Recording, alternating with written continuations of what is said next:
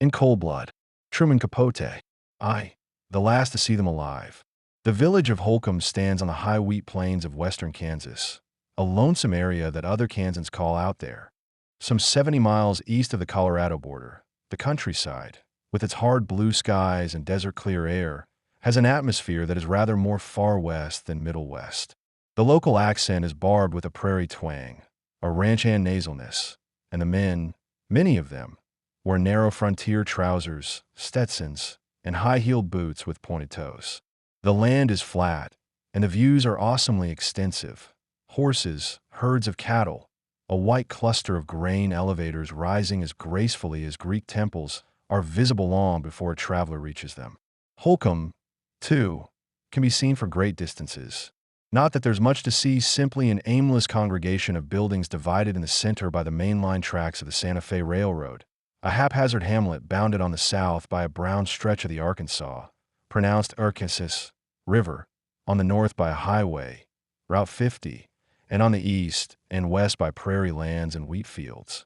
After rain, or when snowfalls thaw, the streets, unnamed, unshaded, unpaved, turn from the thickest dust into the direst mud. At one end of the town stands a stark old stucco structure, the roof of which supports an electric sign, Dance. But the dancing has ceased, and the advertisement has been dark for several years.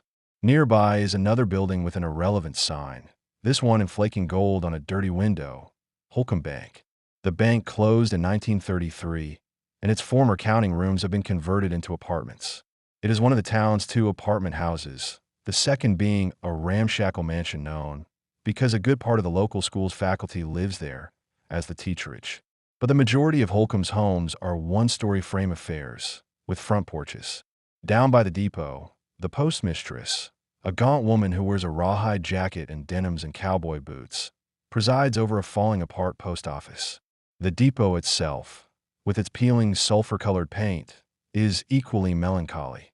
The chief, the super chief, the El Capitan go by every day, but these celebrated expresses never pause there. No passenger trains do, only an occasional freight.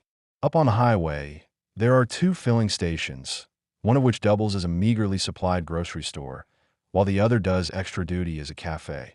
Hartman's Cafe, where Mrs. Hartman, the proprietress, dispenses sandwiches, coffee, soft drinks, and 3.2 beer. Holcomb, like all the rest of Kansas, is dry. And that really is all. Unless you include, as one must, the Holcomb School, a good-looking establishment, which reveals a circumstance that the appearance of the community otherwise camouflages. But the parents who send their children to this modern and ably staffed consolidated school, the grades go from kindergarten through senior high, and a fleet of buses transport the students, of which there are usually around 360, from as far as 16 miles away, are, in general, a prosperous people. Farm ranchers, most of them. They are outdoor folk of very varied stock, German, Irish, Norwegian, Mexican, Japanese. They raise cattle and sheep, grow wheat, milo, grass seed, and sugar beets. Farming is always a chancy business, but in West Era Kansas, its practitioners consider themselves born gamblers, for they must contend with an extremely shallow precipitation. The annual average is 18 inches, and anguishing irrigation problems. However, the last 7 years have been years of droughtless beneficence. The farm ranchers in Finney County, of which Holcomb is a part, have done well. Money has been made not from farming alone, but also from the exploitation of plentiful natural gas resources, and its acquisition is reflected in the new school, the comfortable interiors of the farmhouses, the steep and swollen grain elevators. Until one morning in mid-November of 1959, few American, in fact, few Kansans, had ever heard of Holcomb. Like the waters of the river, like the motorists on the highway, and like the yellow train streaking down the Santa Fe tracks, drama, in the shape of exceptional happenings, had never stopped there. The inhabitants of the village, numbering 270, were satisfied that this should be so, quite content to exist inside ordinary life, to work, to hunt, to watch television, to attend school socials, choir practice, meetings of the 4-H club. But then, in the earliest hours of that morning in November, a Sunday morning, Certain foreign sounds impinged on the normal nightly Holcomb noises, on the keening hysteria of coyotes, the dry scrape of scuttling tumbleweed, the racing, receding wail of locomotive whistles. At the time, not a soul in sleeping Holcomb heard them, for shotgun blasts that, all told, ended 6 human lives. But afterward, the townspeople, theretofore sufficiently unfearful of each other to seldom trouble to lock their doors, found fantasy recreating them over and again. Those somber explosions that stimulated fires of mistrust in the glare of which many old neighbors viewed each other strangely and as strangers. The master of River Valley Farm, Herbert William Clutter, was 48 years old, and as a result of a recent medical examination for an insurance policy, knew himself to be in first-rate condition. Though he wore rimless glasses and was of but average height, standing just under 5 feet 10, Mr. Clutter cut a man's man figure.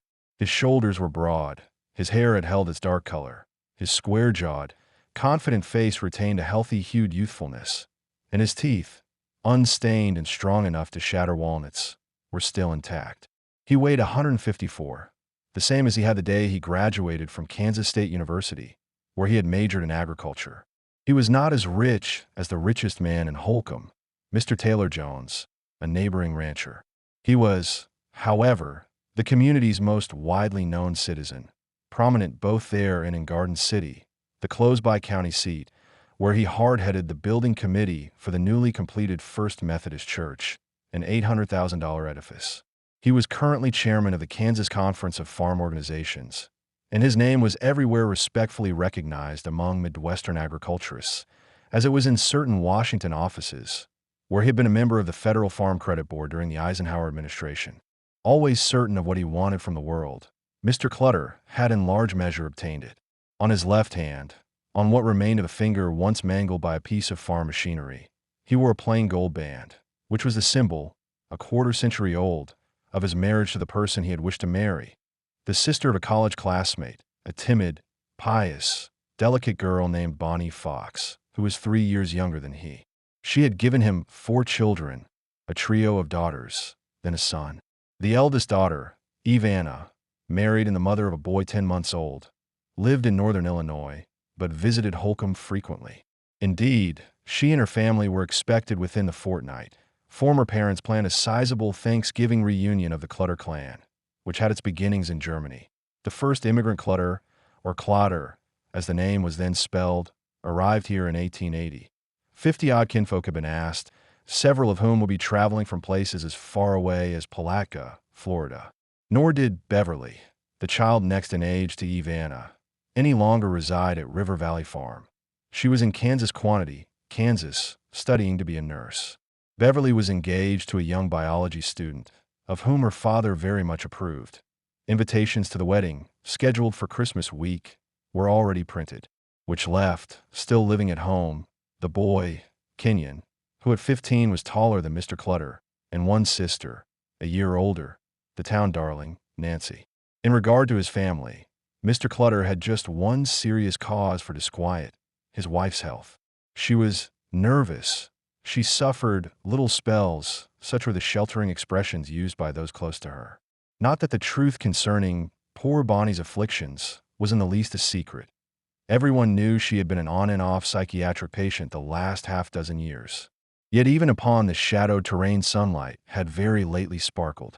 The past Wednesday, returning from 2 weeks of treatment at the Wesley Medical Center in Wichita, her customary place of retirement, Mrs. Clutter had brought scarcely credible tidings to tell her husband. With joy she informed him that the source of her misery, so medical opinion had at last decreed, was not in her head but in her spine. It was physical, a matter of misplaced vertebrae. Of course, she must undergo an operation, and afterward, well, she would be her old self again. Was it possible?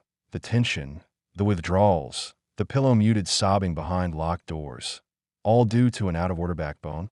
If so, then Mr. Clutter could, when addressing his Thanksgiving table, recite a blessing of unmarred gratitude.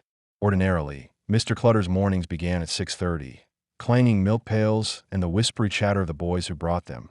2 sons, a hired man named Vyer's sick, usually roused him. But today he lingered.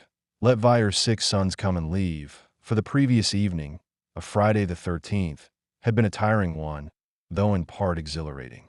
Bonnie had resurrected her old self, as if serving up a preview of the normality, the regained vigor. Soon to be, she had rouged her lips, fussed with her hair, and, wearing a new dress, accompanied him to the Holcomb School, where they applauded a student production of Tom Sawyer, in which Nancy played Becky Thatcher. He had enjoyed it, seeing Bonnie out in public, nervous but nonetheless smiling, talking to people, and they both had been proud of Nancy. She had done so well, remembering all her lines, and looking, as he had said to her in the course of backstage congratulations, just beautiful. Honey, a real Southern belle. Whereupon Nancy had behaved like one, curtsying in her hoop-skirted costume. She had asked if she might drive into Garden City. The State Theater was having a special, 11:30, Friday the 13th spook show, and all her friends were going. In other circumstances, Mr. Clutter would have refused. His laws were laws, and one of them was, Nancy, and Kenyon too, must be home by 10 on weeknights, by 12 on Saturdays. But weakened by the genial events of the evening, he had consented, and Nancy had not returned home until almost 2. He had heard her come in, and had called to her, for though he was not a man ever really to raise his voice, he had some plain things to say to her, statements that concerned less the lateness of the hour than the youngster who had driven her home, a school basketball hero, Bobby Rupp. Mr. Clutter liked Bobby, and considered him, for a boy his age, which was 17, most dependable and gentlemanly. However, in the 3 years she had been permitted dates, Nancy, popular and pretty as she was, had never gone out with anyone else, and while Mr. Clutter understood that it was the present national adolescent custom to form couples, to go steady and wear engagement rings, he disapproved, particularly since he had not long ago, by accident, surprised his daughter and the Rupp boy kissing. He had then suggested that Nancy discontinue seeing so much of Bobby, advising her that a slow retreat now would hurt less than an abrupt severance later, for, as he reminded her, it was a parting that must eventually take place. The Rupp family were Roman Catholics, the Clutters, Methodist, a fact that should in itself be sufficient to terminate whatever fancies she and this boy might have of some day marrying. Nancy had been reasonable. At any rate, she had not argued, and now, before saying good night, Mr. Clutter secured from her a promise to begin a gradual breaking off with Bobby. Still, the incident had lamentably put off his retiring time, which was ordinarily 11 o'clock. As a consequence, it was well after 7 when he awakened on Saturday, November 14th, 1959. His wife always slept as late as possible. However, while Mr. Clutter was shaving, showering, and outfitting himself in whipcord trousers, a cattleman's leather jacket, and soft stirrup boots, he had no fear of disturbing her. They did not share the same bedroom. For several years he had slept alone in the master bedroom, on the ground floor of the house, a 2-story, 14-room, frame and brick structure. Though Mrs. Clutter stored her clothes in the closets of this room, and kept her few cosmetics and her myriad medicines in the blue-tone glass brick bathroom adjoining it, she had taken for serious occupancy Eviana's former bedroom, which, like Nancy's and Kenyon's rooms, was on the 2nd floor. The house, for the most part designed by Mr. Clutter, who thereby proved himself a sensible and sedate, if not notably decorative, architect, had been built in 1048 for $40,000. The resale value was now $60,000. Situated at the end of a long lane-like driveway shaded by rows of Chinese elms, the handsome White House, standing on an ample lawn of groomed Bermuda grass, impressed Holcomb. It was a place people pointed out. As for the interior, there were spongy displays of liver-colored carpet intermittently abolishing the glare of varnished, resounding floors, an immense modernistic living room couch covered in nubby fabric interwoven with glittery strands of silver metal, a breakfast alcove featuring a banquette upholstered in blue and white plastic. This sort of furnishing was what Mr. and Mrs. Clutter liked, as did the majority of their acquaintances, whose homes, by and large, were similarly furnished. Other than a housekeeper who came in on weekdays, the Clutters employed no household help. So since his wife's illness and the departure of the elder daughters, Mr. Clutter had of necessity learned to cook. Either he or Nancy, but principally Nancy, prepared the family meals. Mr. Clutter enjoyed the chore and was excellent at it. No woman in Kansas baked a better loaf of salt-rising bread, and his celebrated coconut cookies were the first item to go at charity cake sales. But he was not a hearty eater. Unlike his fellow ranchers, he even preferred Spartan breakfasts. That morning, an apple and a glass of milk were enough for him. Because he touched neither coffee or tea, he was accustomed to begin the day on a cold stomach. The truth was he opposed all stimulants, however gentle. He did not smoke, and of course he did not drink. Indeed, he had never tasted spirits, and was inclined to avoid people who had, a circumstance that did not shrink his social circle as much as might be supposed, for the center of that circle was supplied by the members of Garden City's First Methodist Church, a congregation totaling 1,700, most of whom were as abstemious as Mr. Clutter could desire. While he was careful to avoid making a nuisance of his views, to adopt outside his realm an externally uncensoring manner, he enforced them within his family and among the employees at River Valley Farm. "Are you a drinking man?" was the first question he asked a job applicant, and even though the fellow gave a negative answer, he still must sign a work contract containing a clause that declared the agreement instantly void if the employee should be discovered harboring alcohol. A friend, an old pioneer rancher, Mr. Lynn Russell, had once told him, "You've got no mercy. I swear, Herb, if you caught a hired man drinking, out he'd go, and you wouldn't care if his family was starving." It was perhaps the only criticism ever made of Mr. Clutter as an employer. Otherwise, he was known for his equanimity, his charitableness, and the fact that he paid good wages and distributed frequent bonuses. The men who worked for him, and there were sometimes as many as 18, had small reason to complain. After drinking the glass of milk and putting on a fleece-lined cap, Mr. Clutter carried his apple with him when he went outdoors to examine the morning. It was ideal apple-eating weather. The whitest sunlight descended from the purest sky, and an easterly wind rustled, without ripping loose, the last of the leaves on the Chinese elms. Autumns reward western Kansas for the evils that the remaining seasons impose. Winter's rough Colorado winds and hip-high, sheep-slaughtering snows, the slushes and the strange land fogs of spring, and summer, when even crows seek the puny shade and the tawny infinitude of wheat stalks bristle, blaze. At last, after September, another weather arrives, an Indian summer that occasionally endures until Christmas.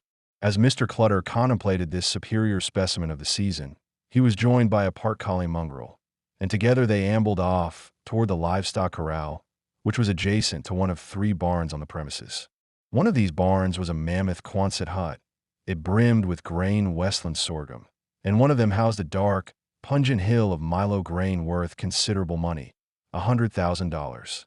That figure alone represented an almost 4,000% advance over Mr. Clutter's entire income in 1934, the year he married Bonnie Fox and moved with her from their hometown of Roselle, Kansas, to Garden City, where he had found work as an assistant to the Finney County agricultural agent. Typically, it took him just 7 months to be promoted, that is, to install himself in the headman's job. The years during which he held the post, 1935 to 1939, encompassed the dustiest, the down and outest the region had known since white men settled there, and young Herb Clutter, having, as he did, a brain expertly racing with the newest and streamlined agricultural practices, was quite qualified to serve as middleman between the government and the despondent farm ranchers. These men could well use the optimism and the educated instruction of a likable young fellow who seemed to know his business. All the same, he was not doing what he wanted to do. The son of a farmer, he had from the beginning aimed at operating a property of his own. Facing up to it, he resigned as county agent after 4 years and, on land leased with borrowed money, created, in embryo, River Valley Farm, a name justified by the Arkansas River's meandering presence, but not, certainly, by any evidence of valley. It was an endeavor that several Finney County conservatives watched with show-us amusement, old-timers who had been fond of baiting the youthful county agent on the subject of his university notions. "That's fine, Herb. You always know what's best to do on the other fellow's land. Plant this, terrace that. But you might say a slight different if the place was your own." They were mistaken. The upstart's experiment succeeded partly because, in the beginning years, he labored 18 hours a day. Setbacks occurred. Twice the wheat crop failed, and one winter he lost several hundred head of sheep in a blizzard. But after a decade, Mr. Clutter's domain consisted of over 800 acres owned outright and 3,000 more worked on a rental basis. And that, as his colleagues admitted, was a pretty good spread. Wheat, milo seed, certified grass seed. These were the crops the farm's prosperity depended upon. Animals were also important.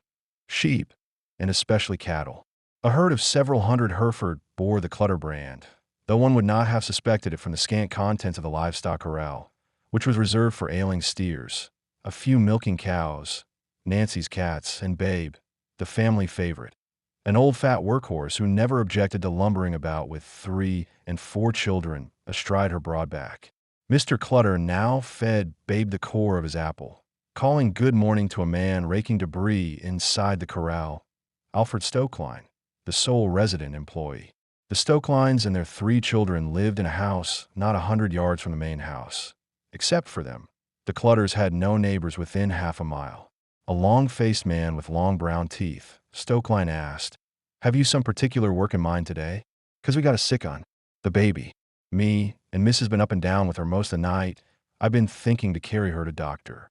And Mr. Clutter, expressing sympathy, said by all means to take the morning off, and if there was any way he or his wife could help, please let them know. Then, with the dog running ahead of him, he moved southward toward the fields, lion-colored now, luminously golden with after-harvest stubble. The river lay in this direction. Near its banks stood a grove of fruit trees, peach, pear, cherry, and apple. 50 years ago, according to native memory, it would have taken a lumberjack 10 minutes to axe all the trees in western Kansas. Even today, only cottonwoods and Chinese elms, perennials with a cactus-like indifference to thirst, are commonly planted. However, as Mr. Clutter often remarked, an inch more of rain and this country would be paradise, Eden on earth. The little collection of fruit bearers growing by the river was his attempt to contrive, rain or no, a patch of the paradise, the green, apple-scented Eden he envisioned. His wife once said, "My husband cares more for the trees than he does for his children." And everyone in Holcomb recalled the day a small disabled plane crashed into the peach trees. Herb was fit to be tied. Why? The propeller hadn't stopped turning before he'd slapped a lawsuit on the pilot. Passing through the orchard, Mr. Clutter proceeded along beside the river, which was shallow here and strewn with islands, midstream beaches of soft sand, to which, on Sundays gone by, hot weather Sabbaths when Bonnie had still felt up to things, picnic baskets had been carted, family afternoons whiled away, waiting for a twitch at the end of a fish line. Mr. Clutter seldom encountered trespassers on his property, a mile and a half from the highway, and arrived at by obscure roads. It was not a place that strangers came upon by chance. Now, suddenly a whole party of them appeared, and Teddy, the dog, rushed forward tearing out challenge. What was odd about Teddy? Though he was a good sentry, alert, ever ready to raise Cain, his valor had one flaw. Let him glimpse a gun, as he did now. For the intruders were armed, and his head dropped, his tail turned in. No one understood why, for no one knew his history, other than that he was a vagabond Kenyan had adopted years ago. The visitors proved to be 5 pheasant hunters from Oklahoma. The pheasant season in Kansas, a famed November event, lures hordes of sportsmen from adjoining states. And during the past week, plaid-hatted regiments have paraded across the autumnal expanses, flushing and felling with rounds of birdshot great coppery flights of the grain-fattened birds. By custom, the hunters, if they're not invited guests, are supposed to pay the landowner a fee for letting them pursue their quarry on his premises. But when the Oklahomans offered a higher hunting rights, Mr. Clutter was amused. "I'm not as poor as I look. Go ahead, get all you can," he said. Then, touching the brim of his cap, he headed for home and the day's work, unaware that it would be his last. Like Mr. Clutter, the young man breakfasting in a cafe called the Little Jewel never drank coffee. He preferred root beer. 3 aspirin, cold root beer, and a chain of Pall Mall cigarettes. That was his notion of a proper chowdown. Sipping and smoking, he studied a map spread on the counter before him, a Phillips 66 map of Mexico. But it was difficult to concentrate, for he was expecting a friend, and the friend was late. He looked out a window at the silent small-town street, a street he had never seen until yesterday. Still no sign of Dick, but he was sure to show up. After all, The purpose of their meeting was Dick's idea, his score. And when it was settled, Mexico. The map was ragged, so thumbed that it had grown as supple as a piece of chamois. Around the corner, in his room at the hotel where he was staying, were hundreds more like it, worn maps of every state in the Union, every Canadian province, every South American country. For the young man was an incessant conceiver of voyages, not a few of which he had actually taken. To Alaska, to Hawaii and Japan, to Hong Kong. Now, thanks to a letter, an invitation to a score, here he was with all his worldly belongings. One cardboard suitcase, a guitar, and 2 big boxes of books and maps and songs, poems and old letters, weighing 1/4 ton. Dick's face when he saw those boxes. "Christ, Perry, you carry that junk everywhere." And Perry had said, "What junk? One of them books cost me $30. Here he was in Little Olathe, Kansas. Kind of funny, if you thought about it. Imagine being back in Kansas, when only 4 months ago he had sworn, first to the state parole board, then to himself, that he would never set foot within its boundaries again. Well, it wasn't for long. Ink-circled names populated the map. Cozumel, an island off the coast of Yucatan, where, so he had read in a men's magazine, you could shed your clothes, put on a relaxed grin, live like a Raja, and have all the women you want for $50 a month. From the same article, he had memorized other appealing statements. Cozumel is a holdout against social, economic, and political pressure.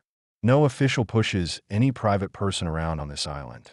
And every year flights of parrots come over from the mainland to lay their eggs. Acapulco connoted deep-sea fishing, casinos, anxious rich women, and Sierra Madre meant gold, meant treasure of the Sierra Madre, a movie he had seen 8 times. It was Bogart's best picture, but the old guy who played the prospector, the one who reminded Perry of his father, was terrific too. Walter Houston.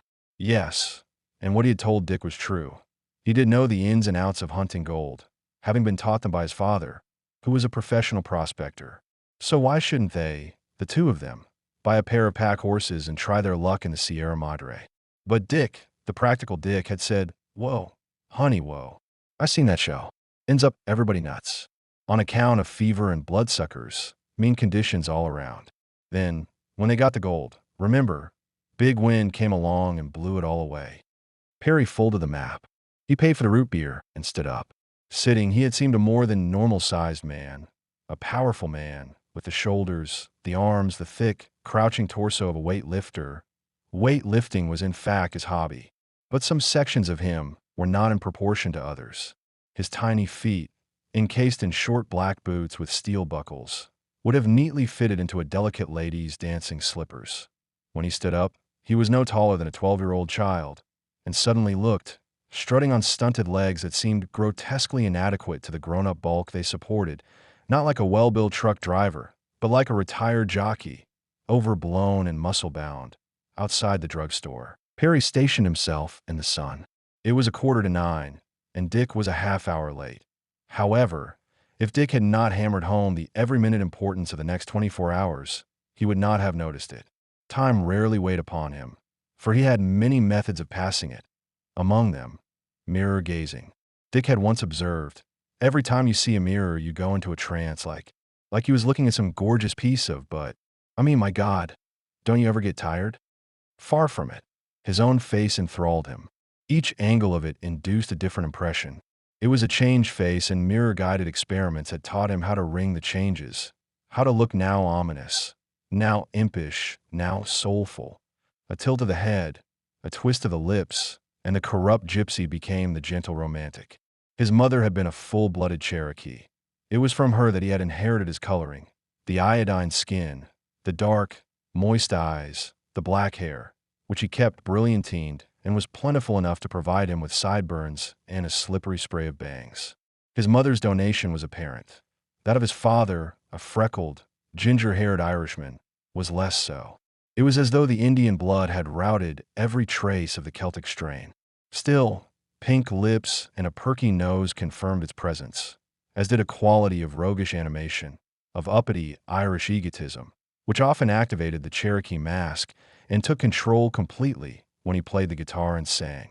Singing, and the thought of doing so in front of an audience, was another mesmeric way of whittling hours. He always used the same mental scenery, a nightclub in Las Vegas, which happened to be his hometown. It was an elegant room filled with celebrities excitedly focused on the sensational new star rendering his famous, backed by violins version of I'll Be Seeing You, and encoring with his latest self-composed ballad. Every April flights of parrots fly overhead, red and green, green and tangerine. I see them fly, I hear them high, singing parrots bringing April spring. Dick, on first hearing this song, had commented, "Parrots don't sing. Talk maybe, holler, but they sure as hell don't sing." Of course, Dick was very literal-minded, he had no understanding of music, poetry, and yet when you got right down to it, Dick's literalness, his pragmatic approach to every subject, was the primary reason Perry had been attracted to him, for it made Dick seem, compared to himself, so authentically tough, invulnerable, totally masculine. Nevertheless, pleasant as this Las Vegas reverie was, it paled beside another of his visions. Since childhood, for more than half his 31 years, he had been sending off for literature, fortunes and diving. Train at home in your spare time. Make big money fast in skin and lung diving. Free booklets, answering advertisements, sunken treasure, 50 genuine maps. Amazing offer that stoked a longing to realize an adventure his imagination swiftly and over enabled him to experience. The dream of drifting downward through strange waters, of plunging toward a green sea dusk, sliding past the scaly, savage-eyed protectors of a ship's hulk that loomed ahead, a Spanish galleon, a drowned cargo of diamonds and pearls, heaping caskets of gold. A car horn honked. At last, Dick. Good grief, Kenyon. I hear you. As usual, the devil was in Kenyon. His shouts kept coming up the stairs. Nancy. Telephone. Barefoot, pajama-clad, Nancy scampered down the stairs. There were 2 telephones in the house. One in the room her father used as an office, another in the kitchen. She picked up the kitchen extension. Hello? Oh yes, good morning, Mrs. Katz. And Mrs. Clarence Katz, the wife of a farmer who lived on the highway, said, I told your daddy not to wake you up. I said Nancy must be tired after all that wonderful acting she did last night. You were lovely, dear. Those white ribbons in your hair. And that part when you thought Tom Sawyer was dead. You had real tears in your eyes. Good as anything on TV. But your daddy said it was time you got up. Well, it is going on for 9. Now, what I wanted, dear, my little girl, my little Jolene, she's just trying to bake a cherry pie. And seeing how you're a champion cherry pie maker, always winning prizes, I wonder could I bring her over there this morning and you show her. Normally, Nancy would willingly have taught Jolene to prepare an entire turkey dinner. She felt it her duty to be available when younger girls came to her wanting help with their cooking, their sewing, or their music lessons. Or, as often happened, to confide. Where she found the time and still managed to practically run that big house and be a student, the president of her class, a leader in the 4-H program in the Young Methodist League, a skilled writer, an excellent musician, piano, clarinet, an annual winner at the county fair, pastry, preserves, needlework, flower arrangement. How a girl not yet 17 could haul such a wagon load, and do so without brag, with, rather, merely a radiant jauntiness, was an enigma. The community pondered and solved by saying, she's got character. Gets it from her old man. Certainly her strongest trait, the talent that gave support to all the others, derived from her father, a fine-honed sense of organization. Each moment was assigned. She knew precisely, at any hour, what she would be doing, how long it would require. And that was the trouble with today. She had overscheduled it. She had committed herself to helping another neighbor's child, Roxy Lee Smith, with a trumpet solo that Roxy Lee planned to play at a school concert, had promised to run 3 complicated errands for her mother, and had arranged to attend a 4-H meeting in Garden City with her father. And then there was lunch to make, and, after lunch, work to be done on the bridesmaids' dresses for Beverly's wedding, which she had designed and was sewing herself. As matters stood, there was no room for Jolene's cherry pie lesson, unless something could be canceled. Mrs. Katz, will you hold the line a moment, please? She walked the length of the house to her father's office. The office, which had an outside entrance for ordinary visitors, was separated from the parlor by a sliding door. Though Mr. Clutter occasionally shared the office with Gerald Van Vliet, a young man who assisted him with the management of the farm. It was fundamentally his retreat, an orderly sanctuary, paneled in walnut veneer, where, surrounded by weather barometers, rain charts, a pair of binoculars, he sat like a captain in his cabin, a navigator piloting river valleys, sometimes risky passage through the seasons. "Never mind," he said, responding to Nancy's problem. "Skip 4-H. I'll take Kenyon instead." And so, lifting the office phone, Nancy told Mrs. Katz, "Yes, fine. Bring Jolene right on over." But she hung up with a frown. "It's peculiar," she said as she looked around the room and saw in her father helping Kenyon add a column of figures. And, at his desk by the window, Mr. Van Vliet, who had a kind of brooding, tug-good looks that led her to call him Heathcliff behind his back. "But I keep smelling cigarette smoke." "On your breath?" inquired Kenyon. "No, funny one. Yours." That quieted him, for Kenyon, as he knew she knew, did once in a while sneak a puff. But then, so did Nancy. Mr. Clutter clapped his hands. "That's all. This is an office." Now, upstairs, she changed in a faded levis and a green sweater and fastened round her wrist her third most valued belonging, a gold watch. Her closest cat friend, a Vinrood, ranked above it, and surmounting even a Vinrood was Bobby's signet ring, cumbersome proof of her going steady status, which she wore when she wore it. The least flare-up and off it came, on a thumb, for even with the use of adhesive tape, its man-sized girth could not be made to fit a more suitable finger. Nancy was a pretty girl, lean and boyishly agile, and the prettiest things about her were her short-bobbed, shining chestnut hair, brushed 100 strokes each morning, the same number at night, and her soap-polished complexion, still faintly freckled and rose-brown from last summer's sun. But it was her eyes, wide apart, darkly translucent, like ale held to the light, that made her immediately likable, that at once announced her lack of suspicion, her considered and yet so easily triggered kindliness. "Nancy," Kenyon called. "Susan on the phone." Susan Kidwell, her confidant. Again she answered in the kitchen. "Tell," said Susan, who invariably launched a telephone session this command. "And, to begin, tell why you were flirting with Jerry Roth." Like Bobby, Jerry Roth was a school basketball star. "Last night." "Good grief, I wasn't flirting." "You mean because we were holding hands?" "He just came backstage during the show, and I was so nervous. So he held my hand, to give me courage. Very sweet. Then what?" "Bobby took me to the spook movie, and we held hands." "Was it scary?" "Not Bobby. The movie. He didn't think so. He just laughed. But you know me. Boo. And I fall off the seat." "What are you eating?" "Nothing." "I know. Your fingernails," said Susan, guessing correctly. Much as Nancy tried, she could not break the habit of nibbling her nails and, whenever she was troubled, chewing them right to the quick. "Tell. Something wrong?" "No. Nancy. C'est moi." Susan was studying French. "Well, Daddy, he's been in an awful mood the last 3 weeks. Awful. At least, around me. And when I got home last night, he started that again." That needed no amplification. It was a subject that the two friends had discussed completely, and upon which they agreed. Susan, summarizing the problem from Nancy's viewpoint, had once said, "You love Bobby now, and you need him. But deep down, even Bobby knows there isn't any future in it. Later on, when we go off to Manhattan, everything will seem a new world.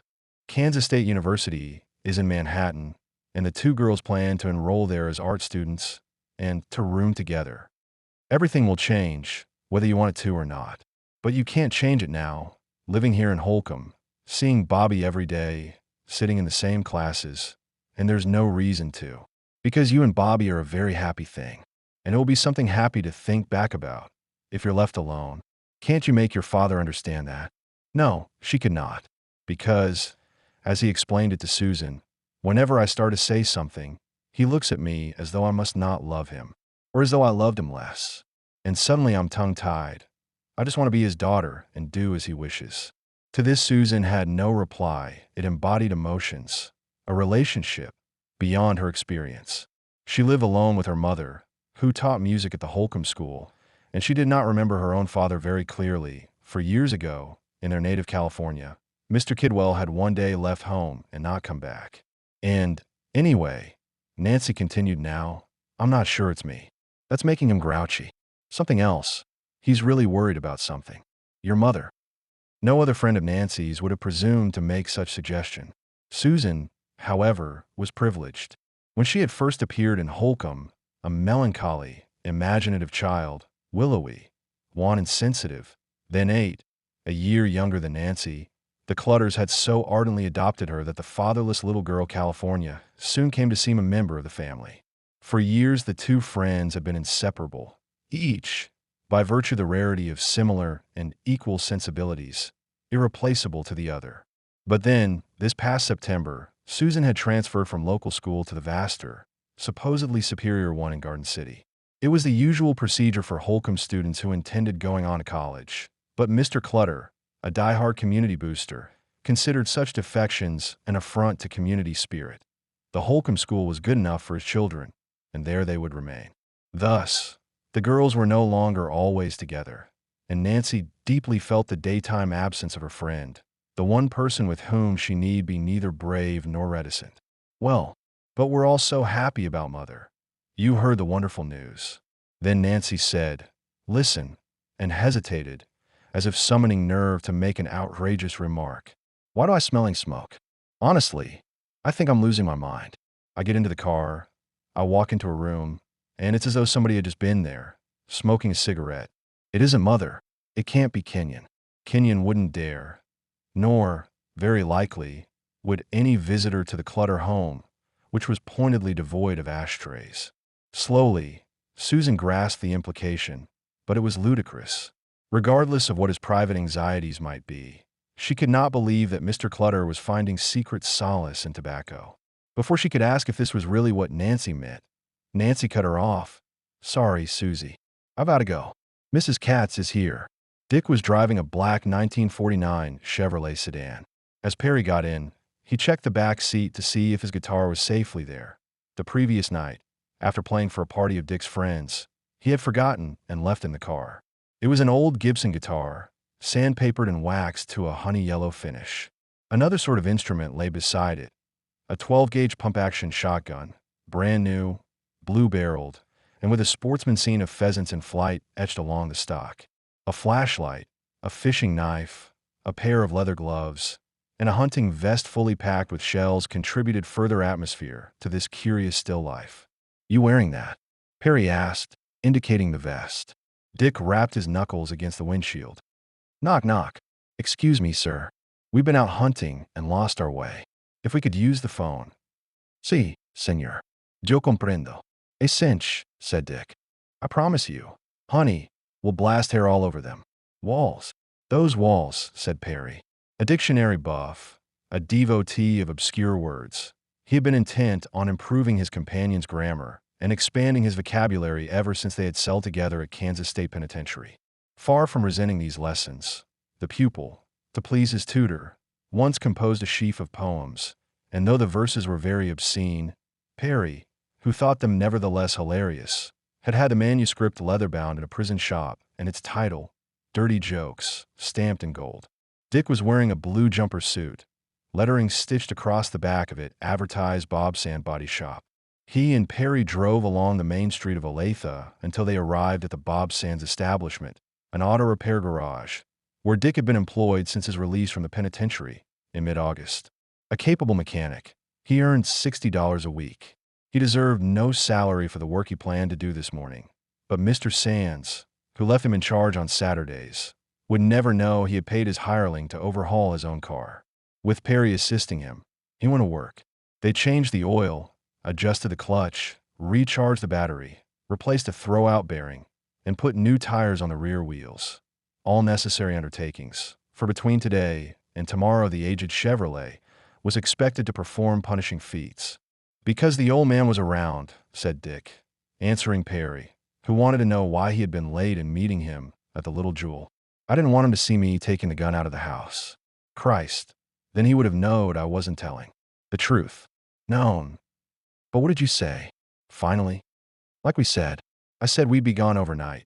Said we was going to visit your sister in Fort Scott, on account of she was holding money for you. $1,500. Perry had a sister, and had once had two, but the surviving one did not live in Fort Scott, a Kansas town 85 miles from Olathe. In fact, he was uncertain of her present address. And was he sore? Why should he be sore? Because he hates me, said Perry, whose voice was both gentle and prim. A voice that, though soft, manufactured each word exactly, ejected it like a smoke ring issuing from a parson's mouth. So does your mother. I could see the ineffable way they looked at me. Dick shrugged. Nothing to do with you. As such, it's just they don't like me seeing anybody from the walls.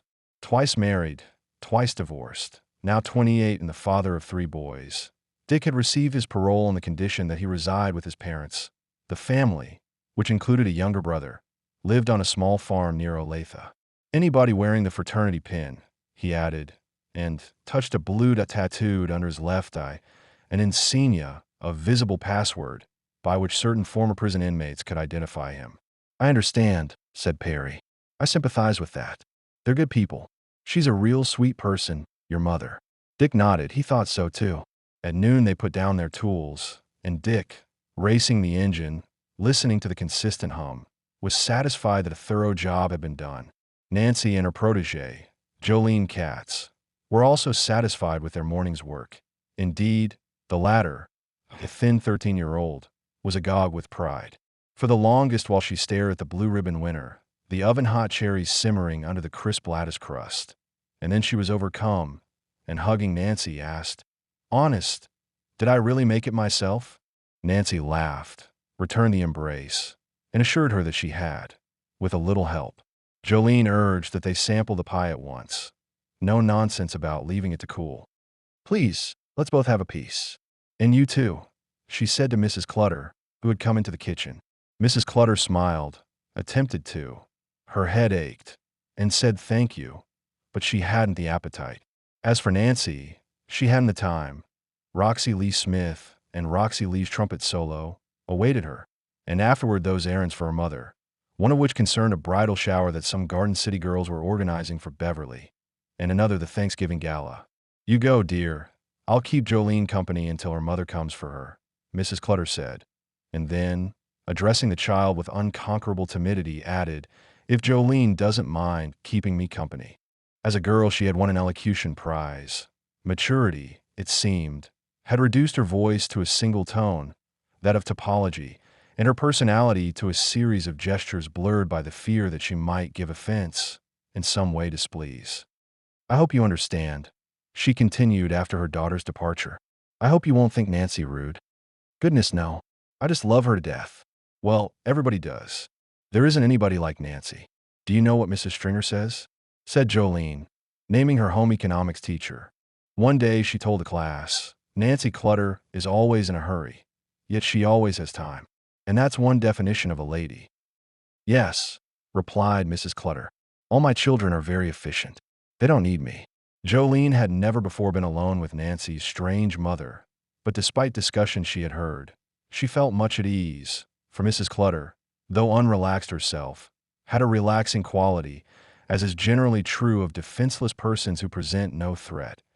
Even in Jolene, a very childlike child, Mrs. Clutter's heart-shaped, missionary's face, her look of helpless, homespun ethereality aroused protective compassion.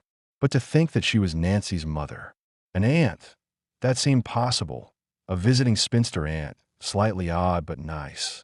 No, they don't need me, she repeated, pouring herself a cup of coffee.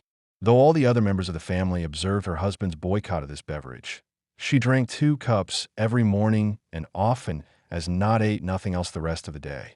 She weighed 98 pounds.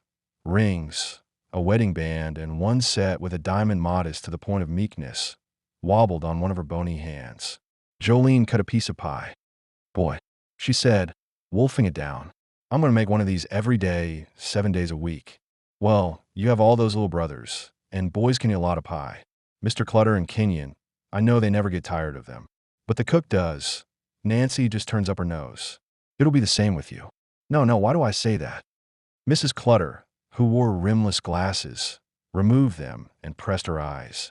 Forgive me, dear. I'm sure you'll never know what it is to be tired. I'm sure you'll always be happy.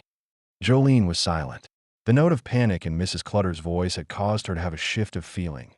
Jolene was confused, and wished that her mother, who had promised to call back for her at 11, would come.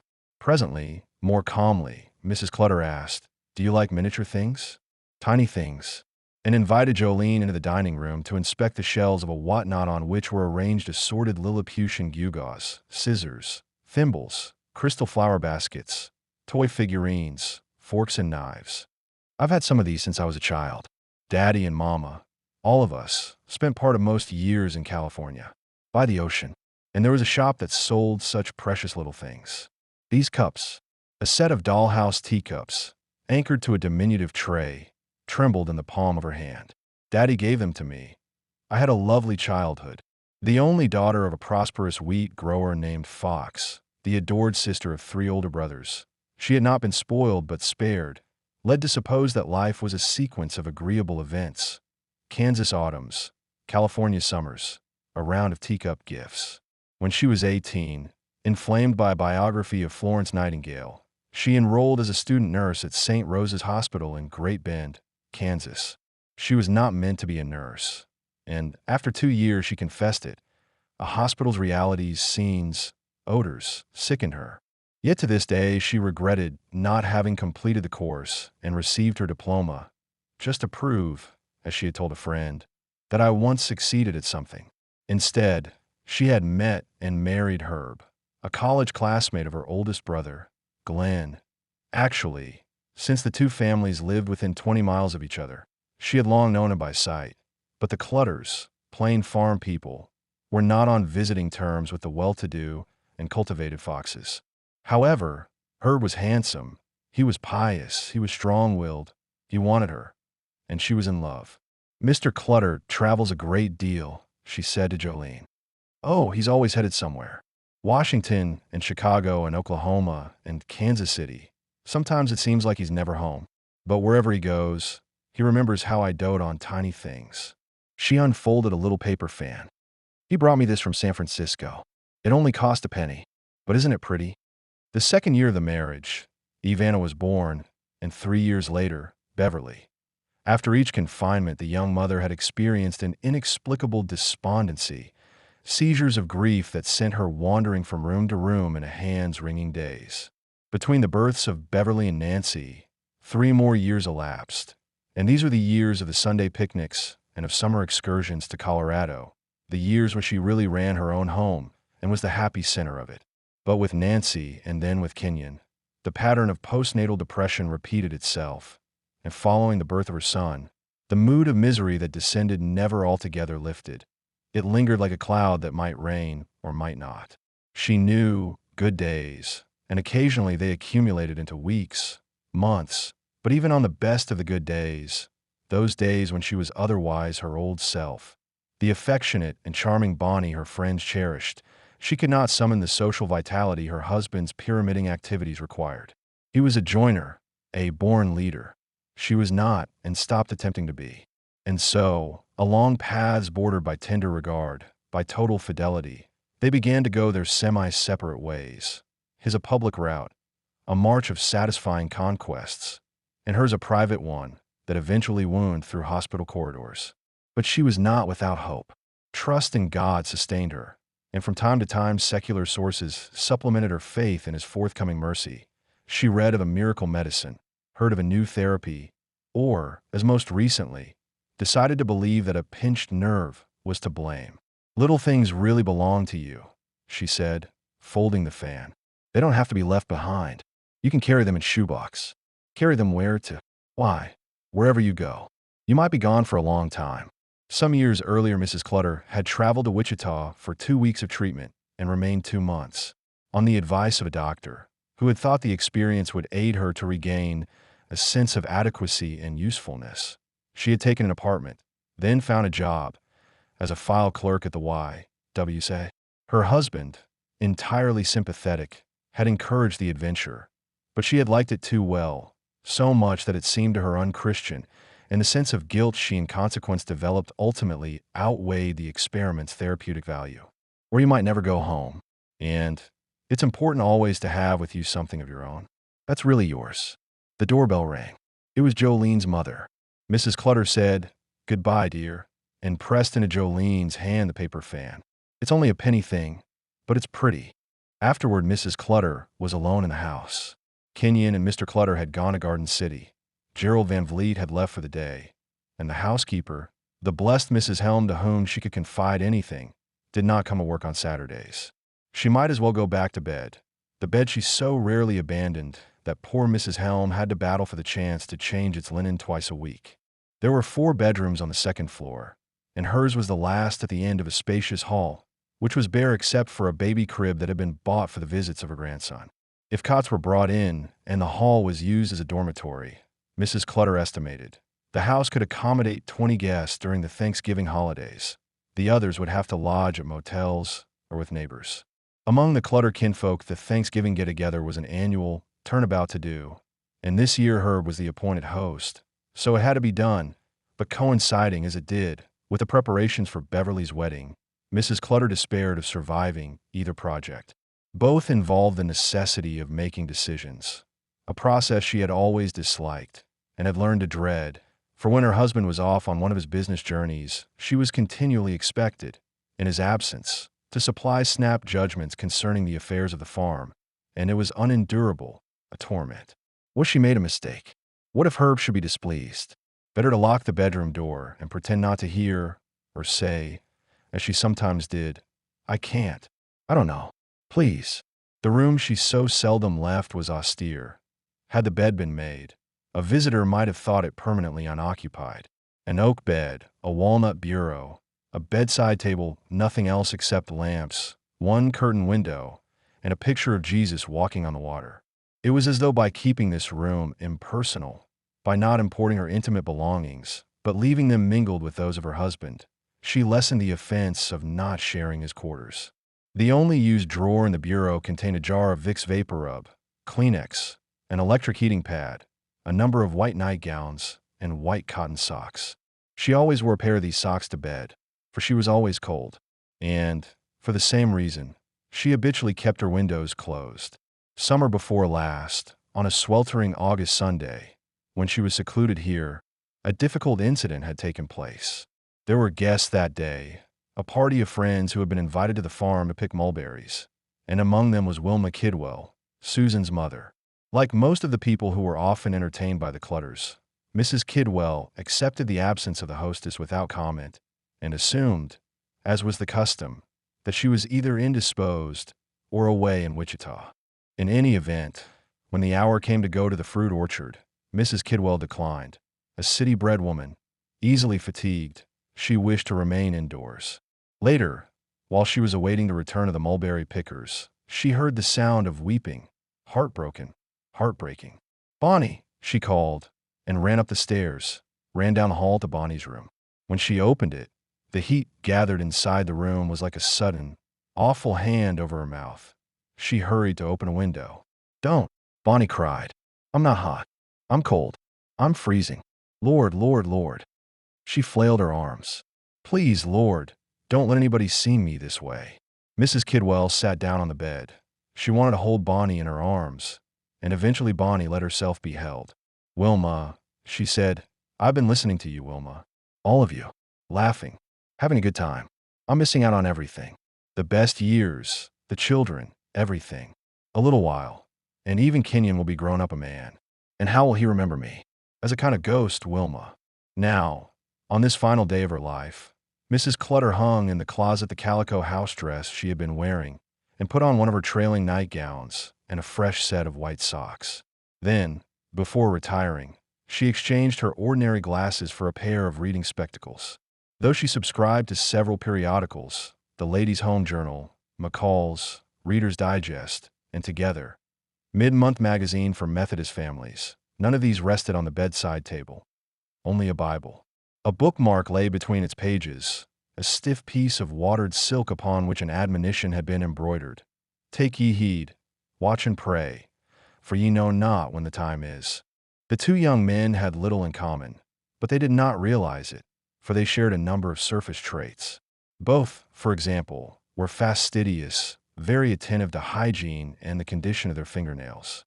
After their grease monkey morning, they spent the better part of an hour sprucing up in the lavatory of the garage.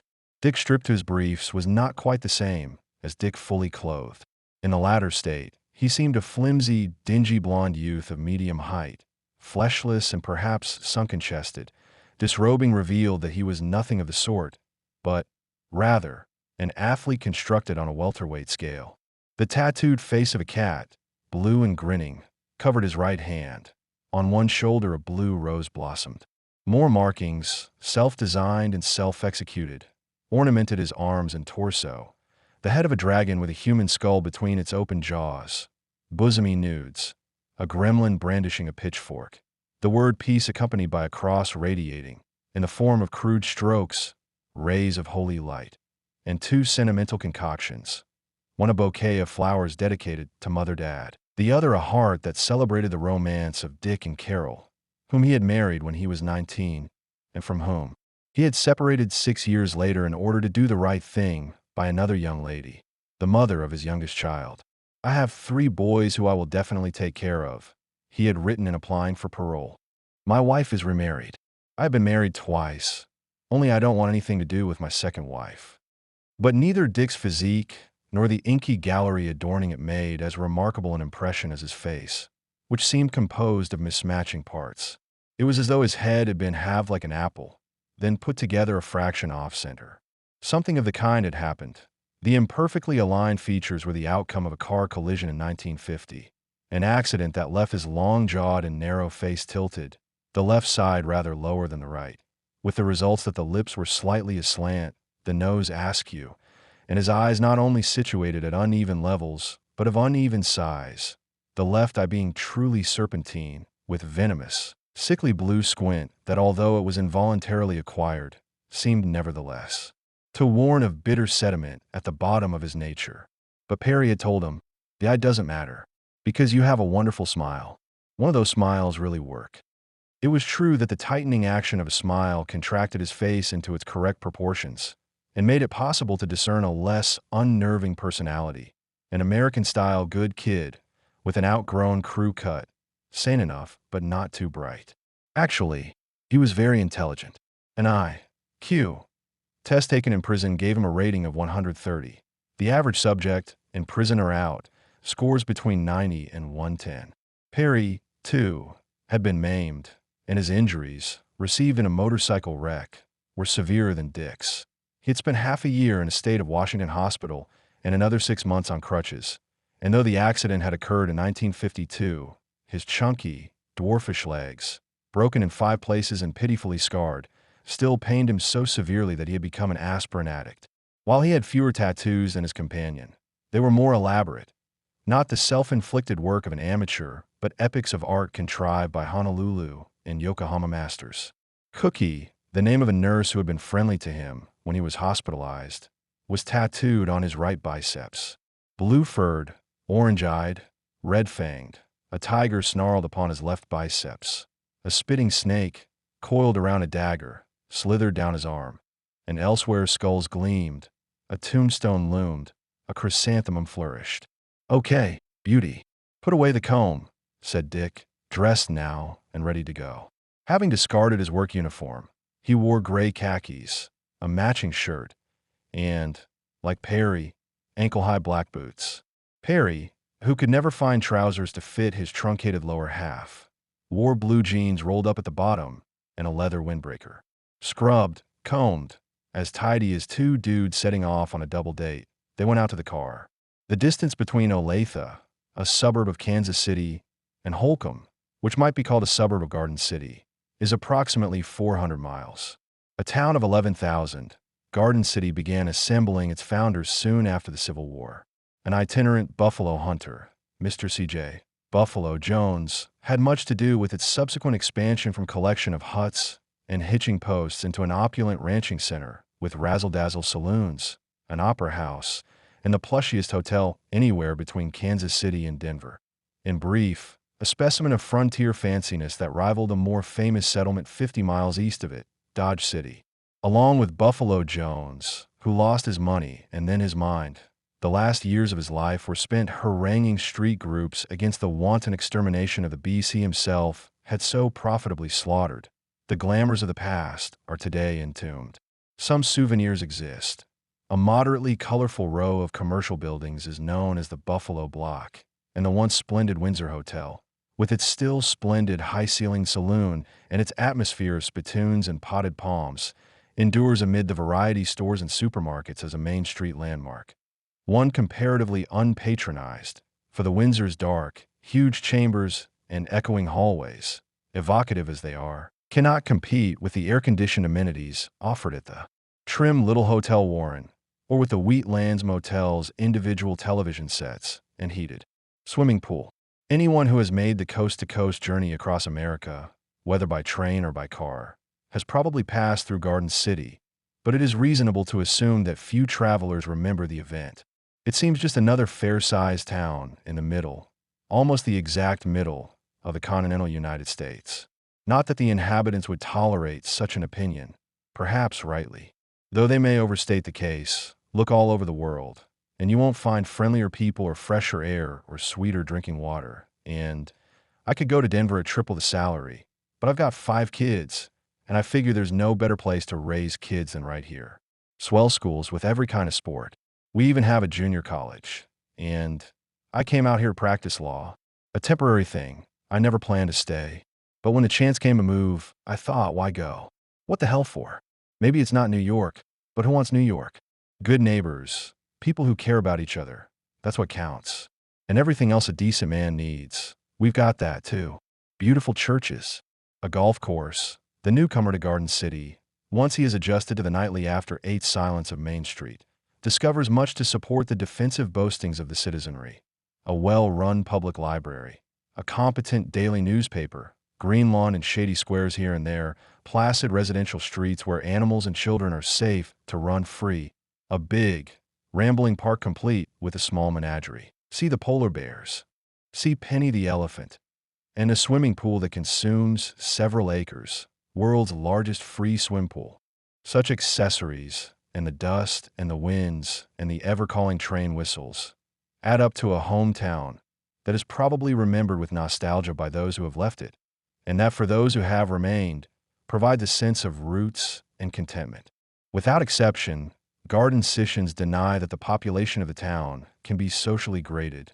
No, sir. Nothing like that here. All equal, regardless of wealth, color, or creed. Everything the way it ought to be in a democracy. That's us. But of course, class distinctions are as clearly observed, and as clearly observable, as in any other human hive. 100 miles west, and one would be out of the Bible Belt, that gospel-haunted strip of American territory in which a man must, if only for business reasons, take his religion with the straightest of faces. But in Finney County, one is still within the Bible Belt borders, and therefore a person's church affiliation is the most important factor influencing his class status. A combination of Baptists, Methodists, and Roman Catholics would account for 80% of the county's devout, yet among the elite, the businessmen, bankers, lawyers, physicians, and more prominent ranchers who tenant the top drawer, Presbyterians and Episcopalians predominate.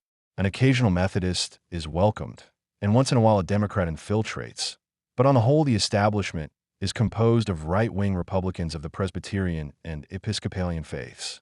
As an educated man successful in his profession, as an eminent Republican and church leader, even though of the Methodist Church, Mr. Clutter was entitled to rank among the local patricians.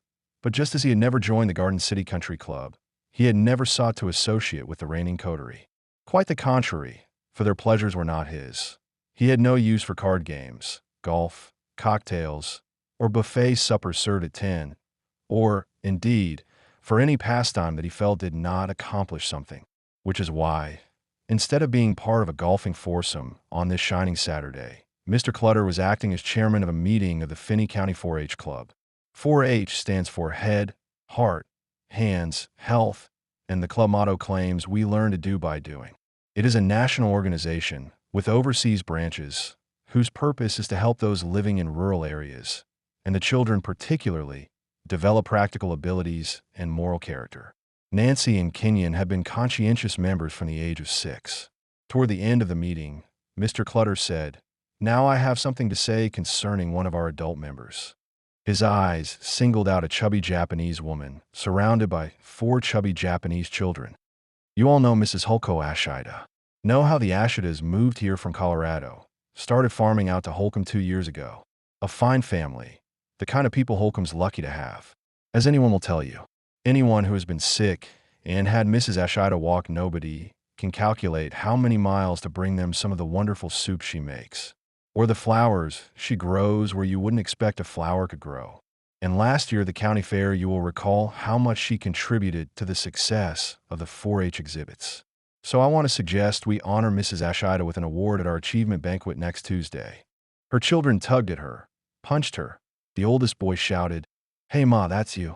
But Mrs. Ashida was bashful. She rubbed her eyes with her baby plump hands and laughed. She was the wife of a tenant farmer. The farm, an especially windswept and lonesome one, was halfway between Garden City and Holcomb. After 4-H conferences, Mr. Clutter usually drove the Ashidas home, and he did so today.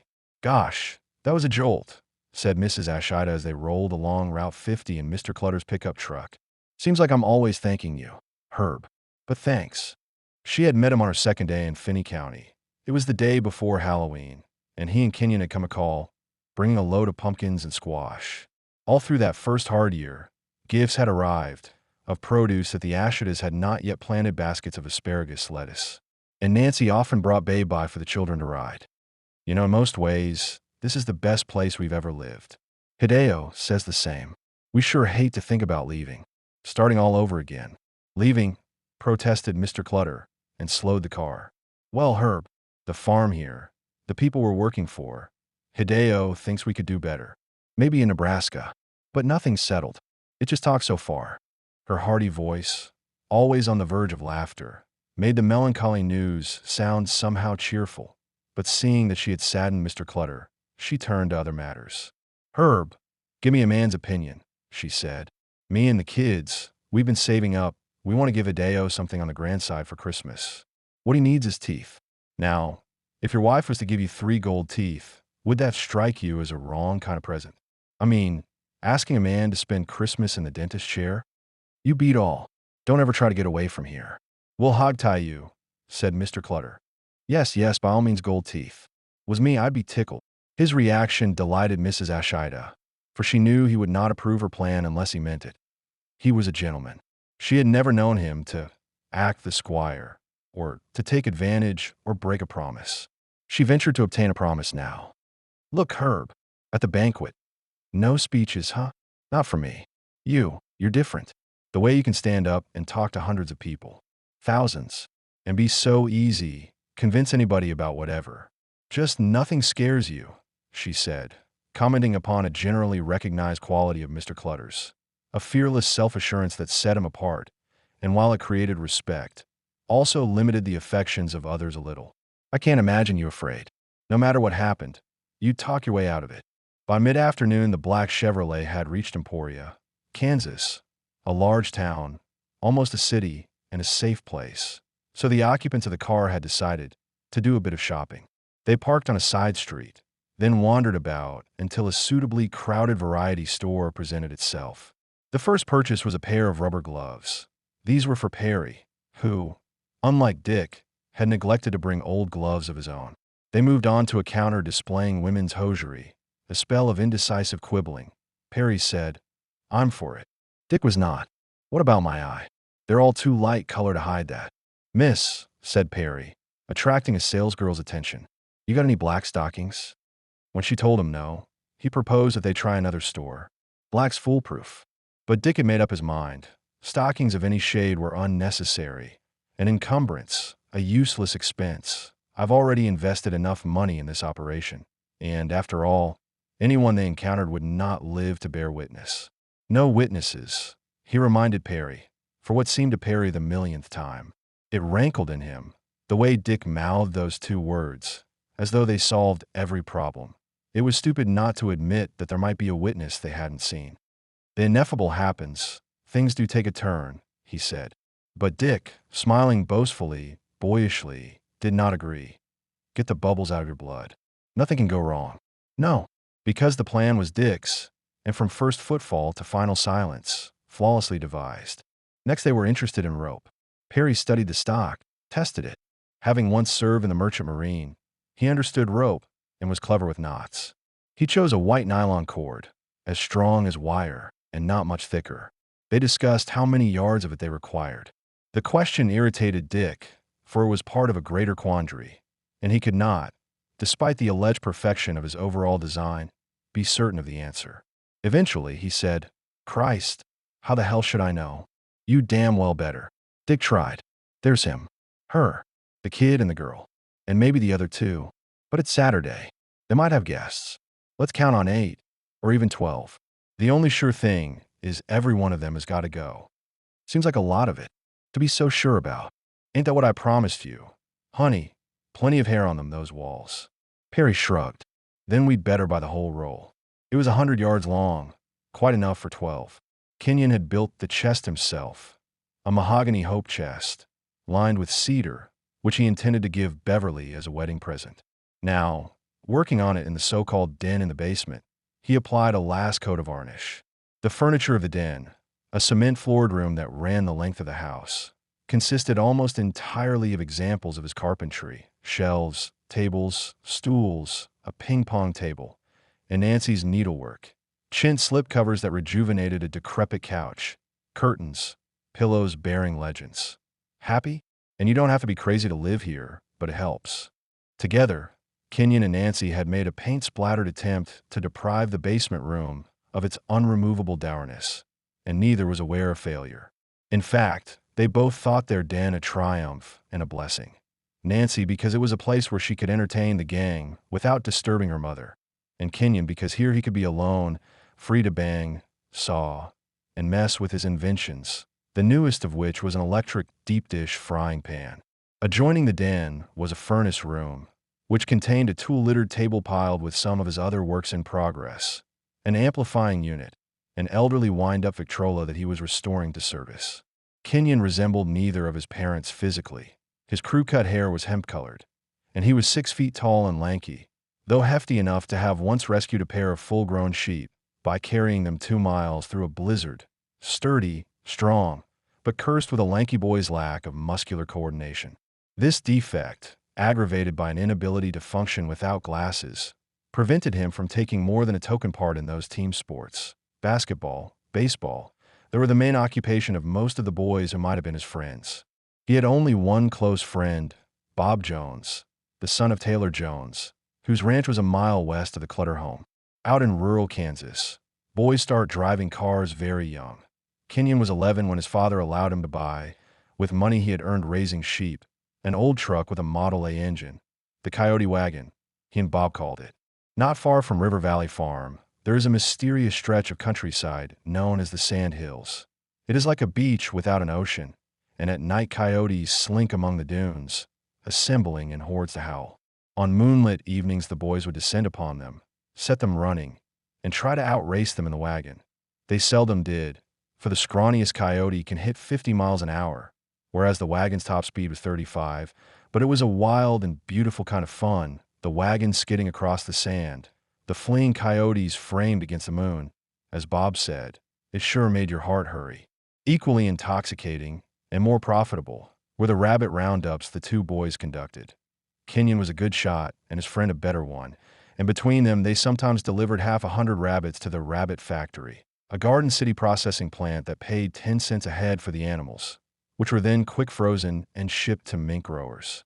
But what meant most to Kenyon and Bob, too, was their weekend, overnight hunting hikes along the shores of the river, wandering, wrapping up in blankets, listening at sunrise for the noise of wings, moving toward the sound on tiptoe, and then, sweetest of all, swaggering homeward with a dozen duck dinners swinging on their belts. But lately things had changed between Kenyon and his friend. They had not quarreled. There had been no over-falling out. Nothing had happened except that Bob, who was 16, had started going with a girl, which meant that Kenyon, a year younger and still very much the adolescent bachelor, could no longer count on his companionship. Bob told him, "When you're my age, you'll feel different. I used to think the same as you women. So what? But then you get to talking to some woman, and it's mighty nice. You'll see." Kenyon doubted it. He could not conceive of ever wanting to waste an hour on any girl that might be spent with guns, horses, tools, machinery, even a book. If Bob was unavailable, then he would rather be alone, For in temperament, he was not in the least Mr. Clutter's son, but rather Bonnie's child, a sensitive and reticent boy. His contemporaries thought him standoffish, yet forgave him, saying, "Oh, Kenyon, it's just that he lives in a world of his own." Leaving the varnish to dry, he went on to another chore, one that took him out of doors.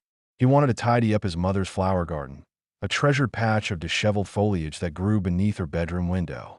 When he got there, he found one of the hired men loosening earth with a spade, Paul Helm, the husband of the housekeeper. "Seen that car?" Mr. Helm asked. Yes, Kenyon had seen a car in the driveway, a gray Buick, standing outside the entrance to his father's office. "Thought you might know who it was." "Not unless it's Mr. Johnson.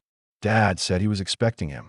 Mr. Helm, the late Mr. Helm, he died of a stroke the following March, was a somber man in his late 50s whose withdrawn manner veiled a nature keenly curious and watchful. He liked to know what was going on. "Which Johnson?" "The insurance fellow." Mr. Helm grunted. "Your dad must be laying in a stack of it. That car's been here, I'd say, 3 hours." The chill of oncoming dusk shivered through the air, and though the sky was still deep blue, lengthening shadows emanated from the garden's tall chrysanthemum stalks. Nancy's cat frolicked among them, catching its paws in the twine with which Kenyon and the old man were now tying plants. Suddenly, Nancy herself came jogging across the fields aboard Fat Babe. Babe, returning from her Saturday treat, a bathe in the river. Teddy, the dog, accompanied them, and all three were water-splashed and shining. "You'll catch cold," Mr. Helm said. Nancy laughed. She had never been ill, not once. Sliding off Babe, she sprawled on the grass at the edge of the garden and seized her cat, dangled him above her, and kissed his nose and whiskers. Kenyon was disgusted. Kissing animals on the mouth. "You used to kiss Skeeter," she reminded him. Skeeter was a horse, a beautiful horse, a strawberry stallion he had raised from a foal. How that Skeeter could take offense. "You use a horse too hard," his father had cautioned him. "One day you'll ride the life out of Skeeter." And he had. While Skeeter was streaking down a road with his master astride him, his heart failed, and he stumbled and was dead. Now, a year later, Kenyon still mourned him, even though his father, taking pity on him, had promised him the pick of next spring's foals. "Kenyon," Nancy said, "do you think Tracy will be able to talk by Thanksgiving?" Tracy, not yet a year old, was her nephew, the son of Ivana, the sister to whom she felt particularly close. Beverly was Kenyon's favorite. "It would thrill me to pieces to hear him say Aunt Nancy, or Uncle Kenyon." "Wouldn't you like to hear him say that? I mean, don't you love being an uncle, Kenyon?" "Good grief, why can't you ever answer me?" "Because you're silly," he said, tossing her the head of a flower, a wilted dahlia, which she jammed into her hair. Mr. Helm picked up his spade. Crows cawed. Sundown was near, but his home was not. The lane of Chinese elms had turned into a tunnel of darkening green, and he lived at the end of it, half a mile away. "Evening," he said, and started his journey. But once he looked back, and that, he was to testify the next day, was the last I seen them. Nancy leading old Babe off to the barn. Like I said, nothing out of the ordinary. The black Chevrolet was again parked, this time in front of a Catholic hospital on the outskirts of Emporia. Under continued needling. "That's your trouble. You think there's only one right way, Dick's way." Dick had surrendered. While Perry waited in the car, he had gone into the hospital to try and buy a pair of black stockings from a nun. This rather unorthodox method of obtaining them had been Perry's inspiration. Nuns, he had argued, were certain to have a supply. The notion presented one drawback, of course. Nuns, and anything pertaining to them, were bad luck, and Perry was most respectful of his superstitions. Some others were the number 15, red hair, white flowers, priests crossing a road, snakes appearing in a dream. Still, it couldn't be helped.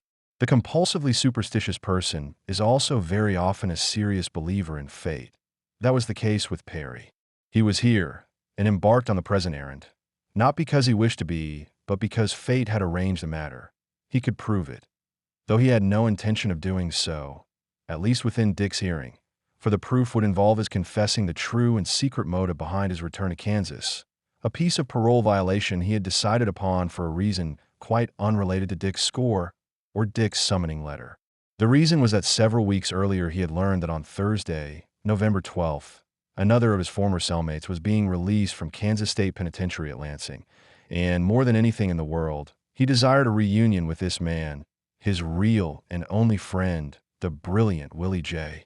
During the first of his 3 years in prison, Perry had observed Willie J. from a distance, with interest but with apprehension. If one wished to be thought a tough specimen, intimacy with Willie J. seemed unwise. He was the chaplain's clerk, a slender Irishman with prematurely gray hair and gray, melancholy eyes. His tenor voice was the glory of the prison's choir. Even Perry, though he was contemptuous of any exhibition of piety, felt upset when he heard Willie J. sing the Lord's Prayer. The hymn's grave language, sung in so credulous a spirit, moved him, made him wonder a little at the justice of his contempt. Eventually, prodded by a slightly alerted religious curiosity, he approached Willie J., and the chaplain's clerk, at once responsive, thought he divined in the cripple-legged bodybuilder with the misty gaze and the prim, smoky voice a poet, something rare and savable.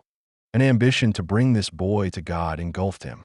His hopes of succeeding accelerated when one day Perry produced a pastel drawing he had made, a large, in no way technically naive portrait of Jesus. Lansing's Protestant chaplain, the Reverend James Post, so valued it that he hung it in his office, where it hangs still, a slick and pretty Savior, with full lips and grieving eyes. The picture was the climax of Perry's never very earnest spiritual quest, and, ironically, the termination of it. He had judged his Jesus a piece of hypocrisy, an attempt to fool and betray Willie J., for he was as unconvinced of God as ever. Yet should he admit this and risk forfeiting the one friend who had ever truly understood him? Hod, Joe, Jesse, travelers straying through a world where last names were seldom exchanged, these had been his buddies, never anyone like Willie J., who was, in Perry's opinion, way above average intellectually, perceptive as a well-trained psychologist. How was it possible that so gifted a man had wound up in Lansing? That was what amazed Perry. The answer, which he knew but rejected as an evasion of the deeper, the human question, was plain to simpler minds. The chaplain's clerk, then 38, was a thief, a small-scale robber who over a period of 20 years had served sentences in 5 different states. Perry decided to speak out. He was sorry, but it was not for him. Heaven, hell, saints, divine mercy. And if Willie J.'s affection was founded on the prospect of Perry's someday joining him at the foot of the cross, then he was deceived and their friendship false, a counterfeit, like the portrait. As usual, Willie J. understood, disheartened but not disenchanted. He had persisted in courting Perry's soul until the day of its possessor's parole and departure, on the eve of which he wrote Perry a farewell letter, whose last paragraph ran, "You are a man of extreme passion, a hungry man not quite sure where his appetite lies, a deeply frustrated man striving to project his individuality against a backdrop of rigid conformity. You exist in a half-world suspended between 2 superstructures, one self-expression and the other self-destruction. You are strong, but there is a flaw in your strength, and unless you learn to control it, the flaw will prove stronger than your strength and defeat you." The flaw? Explosive emotional reaction, out of all proportion to the occasion. Why? Why this unreasonable anger at the sight of others who are happy or content? This growing contempt for people and the desire to hurt them. All right, you think they're fools, you despise them because their morals, their happiness is the source of your frustration and resentment. But these are dreadful enemies you carry within yourself, in time destructive as bullets. Mercifully, a bullet kills its victim. This other bacteria, permitted to age, does not kill a man, but leaves in its wake the hulk of a creature torn and twisted.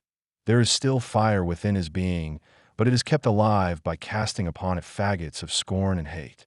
He may successfully accumulate, but he does not accumulate success, for he is his own enemy and is kept from truly enjoying his achievements. Perry, flattered to be the subject of this sermon, had let Dick read it, and Dick, who took a dim view of Willie J., had called the letter just more of Billy Graham crackers hooey, adding, "Faggots of scorn. He's the faggot." Of course, Perry had expected this reaction, and secretly he welcomed it, for his friendship with Dick, whom he had scarcely known until his final few months in Lansing, was an outgrowth of, and counterbalance to, the intensity of his admiration for the chaplain's clerk. Perhaps Dick was shallow, or even, as Willie J. claimed, a vicious bluster. All the same, Dick was full of fun, and he was shrewd, a realist. He cut through things. There were no clouds in his head or straw in his hair. Moreover, unlike Willie J., he was not critical of Perry's exotic aspirations. He was willing to listen, catch fire, share with him those visions of guaranteed treasure, lurking in Mexican seas, Brazilian jungles. After Perry's parole, for months elapsed, months of rattling around in a fifth-hand, $100 Ford, rolling from Reno to Las Vegas, from Bellingham, Washington, to Buell, Idaho. And it was in Buell, where he had found temporary work as a truck driver, that Dick's letter reached him. Friend P. Came out in August, and after you left I met someone. You do not know him, but he put me on to something we could bring off beautiful. A cinch, the perfect score. Until then, Perry had not imagined that he would ever see Dick again, or Willie J. But they had both been much in his thoughts, and especially the latter, who in memory had grown 10 feet tall, a gray-haired wise man haunting the hallways of his mind. You pursue the negative, Willie J. had informed him once in one of his lectures. You want not to give a damn, to exist without responsibility, without faith or friends or warmth. In the solitary, comfortless course of his recent driftings, Perry had over and over again reviewed this indictment and had decided it was unjust. He did give a damn, but who had ever given a damn about him? His father? Yes, up to a point. A girl or two. But that was a long story. No one else except Willie J. himself, and only Willie J. had ever recognized his worth, his potentialities, had acknowledged that he was not just an undersized, over-muscled half-breed, had seen him, for all the moralizing, as he saw himself, exceptional, rare, artistic. In Willie J. his vanity had found support, his sensibility shelter, and the 4-month exile from this high-carat appreciation had made it more alluring than any dream of buried gold. So when he received Dick's invitation and realized that the date Dick proposed for his coming to Kansas more or less coincided with the time of Willie J.'s release, he knew what he must do. He drove to Las Vegas, sold his junk heap car, packed his collection of maps, old letters, manuscripts, and books, and bought a ticket for a Greyhound bus. The journey's aftermath was up to fate. If things didn't work out with Willie J., then he might consider Dick's proposition. As it turned out, the choice was between Dick and nothing. For when Perry's bus reached Kansas City, on the evening of November 12th, Willie J., whom he'd been unable to advise of his coming, had already left town, in fact, only 5 hours earlier from the same terminal at which Perry arrived. That much he had learned by telephoning the Reverend Mr. Post, who further discouraged him by declining to reveal his former clerk's exact destination. He's headed east, the chaplain said, to find opportunities, a decent job, and a home with some good people who are willing to help him. And Perry, hanging up, had felt dizzy with anger and disappointment. But what, he wondered when the anguish subsided, had he really expected from a reunion with Willie J.? Freedom had separated them. As free men, they had nothing in common, were opposites, who could never have formed a team, certainly not one capable of embarking on the skin-diving south-of-the-border adventures he and Dick had plotted. Nevertheless, if he had not missed Willie J., if they could have been together for even an hour, Perry was quite convinced, just knew, that he would not now be loitering outside a hospital waiting for Dick to emerge with a pair of black stockings. Dick returned empty-handed. "No go," he announced, with a furtive casualness that made Perry suspicious. "Are you sure? Sure you even asked?" "Sure I did. I don't believe you. I think you went in there, hung around a couple of minutes, and came out." "Okay. Sugar, whatever you say." Dick started the car. After they had traveled in silence a while, Dick patted Perry on the knee. "Ah, come on," he said. "It was a pukey idea. What the hell would they have thought? Me barging in there like it was a goddamn 5 and dime." Perry said, "Maybe it's just as well. Nuns are a bad luck bunch." The Garden City representative of New York Life Insurance smiled as he watched Mr. Clutter uncap a Parker pen and open a checkbook. He was reminded of a local jest. "Know what they say about you, Herb? Say, since haircuts went to $1.50, Herb writes the barber a check." "That's correct," replied Mr. Clutter. "Like royalty, He was famous for never carrying cash. That's the way I do business. When those tax fellows come poking around, canceled checks are your best friend. With the check written but not yet signed, he swiveled back in his desk chair and seemed to ponder. The agent, a stocky, somewhat bald, rather informal man named Bob Johnson, hoped his client wasn't having last-minute doubts. Herb was hard-headed, a slow man to make a deal. Johnson had worked over a year to clinch this sale. But no, his customer was merely experiencing what Johnson called the solemn moment, a phenomenon familiar to insurance salesmen. The mood of a man insuring his life is not unlike that of a man signing his will. Thoughts of mortality must occur. Yes, yes, said Mr. Clutter, as though conversing with himself. I've plenty to be grateful for, wonderful things in my life. Framed documents commemorating milestones in his career gleamed against the walnut walls of his office. A college diploma, a map of River Valley Farm, agricultural awards, an ornate certificate bearing the signatures of Dwight D.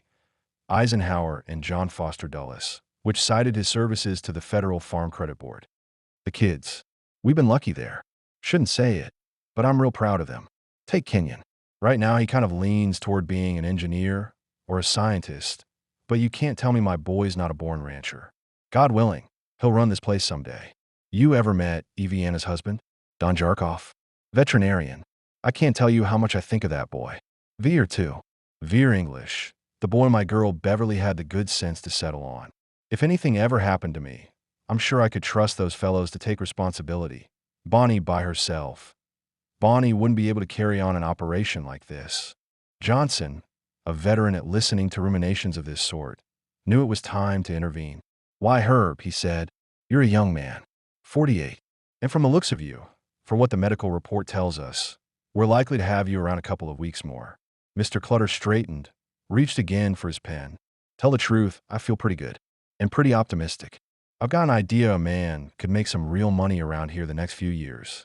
While outlining his schemes for future financial betterment, he signed the check and pushed it across his desk. The time was 6:10, and the agent was anxious to go. His wife would be waiting supper. It's been a pleasure, Herb. Same here, fellow. They shook hands. Then, with a merited sense of victory, Johnson picked up Mr. Clutter's check and deposited it in his billfold. It was the first payment on a $40,000 policy that in the event of death by accidental means, paid double indemnity. And he walks with me, and he talks with me, and he tells me I am his own, and the joy we share as we tarry there, none other has ever known. With the aid of his guitar, Perry had sung himself into a happier humor.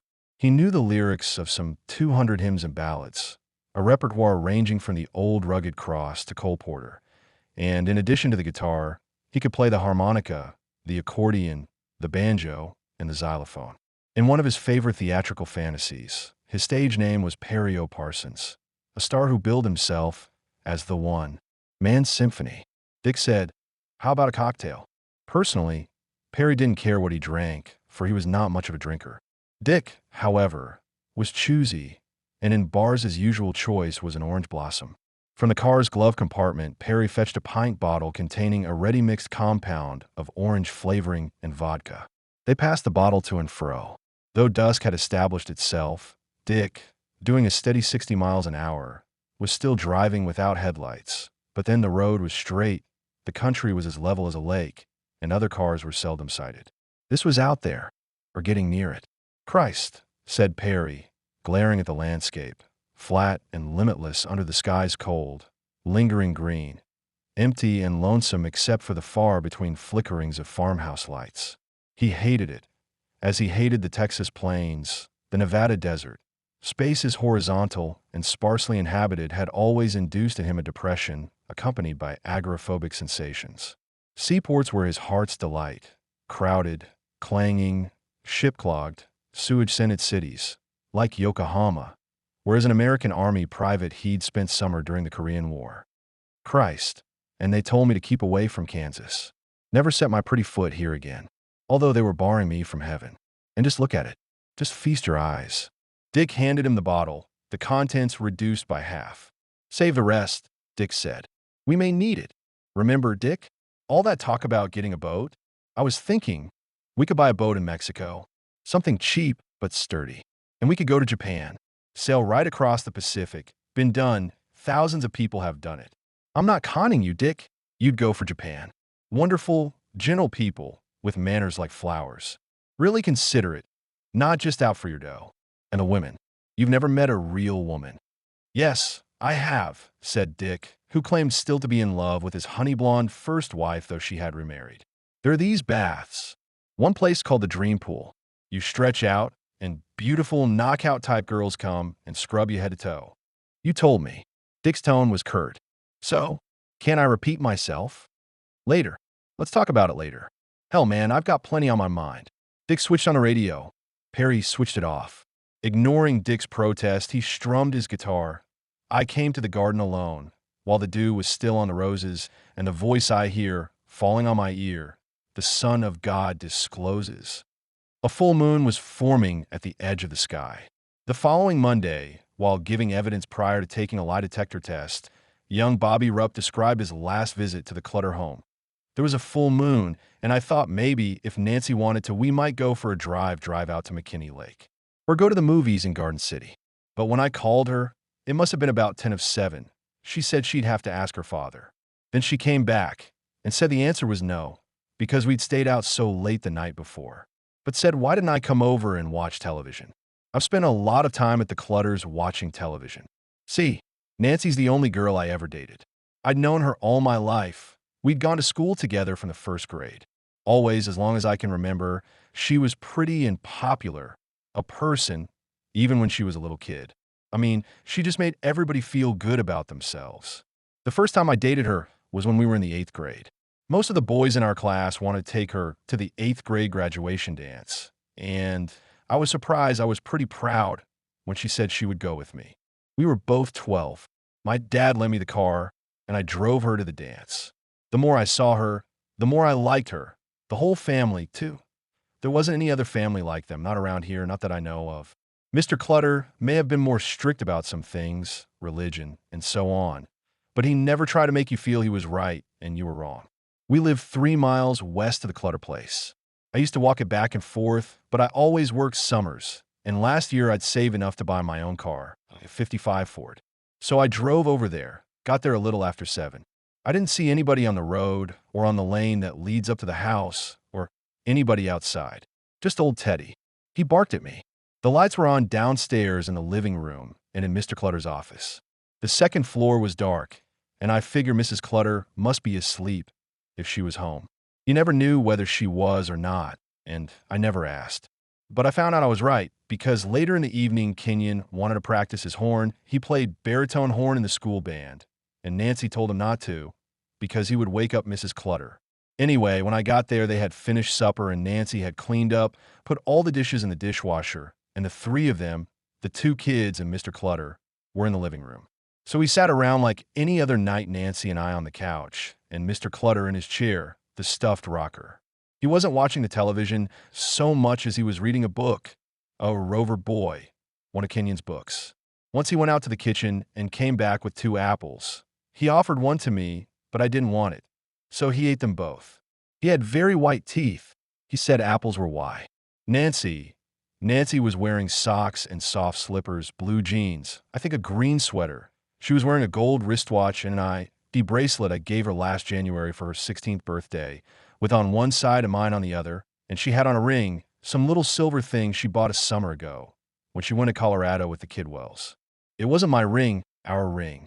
See, a couple of weeks back she got sore at me and said she was going to take off our ring for a while. When your girl does that, it means you're on probation. I mean, sure, we had fusses. Everybody does, all the kids that go steady. What happened was I went to this friend's wedding, the reception, and drank a beer, 1 bottle of beer, and Nancy got to hear about it. Some tattle told her I was roaring drunk. Well, she was stoned, wouldn't say hello for a week. But lately we've been getting on good as ever, and I believe she was about ready to wear our ring again. Okay. The first show was called The Man and the Challenge. Channel 11. About some fellows in the Arctic. Then we saw a Western, and after that a spy. Adventure, 5 Fingers. Mike Hammer came on at 9:30. Then the news. But Kenyon didn't like anything, mostly because we wouldn't let him pick the programs. He criticized everything, and Nancy kept telling him to hush up. They always quibbled, but actually they were very close, closer than most brothers and sisters. I guess partly it was because they'd been alone together so much, what with Mrs. Clutter away and Mr. Clutter gone to Washington or wherever. I know Nancy loved Kenyon very specially, but I don't think even she or anybody exactly understood him. He seemed to be off somewhere. You never knew what he was thinking, never even knew if he was looking at you, on account of he was slightly cockeyed. Some people said he was a genius, and maybe it was true. He sure did read a lot. But, like I say, he was restless. He didn't want to watch the TV. He wanted to practice his horn, and when Nancy wouldn't let him, I remember Mr. Clutter told him why didn't he go down to the basement, the recreation room where nobody could hear him. But he didn't want to do that, either. The phone rang once, twice. Gosh, I can't remember. Except that once the phone rang and Mr. Clutter answered in his office. The door was open, that sliding door between the living room and the office, and I heard him say vent, so I knew he was talking to his partner, Mr. Van Vliet, and I heard him say that he had a headache but that it was getting better, and said he'd see Mr. Van Vliet on Monday. We came back. Yes, the mic hammer was just over. 5 minutes of news. Then the weather report. Mr. Clutter always perked up when the weather report came on. It's all he ever really waited for. Like the only thing that interested me was the sports, which came on next. After the sports ended, that was 10:30, and I got up to go. Nancy walked me out. We talked a while and made a date to go to the movie Sunday night, a picture all the girls were looking forward to, blue denim. Then she ran back in the house, and I drove away. It was as clear as day. The moon was so bright and cold and kind of windy, a lot of tumbleweed blowing about. But that's all I saw. Only now when I think back, I think somebody must have been hiding there, maybe down among the trees. Somebody just waiting for me to leave. The travelers stopped for dinner at a restaurant in Great Bend. Perry, down to his last $15, was ready to settle for root beer and a sandwich, but Dick said no, they needed a solid tuck-in, and never mind the cost, the tab was his. They ordered 2 steaks medium rare, baked potatoes, French fries, fried onions, succotash, side dish of macaroni and hominy, salad with Thousand Island dressing, cinnamon rolls, apple pie and ice cream, and coffee. To top it off, they visited a drugstore and selected cigars. In the same drugstore, they also bought 2 thick rolls of adhesive tape. As the black Chevrolet regained the highway and hurried on across a country, side imperceptibly ascending toward the colder, cracker-dry climate of the high wheat plains, Perry closed his eyes and dozed off into a food-dazed semi-slumber, from which he woke to hear a voice reading the 11 o'clock news. He rolled down a window and bathed his face in the flood of frosty air. Dick told him they were in Finney County. We crossed the line 10 miles back, he said. The car was going very fast. Signs, their messages ignited by the car's headlights, flared up, flew by. See the polar bears. Burris Motors, world's largest free swim pool.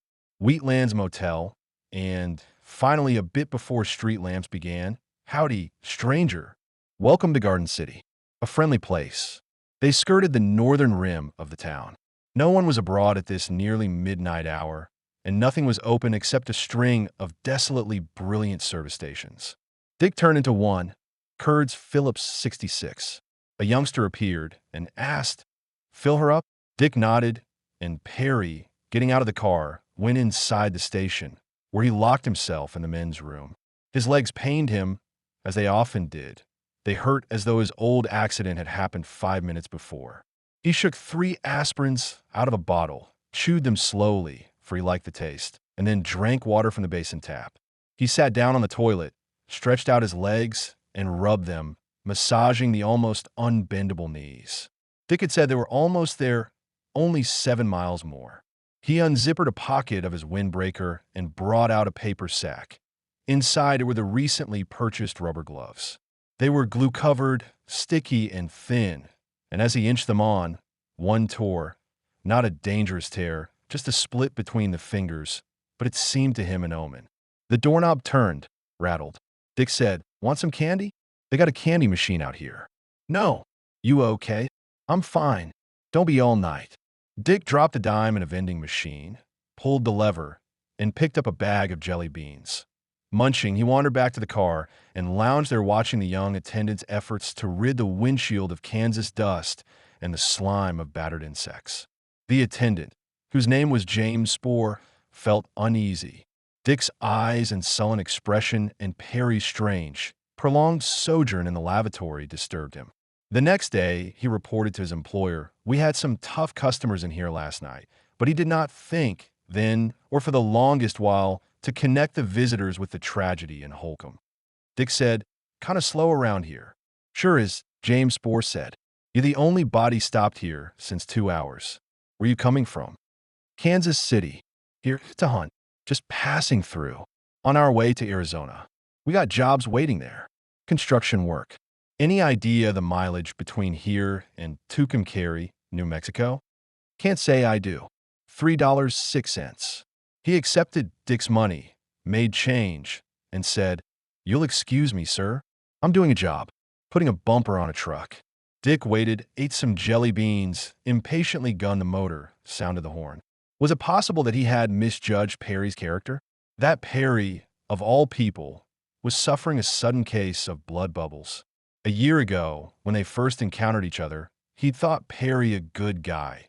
If a bit stuck on himself, sentimental, too much the dreamer. He had liked him but not considered him especially worth cultivating until, one day, Perry described a murder, telling how, simply for the hell of it, he had killed a colored man in Las Vegas, beaten him to death with a bicycle chain. The anecdote elevated Dick's opinion of little Perry. He began to see more of him, and, like Willie J., though for dissimilar reasons, gradually decided that Perry possessed unusual and valuable qualities. Several murderers, or men who boasted of murder or their willingness to commit it, circulated inside Lansing. But Dick became convinced that Perry was that rarity, a natural killer. Absolutely sane, but conscienceless and capable of dealing, with or without motive, the coldest-blooded death blows. It was Dick's theory that such a gift could, under his supervision, be profitably exploited. Having reached this conclusion, he had proceeded to woo Perry, flatter him, pretend, for example, that he believed all the buried treasure stuff and shared his beachcomber yearnings and seaport longings, none of which appealed to Dick, who wanted a regular life, with a business of his own, a house, a horse to ride, a new car, and plenty of blonde chicken. It was important, however, that Perry not suspect this. Not until Perry, with his gift, had helped further Dick's ambitions.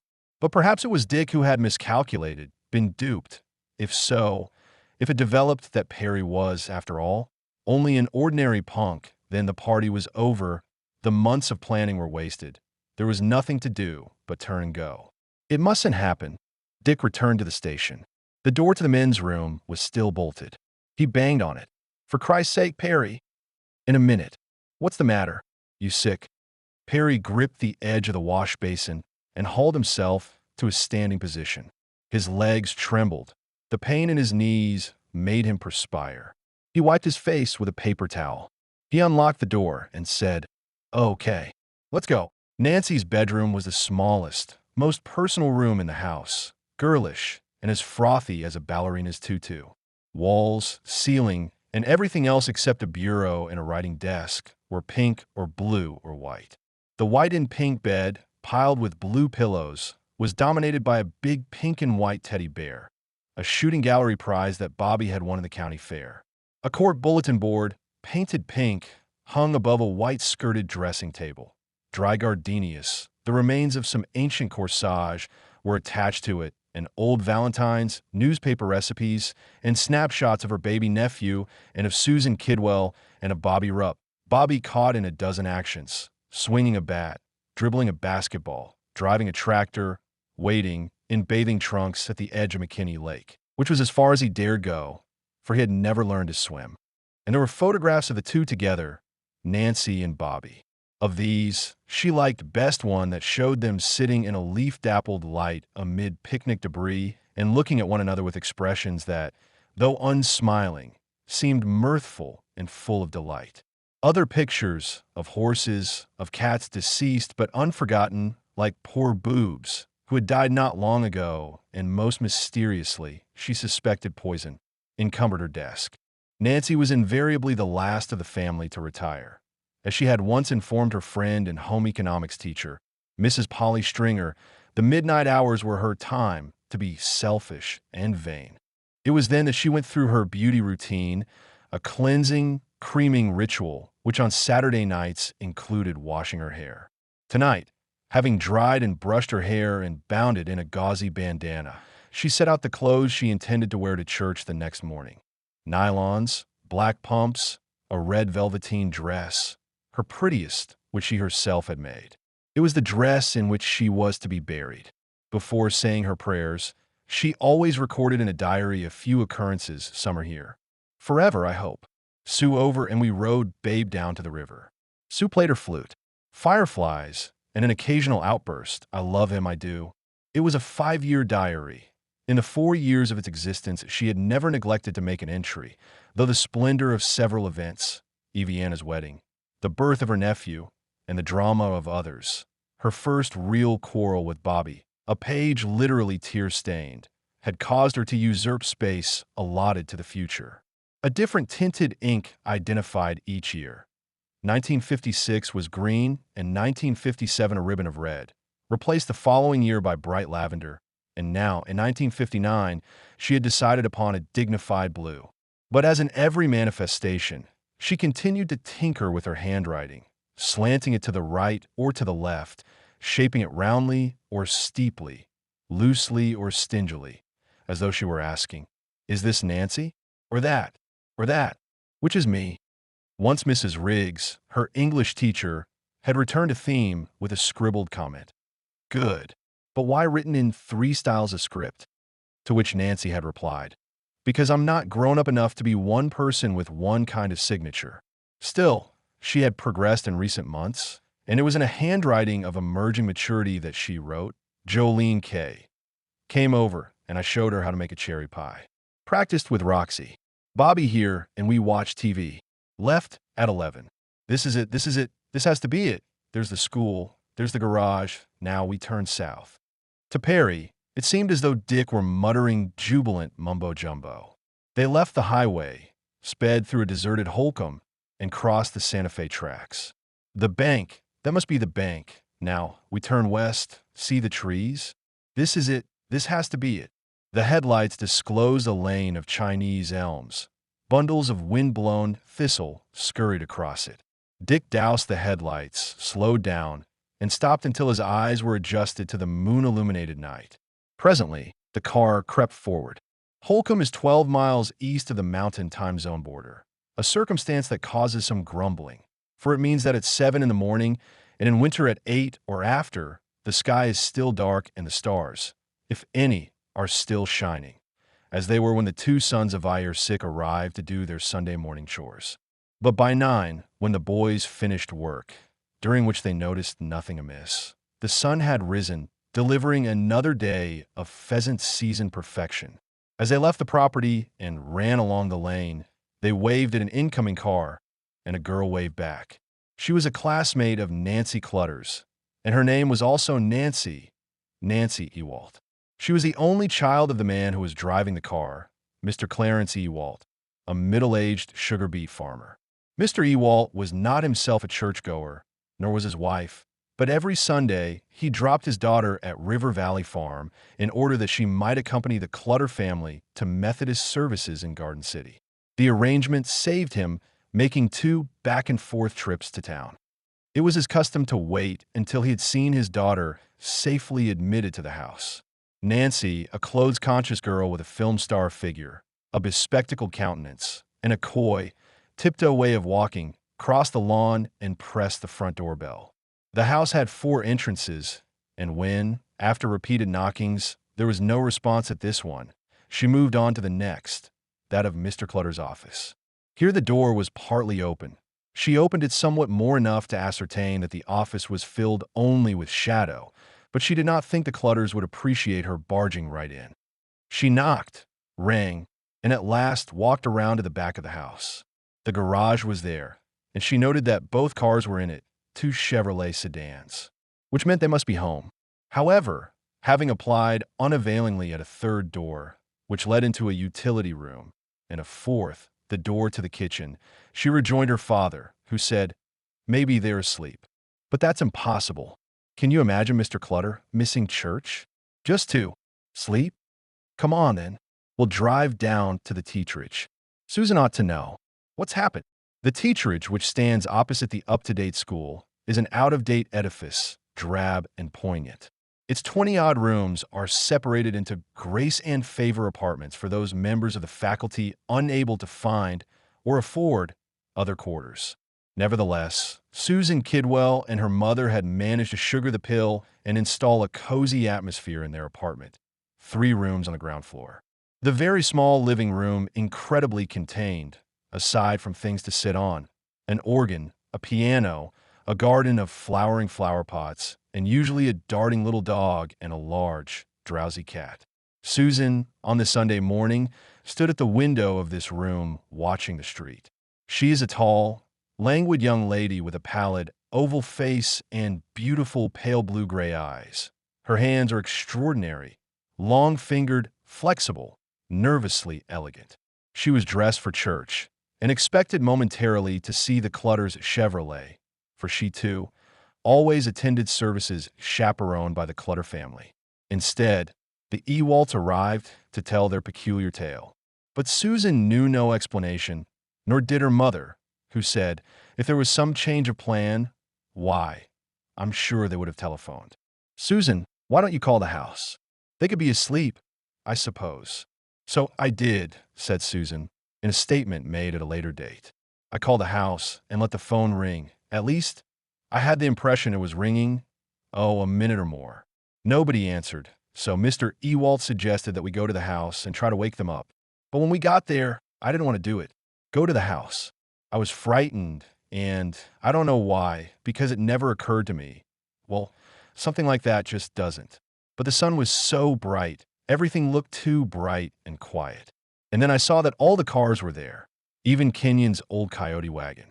Mr. Ewalt was wearing work clothes. He had mud on his boots.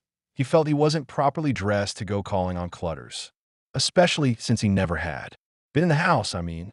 Finally, Nancy said she would go with me. We went around to the kitchen door, and of course, it wasn't locked. The only person who ever locked doors around there was Mrs. Helm. The family never did. We walked in, and I saw right away that the Clutters hadn't eaten breakfast. There were no dishes, nothing on the stove.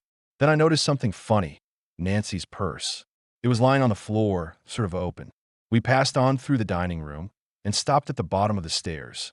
Nancy's room is just at the top. I called her name and started up the stairs, and Nancy Ewalt followed. The sound of our footsteps frightened me more than anything. They were so loud, and everything else was so silent. Now Chies' door was open. The curtains hadn't been drawn, and the room was full of sunlight. I don't remember screaming.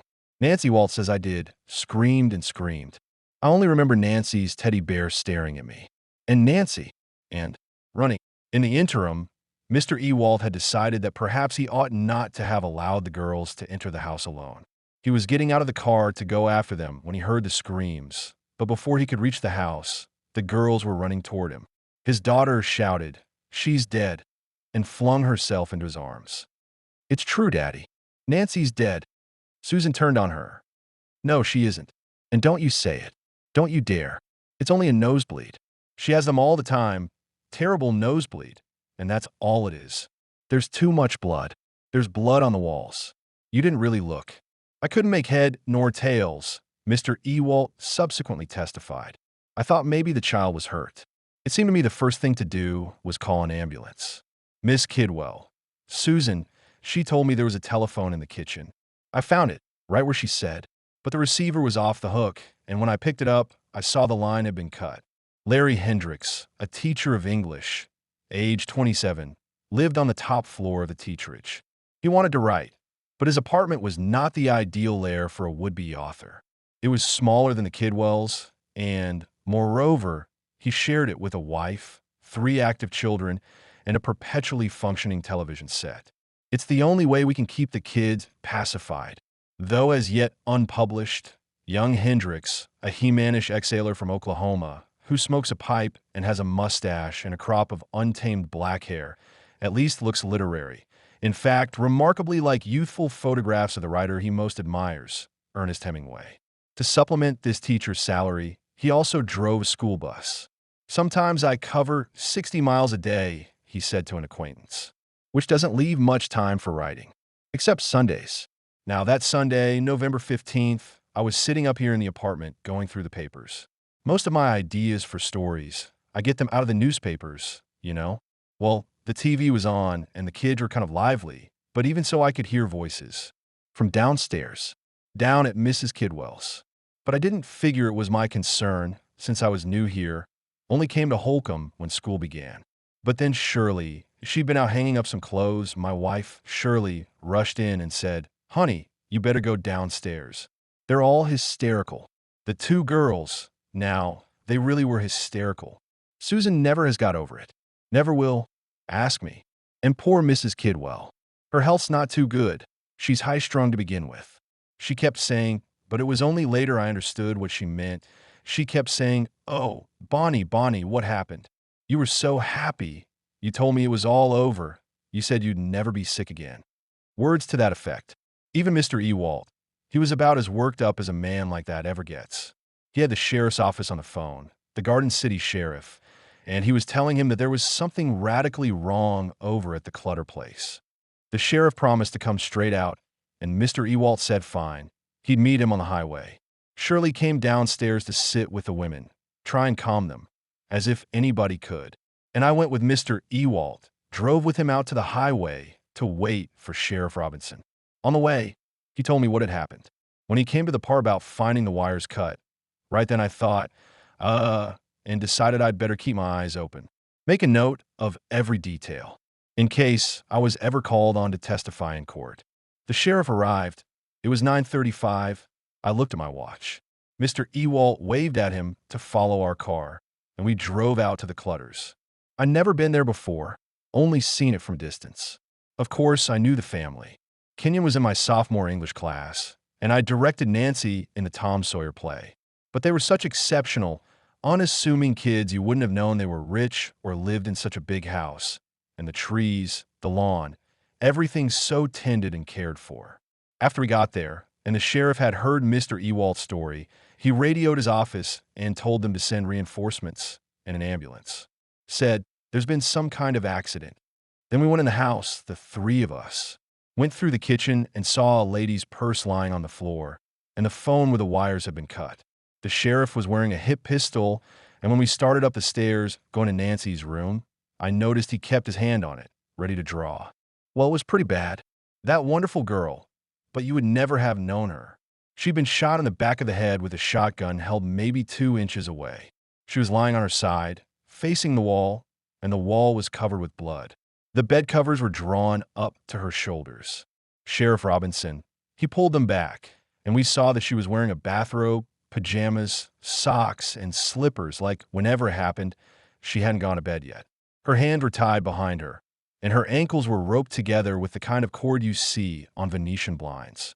Sheriff said, "Is this Nancy Clutter?" He'd never seen the child before. And I said, "Yes. Yes, that's Nancy." We stepped back into the hall and looked around.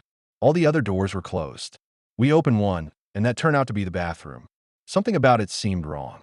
I decided it was because of the chair, a sort of dining room chair, that looked out of place in a bathroom. The next door, we all agreed it must be Kenyon's room. A lot of boy stuff scattered around, and I recognized Kenyon's glasses, saw them on a bookshelf beside the bed. But the bed was empty, though it looked as if it had been slept in. So we walked to the end of the hall, the last door, in there on her bed. That's where we found Mrs. Clutter. She'd been tied, too, but differently, with her hands in front of her, in that she looked as though she were praying, and in one hand she was gripping a handkerchief. Or was it Kleenex? The cord around her wrists ran down to her ankles, which were bound together, and then ran on down to the bottom of the bed, where it was tied to the footboard. A very complicated, artful piece of work. Think how long it took to do. And her lying there, scared out of her wits. Well, she was wearing some jewelry, 2 rings, which is one of the reasons why I've always discounted robbery as a motive, and a robe, and a white nightgown and white socks. Her mouth had been taped with adhesive, but she'd been shot point blank in the side of the head, and the impact had ripped the tape loose. Her eyes were open, wide open, as though she were still looking at the killer. Because she must have had to watch him do it. Aim the gun. Nobody said anything. We were too stunned. I remember the sheriff searched around to see if he could find the discharge cartridge. But whoever had done it was much too smart and cool to have left behind any clues like that. Naturally, we were wondering where was Mr. Clutter and Kenyon. Sheriff said, "Let's try downstairs." The first place we tried was the master bedroom, the room where Mr. Clutter slept. The bed covers were drawn back, and lying there, toward the foot of the bed, was a billfold with a mess of cards spilling out of it, like somebody had shuffled through them hunting something particular, a note, oh, who knows? The fact that there wasn't any money and it didn't signify one way or the other. It was Mr. Clutter's billfold, and he never did carry cash. Even I knew that, and I'd only been in Holcomb a little more than 2 months. Another thing I knew was that neither Mr. Clutter nor Kenyon could see a darn without his glasses. And there were Mr. Clutter's glasses sitting on a bureau. So I figured, wherever they weren't there of their own accord. We looked all over, and everything was just as it should be. No sign of a struggle, nothing disturbed. Except the office where the telephone was off the hook and the wires cut, same as in the kitchen. Sheriff Robinson, he found some shotguns in a closet and sniffed them to see if they had been fired recently. Said they hadn't, and I never saw a more bewildered man, said, "Where the devil can her be?" About then, we heard footsteps coming up the stairs from the basement. "Who's that?" said the sheriff, like he was ready to shoot. And a voice said, "It's me, Wendell." Turned out to be Wendell Meyer, the undersheriff. Seems he had come to the house and hadn't seen us, so he'd gone investigating down in the basement. The sheriff told him, and it was sort of pitiful. "Wendell, I don't know what to make of it. There's 2 bodies upstairs." "Well," he said, Wendell did. "There's another one down here." So we followed him down to the basement, or playroom, I guess you call it. It wasn't dark. There were windows that let in plenty of light. Kenyon was over in a corner, lying on a couch. He was gagged with adhesive tape and bound hand and foot, like the mother, the same intricate process of the cord leading from the hands to the feet and finally tied to an arm of the couch. Somehow he haunts me the most, Kenyon does. I think it's because he was the most recognizable, the one that looked the most like himself, even though he'd been shot in the face directly head-on. He was wearing a t-shirt and blue jeans, and he was barefoot, as though he'd dressed in a hurry, just put on the first thing that came to hand. His head was propped by a couple of pillows, like they'd been stuffed under him to make an easier target. Then the sheriff said, "Where's this go to?" Meaning another door there in the basement. Sheriff led the way, but inside you couldn't see your hand until Mr. Ewalt found the light switch. It was a furnace room and very warm. Around here, people just install a gas furnace and pump the gas smack out of the ground. Doesn't cost them a nickel. That's why all the houses are overheated. Well, I took one look at Mr. Clutter, and it was hard to look again. I knew plain shooting couldn't account for that much blood. And I wasn't wrong. He'd been shot, all right, the same as Kenyon, with the gun held right in front of his face. But probably he was dead before he was shot. Or anyway dying. Because his throat had been cut, too. He was wearing striped pajamas, nothing else. His mouth was taped.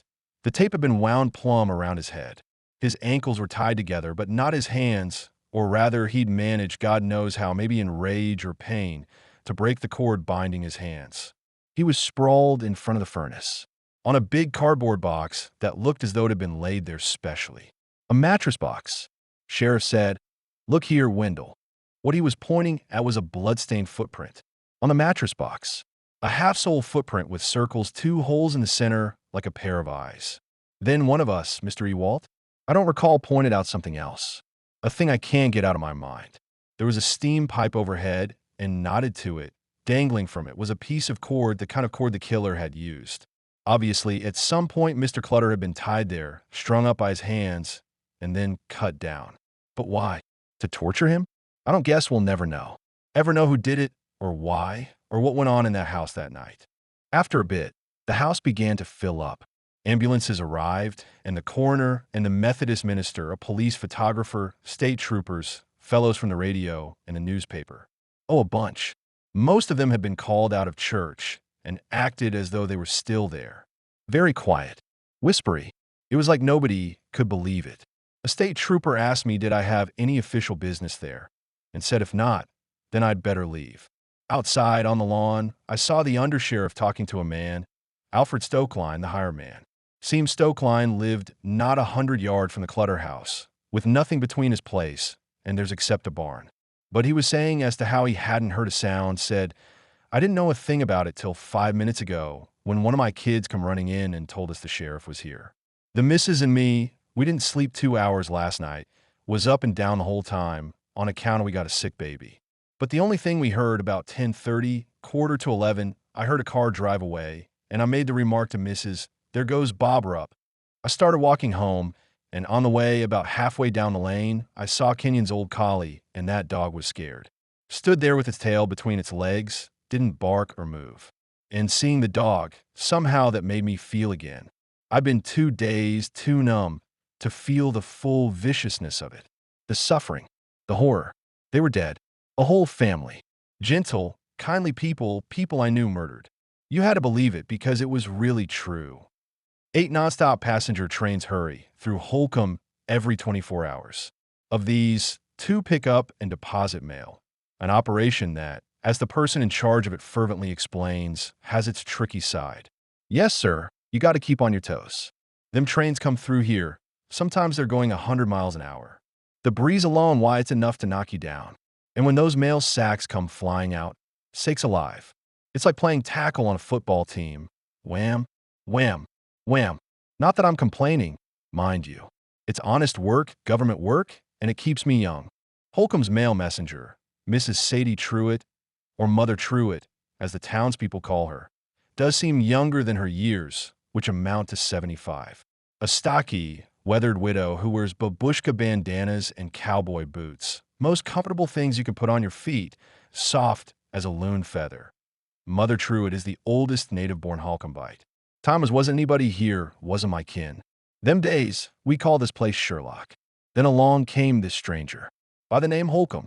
A hog raiser, he was. Made money, and decided the town ought to be called after him. Soon as it was, what did he do? Sold out. Moved to California. Not us. I was born here, my children was born here. And here, we are. One of her children is Mrs. Myrtle Clare, who happens to be the local postmistress. Only, don't go thinking that's how I got this position with the government. Myrt didn't even want me to have it. But it's a job you bid for. Goes to whoever puts in the lowest bid. And I always do, so low a caterpillar could peek over it. Huh, that sure does rile the boys. Lots of boys would like to be mail messenger. Yes, sir.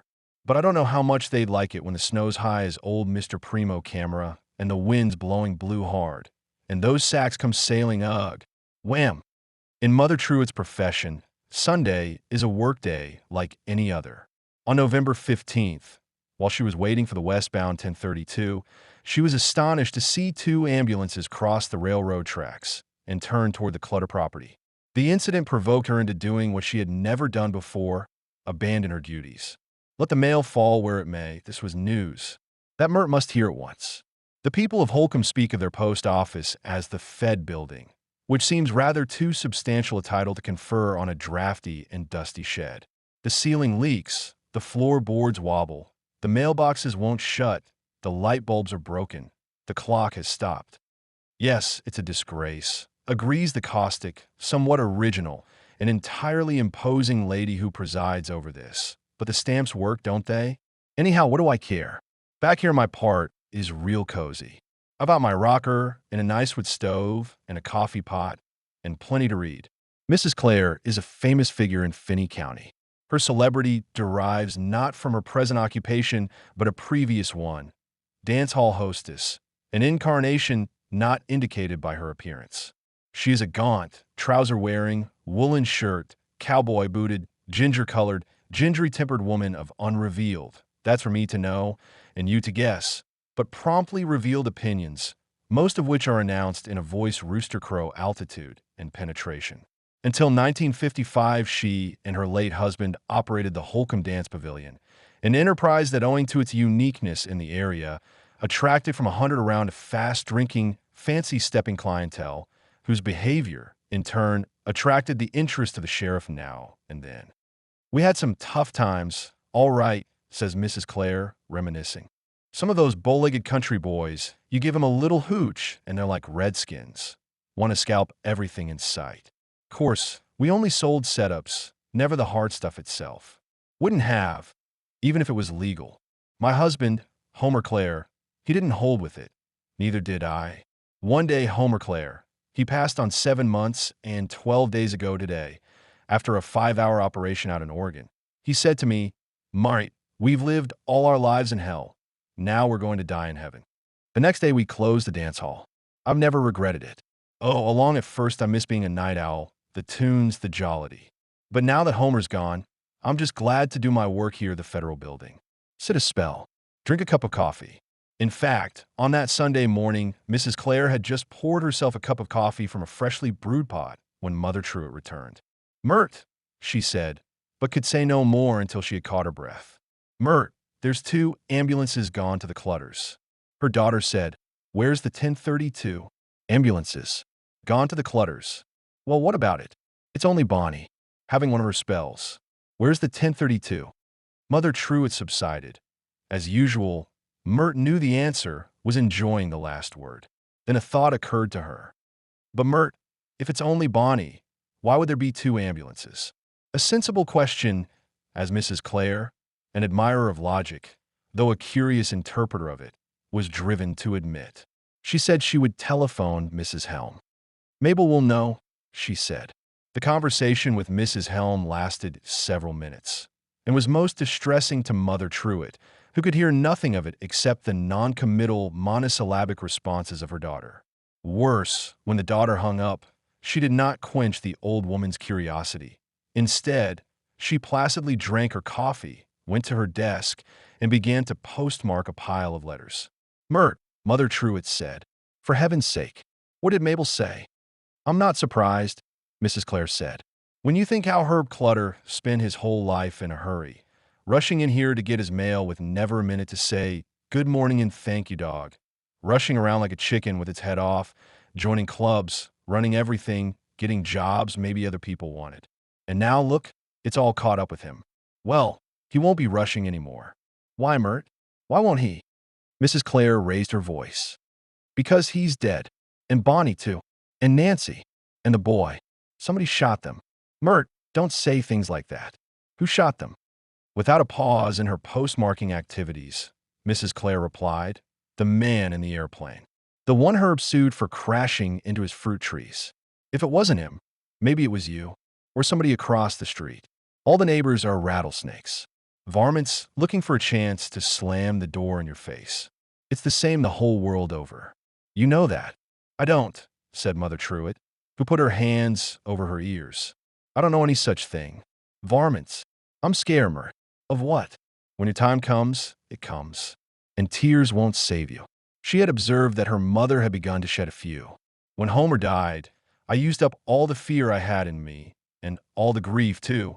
If there's somebody loose around here that wants to cut my throat, I wish him luck. What difference does it make? It's all the same in eternity. Just remember, if one bird carried every grain of sand, grain by grain, across the ocean by the time he got them all on the other side, that would only be the beginning of eternity. So blow your nose. The grim information, announced from church pulpits, distributed over telephone wires, publicized by Garden City's radio station, KIUL, a tragedy unbelievable and shocking beyond words, struck 4 members of the Herb Clutter family late Saturday night or early today. Death brutal and without apparent motive. Producing the average recipient a reaction nearer that of Mother Truett than that of Mrs. Clare. Amazement, shading into dismay, a shallow horror sensation that cold springs of personal fear swiftly deepened. Hartman's Cafe, which contains 4 roughly made tables and a lunch counter, could accommodate but a fraction of the frightened gossips, mostly male, who wished to gather there. The owner, Mrs. Bess Hartman, a sparsely fleshed, unfoolish lady with bobbed gray and gold hair and bright, authoritative green eyes, is a cousin of Postmistress Clare, whose style of candor Mrs. Hartman can equal, perhaps surpass. Some people say I'm a tough old bird, but the Clutter business sure took the fly out of me, she later said to a friend. Imagine anybody pulling a stunt like that. Time I heard it, when everybody was pouring in here talking all kinds of wild-eyed stuff, my first thought was Bonnie. Of course, it was silly, but we didn't know the facts, and a lot of people thought maybe on account of her spells. Now we don't know what to think. It must have been a grudge killing, done by somebody who knew the house inside out. But who hated the Clutters? I never heard a word against them.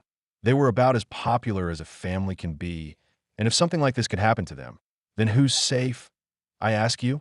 One old man sitting here that Sunday, he put his finger right on it, the reason nobody can sleep. He said, all we've got out here are our friends. There isn't anything else. In a way, that's the worst part of the crime. What a terrible thing when neighbors can't look at each other without kind of wondering. Yes, it's a hard fact to live with, but if they ever do find out who done it, I'm sure it'll be a bigger surprise than the murders themselves. Mrs. Bob Johnson, the wife of the New York life insurance agent, is an excellent cook, but the Sunday dinner she had prepared was not eaten, at least, not while it was warm. For just as her husband was plunging a knife into the roast pheasant, he received a telephone call from a friend. And that, he recalls, rather ruefully, was the first I heard of what had happened in Holcomb. I didn't believe it. I couldn't afford to. Lord, I had Clutter's check right here in my pocket. A piece of paper worth $80,000. If what I'd heard was true. But I thought, it can't be. There must be some mistake. Things like that don't happen. You don't sell a man a big policy one minute and he's dead the next. Murdered, meaning double indemnity. I didn't know what to do. I called the manager of our office in Wichita, told him how I had the check but hadn't put it through, and asked what was his advice. Well, it was a delicate situation. It appeared that legally we weren't obliged to pay. But morally, that was another matter. Naturally, we decided to do the moral thing. The two persons who benefited by this honorable attitude, Ivana Jarkov and her sister Beverly, sole heirs to their father's estate, were, within a few hours of the awful discovery, on their way to Garden City. Beverly traveling from Winfield, Kansas, where she had been visiting her fiancé, and Ivana from her home in Mount Carroll, Illinois. Gradually, in the course of the day, other relatives were notified, among them Mr. Clutter's father, his two brothers, Arthur and Clarence, and his sister, Mrs. Harry. Nelson, all of Larned, Kansas, and a second sister, Mrs. Elaine Seltzer, of Palatka, Florida. Also, the parents of Bonnie Clutter, Mr. and Mrs. Arthur B. Fox, who live in Pasadena, California, and her three brothers, Harold of Visalia, California, Howard of Oregon, Illinois, and Glenn of Kansas City, Kansas.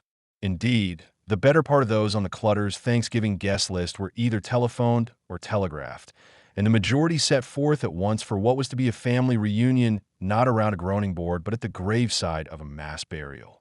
At the teacherage, Wilma Kidwell was forced to control herself in order to control her daughter, for Susan, puffy-eyed, sickened by spasms of nausea, argued, inconsolably insisted that she must go, must run, the 3 miles to the Rupp farm. Don't you see, Mother, she said. If Bobby just hears it, he loved her. We both did. I have to be the one to tell him. But Bobby already knew. On his way home, Mr. Ewald had stopped at the Rupp farm and consulted with his friend Johnny Rupp, a father of 8, of whom Bobby is the third. Together the two men went to the bunkhouse, a building separate from the farmhouse proper, which is too small to shelter all the Rupp children. The boys live in the bunkhouse, the girls at home. They found Bobby making his bed. He listened to Mr. Ewald, asked no questions, and thanked him for coming. Afterward, he stood outside in the sunshine. The Rupp property is on a rise, an exposed plateau, from which he could see the harvested, glowing land of River Valley Farm, scenery that occupied him for perhaps an hour. Those who tried to distract him could not. The dinner bell sounded, and his mother called to him to come inside. Called until finally her husband said, "No, I'd leave him alone." Larry, a younger brother, also refused to obey the summoning bell. He circled around Bobby, helpless to help, but wanting to, even though he was told to go away. Later, when his brother stopped standing and started to walk, heading down the road and across the fields toward Holcomb, Larry pursued him. "Hey, Bobby, listen, if we're going somewhere, why don't we go in the car?" His brother wouldn't answer. He was walking with purpose, running, really, but Larry had no difficulty keeping stride. Though only 14, he was the taller of the two, the deeper-chested, the longer-legged, Bobby being, for all his athletic honors, rather less than medium-sized, compact but slender, a finely made boy with an open, homely handsome face. "Hey, Bobby, listen, they won't let you see her. It won't do any good." Bobby turned on him and said, "Go back. Go home." The younger brother fell behind, then followed at a distance. Despite the pumpkin season temperature, the day's arid glitter, both boys were sweating as they approached a barricade that state troopers had erected at the entrance to River Valley Farm.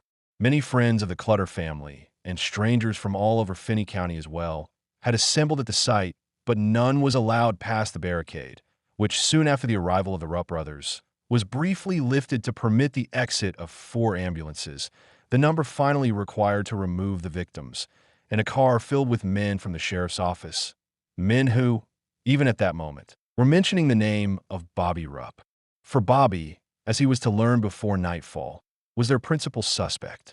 From her parlor window, Susan Kidwell saw the white cortege glide past and watched until it had rounded the corner and the paved street's easily airborne dust had landed again. She was still contemplating the view when Bobby, shadowed by his large little brother, became a part of it. A wobbly figure headed her way. She went out on the porch to meet him. She said, "I wanted so much to tell you." Bobby began to cry.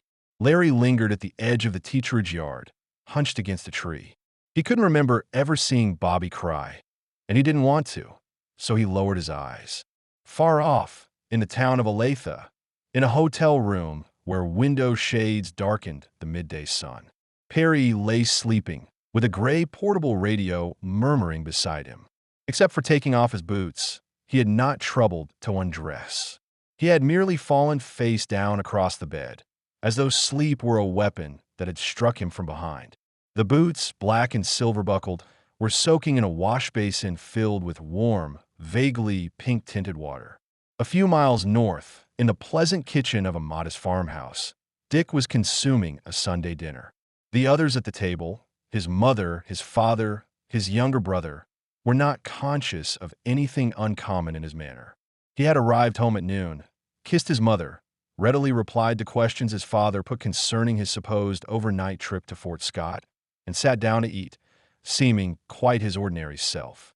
When the meal was over, the 3 male members of the family settled in the parlor to watch a televised basketball game. The broadcast had only begun when the father was startled to hear Dick snoring. As he remarked to the younger boy, he never thought he'd live to see the day when Dick would rather sleep than watch basketball. But of course, he did not understand how very tired Dick was, did not know that his dozing son had, among other things, driven over 800 miles in the past 24 hours. Persons unknown. That Monday, the 16th of November, 1959, was still another fine specimen of pheasant weather on the high wheat plains of western Kansas.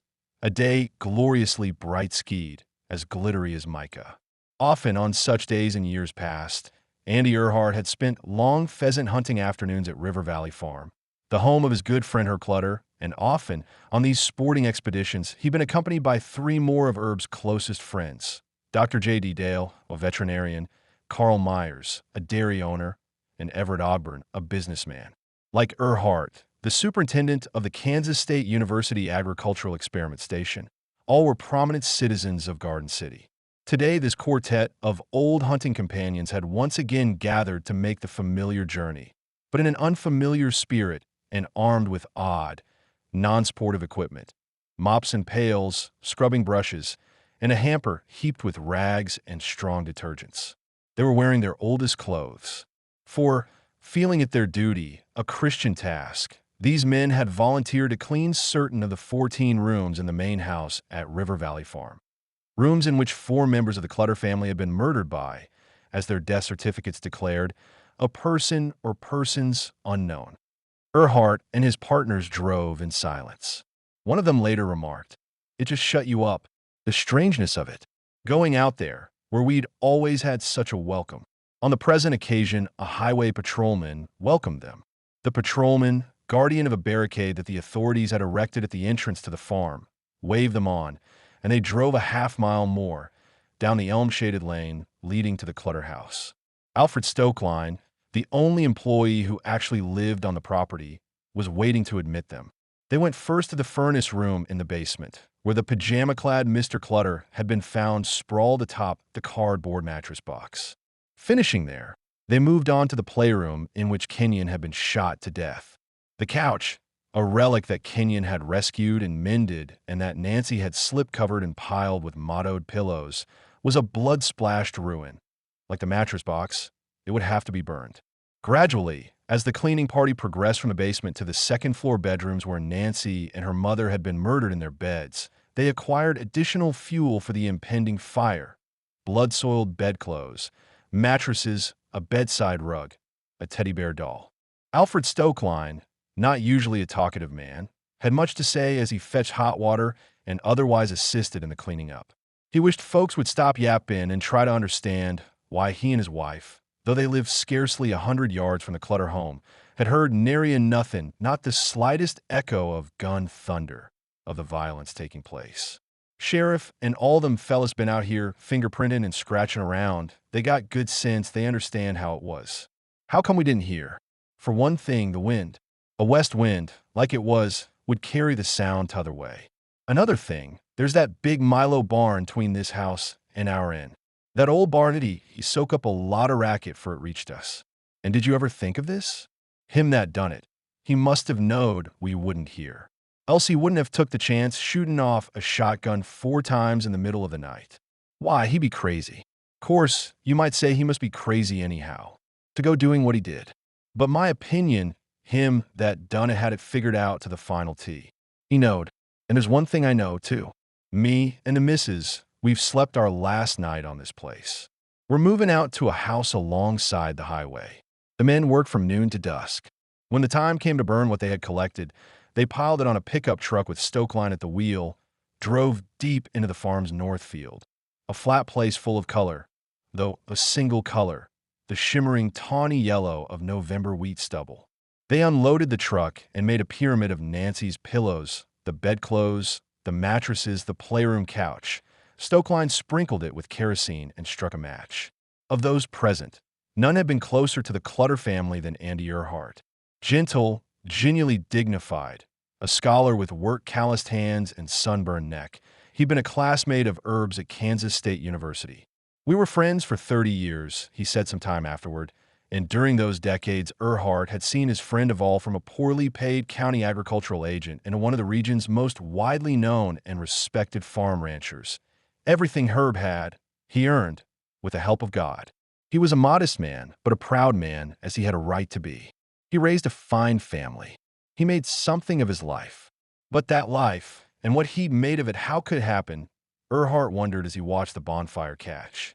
How was it possible that such effort, such plain virtue, could overnight be reduced to this smoke, thinning as it rose, and was received by the big, annihilating sky? The Kansas Bureau of Investigation, a statewide organization with headquarters in Topeka, had a staff of 19 experienced detectives scattered through the state, and the services of these men are available whenever a case seems beyond the competence of local authorities. The Bureau's Garden City representative, and the agent responsible for a sizable portion of western Kansas, is a lean and handsome fourth-generation Kansan of 47 named Alvin Adams Dewey.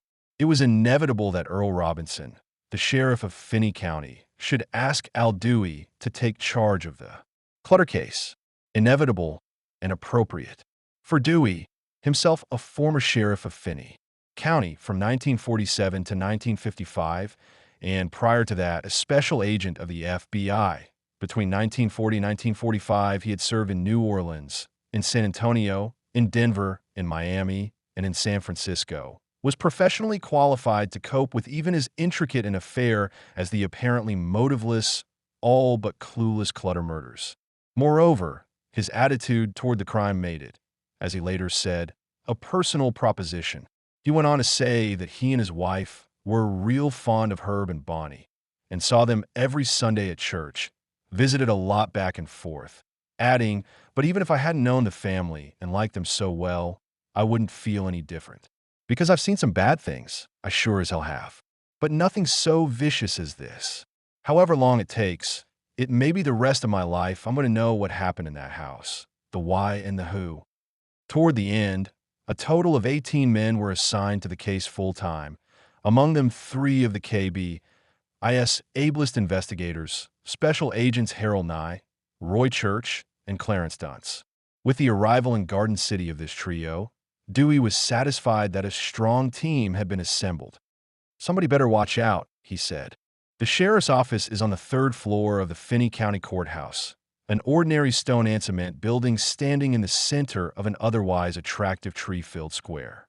Nowadays, Garden City, which was once a rather raucous frontier town, is quite subdued. On the whole, the sheriff doesn't do much business, and his office, 3 sparsely furnished rooms, is ordinarily a quiet place popular with courthouse idlers. Mrs. Edna Richardson, his hospitable secretary, usually has a pot of coffee going and plenty of time to chew the fat. Or did, until, as she complained, Clutter Thing came along, bringing with it all these out-of-towners, all this newspaper fuss. The case, then commanding headlines as far east as Chicago, as far west as Denver, had indeed lured to Garden City a considerable press corps. On Monday, at midday, Dewey held a press conference in the sheriff's office. "I'll talk facts, but not theories," he informed the assembled journalists. Now, the big fact here, the thing to remember, if we're not dealing with 1 murder, but 4. And we don't know which of the 4 was the main target, the primary victim.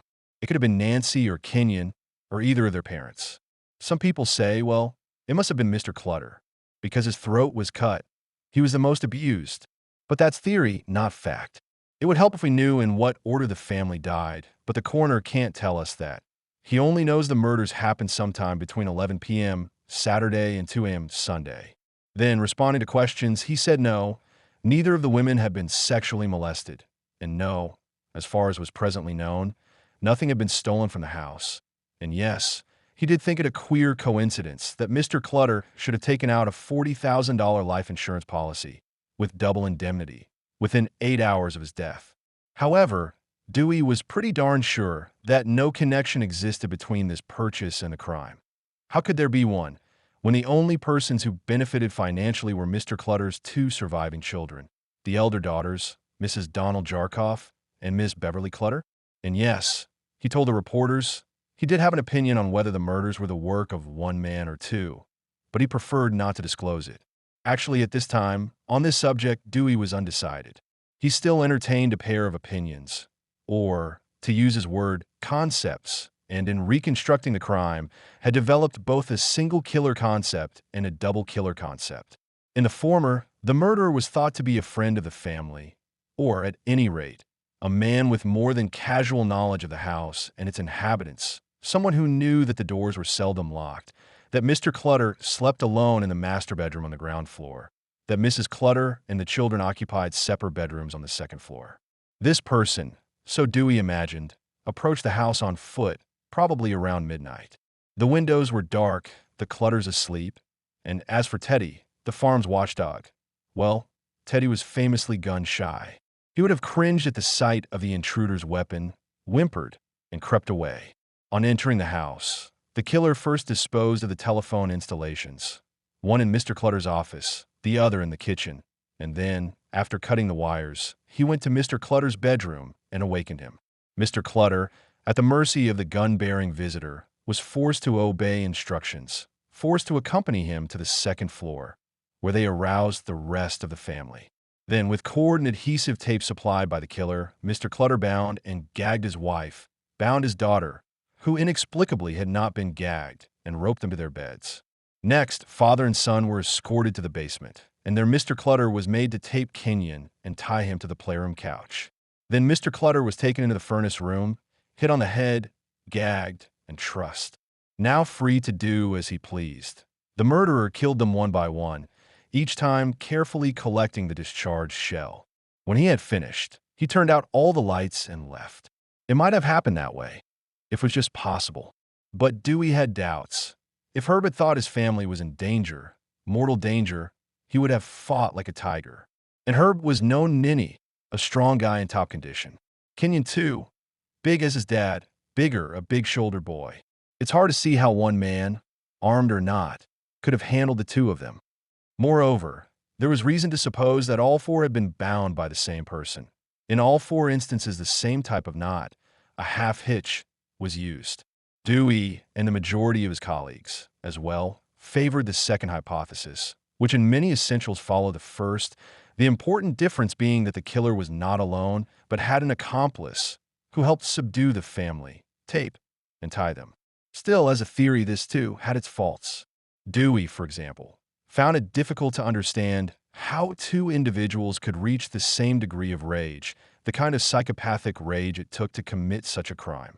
He went on to explain, assuming murderer was someone known to the family, a member of this community, assuming that he was an ordinary man, ordinary except that he had a quirk, an insane grudge against the Clutters, or the Clutters. Where did he find a partner? Someone crazy enough to help him? It doesn't add up. It doesn't make sense. But then come right down to it, nothing does. After the news conference, Dewey retired to his office, a room the sheriff had temporarily lent him. It contained a desk and straight chairs. The desk was littered with what Dewey would someday constitute courtroom exhibits. The adhesive tape and yards of cord removed from the victims and sealed in plastic sacks. As clues, neither item seemed very promising, for both were common brand products, obtainable here in the United States, and photographs taken at the scene of the crime by a police photographer. 20 blown-up glossy print pictures of Mr. Clutter's shattered skull, his son's demolished face, Nancy's bound hands, her mother's death-dulled, staring eyes, and so on. In days to come, Dewey was to spend hours examining these photographs, hoping that he might suddenly see something, that a meaningful detail would declare itself. Like those puzzles, the ones that ask, how many animals can you find in this picture? In a way, that's what I'm trying to do.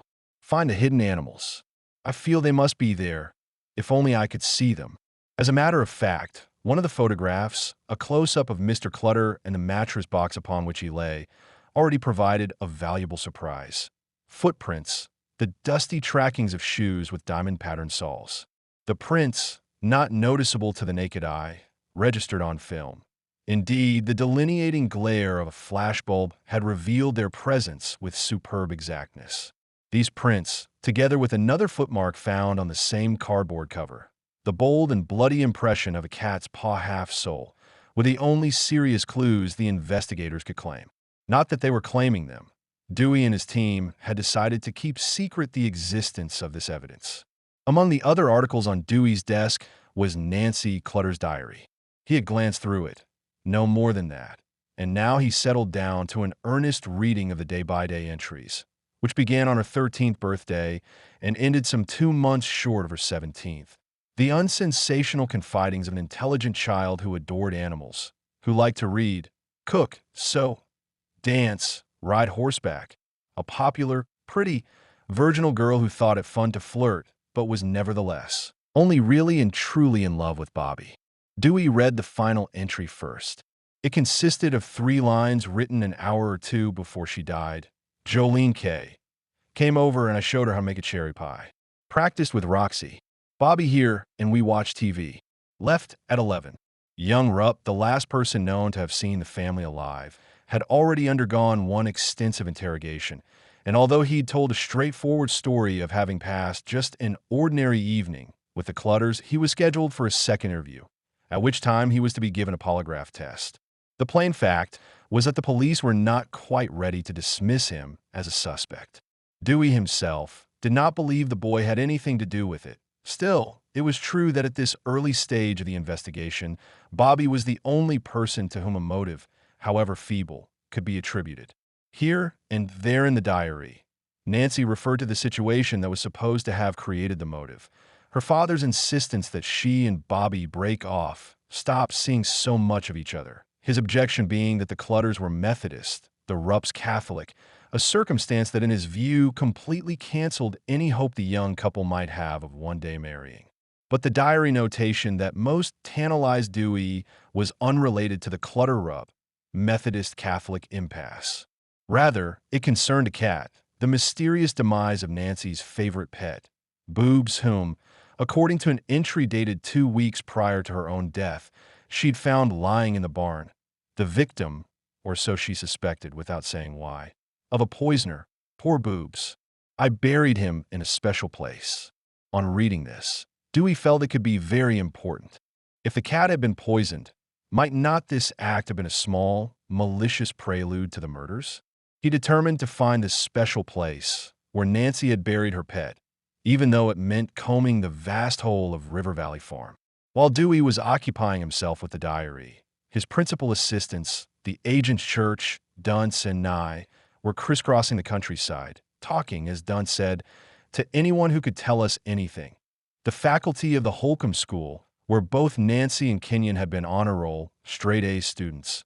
The employees of River Valley Farm, a staff that in spring and summer sometimes amounted to as many as 18 men, but in the present fallow season consisted of Gerald Van Vliet and 3 hired men, plus Mrs. Helm, friends of the victims, their neighbors, and, very particularly, their relatives. From far and near, some 20 of the last had arrived to attend the funeral services, which were to take place Wednesday morning. The youngest of the KBI group, Harold Nye, who was a peppy little man of 34 with restless, distrustful eyes and a sharp nose, chin, and mind, had been assigned what he called the damned delicate business of interviewing the Clutter kinfolk. It's painful for you, and it's painful for them. When it comes to murder, you can't respect grief, or privacy, or personal feelings. You got to ask the questions. And some of them cut deep, but none of the persons he questioned and none of the questions he asked. I was exploring the emotional background. I thought the answer might be another woman, a triangle. Well, consider. Mr. Clutter was a fairly young, very healthy man, but his wife, she was a semi-invalid. She slept in a separate bedroom. Produced useful information.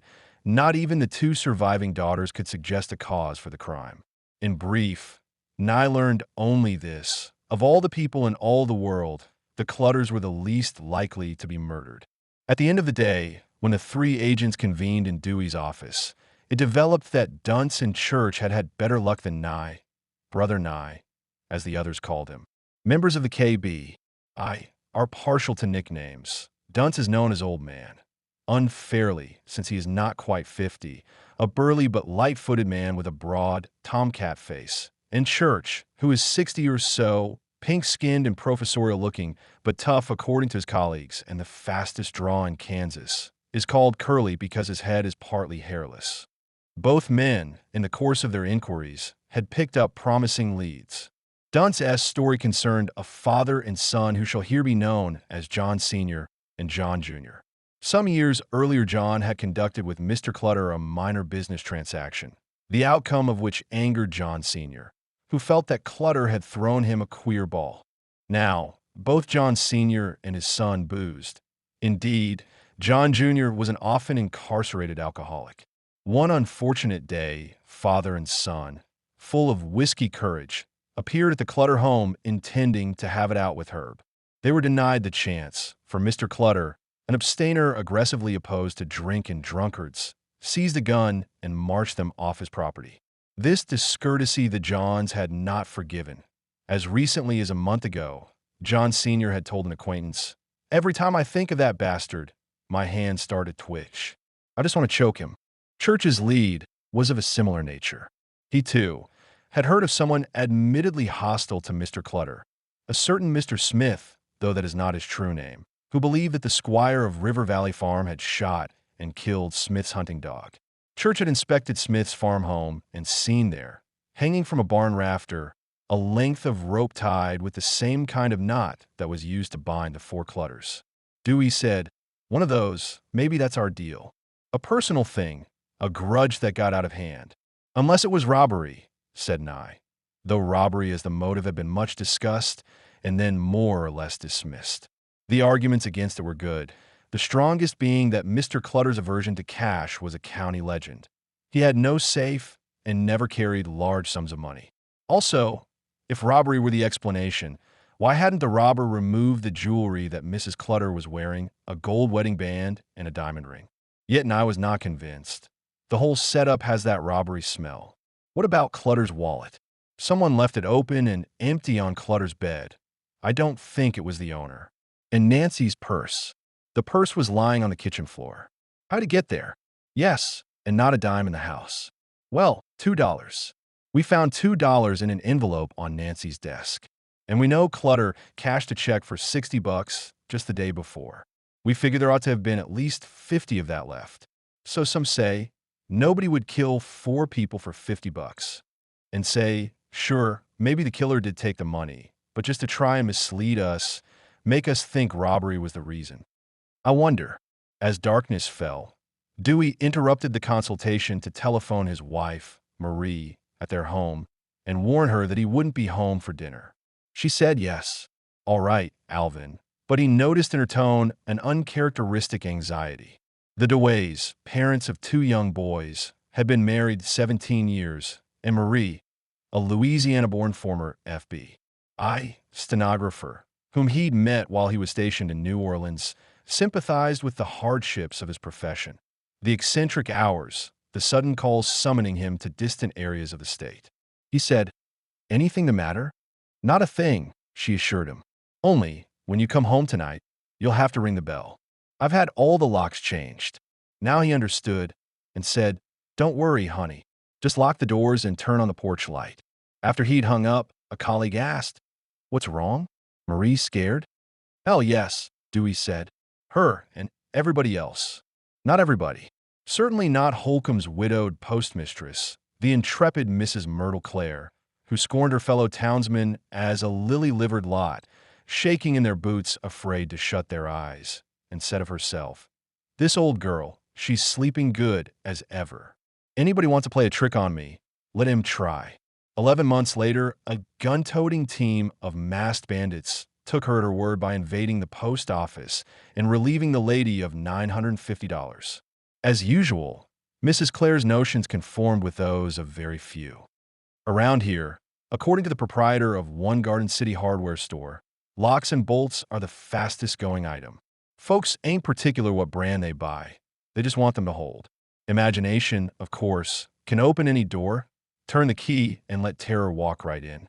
Tuesday at dawn, a carload of pheasant hunters from Colorado, strangers, ignorant of the local disaster, were startled by what they saw as they crossed the prairies and passed through Holcomb. Windows ablaze, almost every window in almost every house, and in the brightly lit rooms, fully clothed people, even entire families who had sat the whole night wide awake, watchful, listening. Of what were they frightened? It might happen again. That, with variations, was the customary response. However, one woman, a schoolteacher, observed, "Feeling wouldn't run half so high if this had happened to anyone except the Clutters. Anyone less admired, prosperous, secure." But that family represented everything people hereabouts really value and respect, and that such a thing could happen to them. Well, it's like being told there is no God. It makes life seem pointless. I don't think people are so much frightened as they are deeply depressed. Another reason, the simplest, the ugliest, was that this hitherto peaceful congregation of neighbors and old friends had suddenly to endure the unique experience of distrusting each other. Understandably, they believed that the murderer was among themselves and, to the last man, endorsed an opinion advanced by Arthur Clutter, a brother of the deceased, who, while talking to journalists in the lobby of a Garden City hotel on November 17th, had said, "When this is cleared up, I'll wager whoever did, it was someone within 10 miles of where we now stand." Approximately 400 miles east of where Arthur Clutter then stood, 2 young men were sharing a booth in the Eagle Buffet, a Kansas City diner. One narrow-faced, and with a blue cat tattooed on his right hand, had polished off several chicken salad sandwiches and was now eyeing his companion's meal, an untouched hamburger and a glass of root beer in which 3 aspirin were dissolving. "Perry, baby," Dick said, "you don't want that burger." "I'll take it." Perry shoved the plate across the table. "Christ, can't you let me concentrate? You don't have to read it 50 times. The reference was to a front-page article in the November 17th edition of the Kansas City Star. Headline clues are few in slaying of 4. The article, which was a follow-up of the previous day's initial announcement of the murders, ended with a summarizing paragraph. The investigators are left faced with a search for a killer or killers whose cunning is apparent if his or their motive is not. For this killer or killers, carefully cut the telephone cords of the home's two telephones, bound and gagged their victims expertly, with no evidence of a struggle with any of them, left nothing in the house amiss, left no indication they had searched for anything with the possible exception of Clutter's billfold. Shot 4 persons in different parts of the house, calmly picking up the expended shotgun shells. Arrived and left the home, presumably with the murder weapon, without being seen. Acted without a motive, if you care to discount an abortive robbery attempt, which the investigators are wont to do. For this killer or killers, said Perry, reading aloud. That's incorrect. The grammar is. It ought to be for this killer or these killers. Sipping his aspirin-spiked root beer, he went on. Anyway, I don't believe it. Neither do you. Own up, Dick. Be honest. You don't believe this no-clue stuff? Yesterday, after studying the papers, Perry had put the same question, and Dick, who thought he'd disposed of it, look, if those cowboys could make the slightest connection, we'd have heard the sound of hoofs 100 miles off, was bored at hearing it again. Too bored to protest when Perry once more pursued the matter. I've always played my hunches. That's why I'm alive today. You know Willie J? He said I was a natural-born medium, and he knew about things like that. He was interested. He said I had a high degree of extrasensory perception. Sort of like having built-in radar, you see things before you see them. The outlines of coming events. Take like my brother and his wife. Jimmy and his wife. They were crazy about each other, but he was jealous as hell, and he made her so miserable being jealous and always thinking she was passing out behind his back that she shot herself. And the next day, Jimmy put a bullet through his head. When it happened, this was 1949, and I was in Alaska with Dad up around Circle City. I told Dad Jimmy's dead. A week later, we got the news. Lord Truth. Another time, over in Japan, I was helping load a ship, and I sat down to rest a minute. Suddenly, a voice inside me said, "Jump." I jumped, I guess, maybe 10 feet, and just then, right where I'd been sitting, a ton of stuff came crashing down. I could give you 100 examples. I don't care if you believe me or not. For instance, right before I had my motorcycle accident, I saw the whole thing happen. Saw it in my mind the rain, the skid tracks, me lying there bleeding, and my legs broken. That's what I've got now. A premonition. Something tells me this is a trap. He tapped the newspaper. A lot of prevarications. Dick ordered another hamburger. During the past few days, he'd known a hunger that nothing. 3 successive steaks, a dozen Hershey bars, a pound of gumdrops seemed to interrupt. Perry, on the other hand, was without appetite. He subsisted on root beer, aspirin, and cigarettes. No wonder you got leaps, Dick told him. Ah, come on, baby. Get the bubbles out of your blood. We scored. It was perfect. I'm surprised to hear that. All things considered, Perry said. The quietness of his tone italicized the malice of his reply. But Dick took it, even smiled, and his smile was a skillful proposition. Here, it said, wearing a kid grin, was a very personable character, clean-cut, affable, a fellow any man might trust to shave him. Okay, Dick said. Maybe I had some wrong information. Hallelujah. But on the whole, it was perfect. We hit the ball right out of park. It's lost, and it's going to stay lost. There isn't a single connection. I can think of one. Perry had gone too far. He went further. Floyd. Is that the name? A bit below the belt, but then Dick deserved it. His confidence was like a kite that needed reeling in. Nevertheless, Perry observed with some misgiving the symptoms of fury rearranging Dick's expression. Jaw, lips, the whole face slackened. Saliva bubbles appeared at the corners of his mouth. Well, if it came to it, Perry could defend himself. He was short, several inches shorter than Dick, and his runny, damaged legs were unreliable, but he outweighed his friend, was thicker, had arms that could squeeze the breath out of a bear. To prove it, however, have a fight, a real falling out, was far from desirable. Like Dick or not. And he didn't dislike Dick, though once he'd liked him better, respected him more, it was obvious they could not now safely separate. On that point, they were in accord, for Dick had said, if we get caught, let's get caught together. Then we can back each other up. When they start pulling the confession crap, saying you said and I said. Moreover, If he broke with Dick, it meant the end of plans still attractive to Perry, and still, despite recent reverses, deemed possible by both. A skin diving, treasure hunting life lived together among islands or along coast south of the border. Dick said, "Mr. Wells, you picked up a fork. It'd be worth it. Like if I was nabbed on a check charge, it'd be worth it. Just to get back in there." The fork came down and stabbed the table. "Right through the heart, honey." "I'm not saying he would," said Perry, willing to make a concession now that Dick's anger had soared past him and struck elsewhere. "He'd be too scared." "Sure," said Dick. "Sure. He'd be too scared." A marvel, really, the ease with which Dick negotiated changes of mood. In a trice, all trace of meanness, of sullen bravura, had evaporated. He said, "About that premonition stuff, tell me this. If you were so damn sure you were going to crack up, why didn't you call it quits? It wouldn't have happened if you'd stayed off your bike, right?" That was a riddle that Perry had pondered. He felt he'd solved it, but the solution, while simple, was also somewhat hazy. No, because once a thing is set to happen, all you can do is hope it won't. Or will, depending. As long as you live, there's always something waiting, and even if it's bad, and you know it's bad, what can you do? You can't stop living. Like my dream. Since I was a kid, I've had this same dream, where I'm in Africa, a jungle. I'm moving through the trees toward a tree standing all alone. Jesus, it smells bad, that tree. It kind of makes me sick the way it stinks. Only it's beautiful to look at. It has blue leaves and diamonds hanging everywhere. Diamonds like oranges. That's why I'm there, to pick myself a bushel of diamonds. But I know the minute I reach up, a snake is going to fall on me. A snake that guards the tree. This fat son of a bitch living in the branches. I know this beforehand, see? And Jesus, I don't know how to fight a snake. But I figure, well, I'll take my chances. What it comes down to is I want the diamonds more than I'm afraid of the snake. So I go to pick one, I have the diamond in my hand, I'm pulling at it when the snake lands on top of me.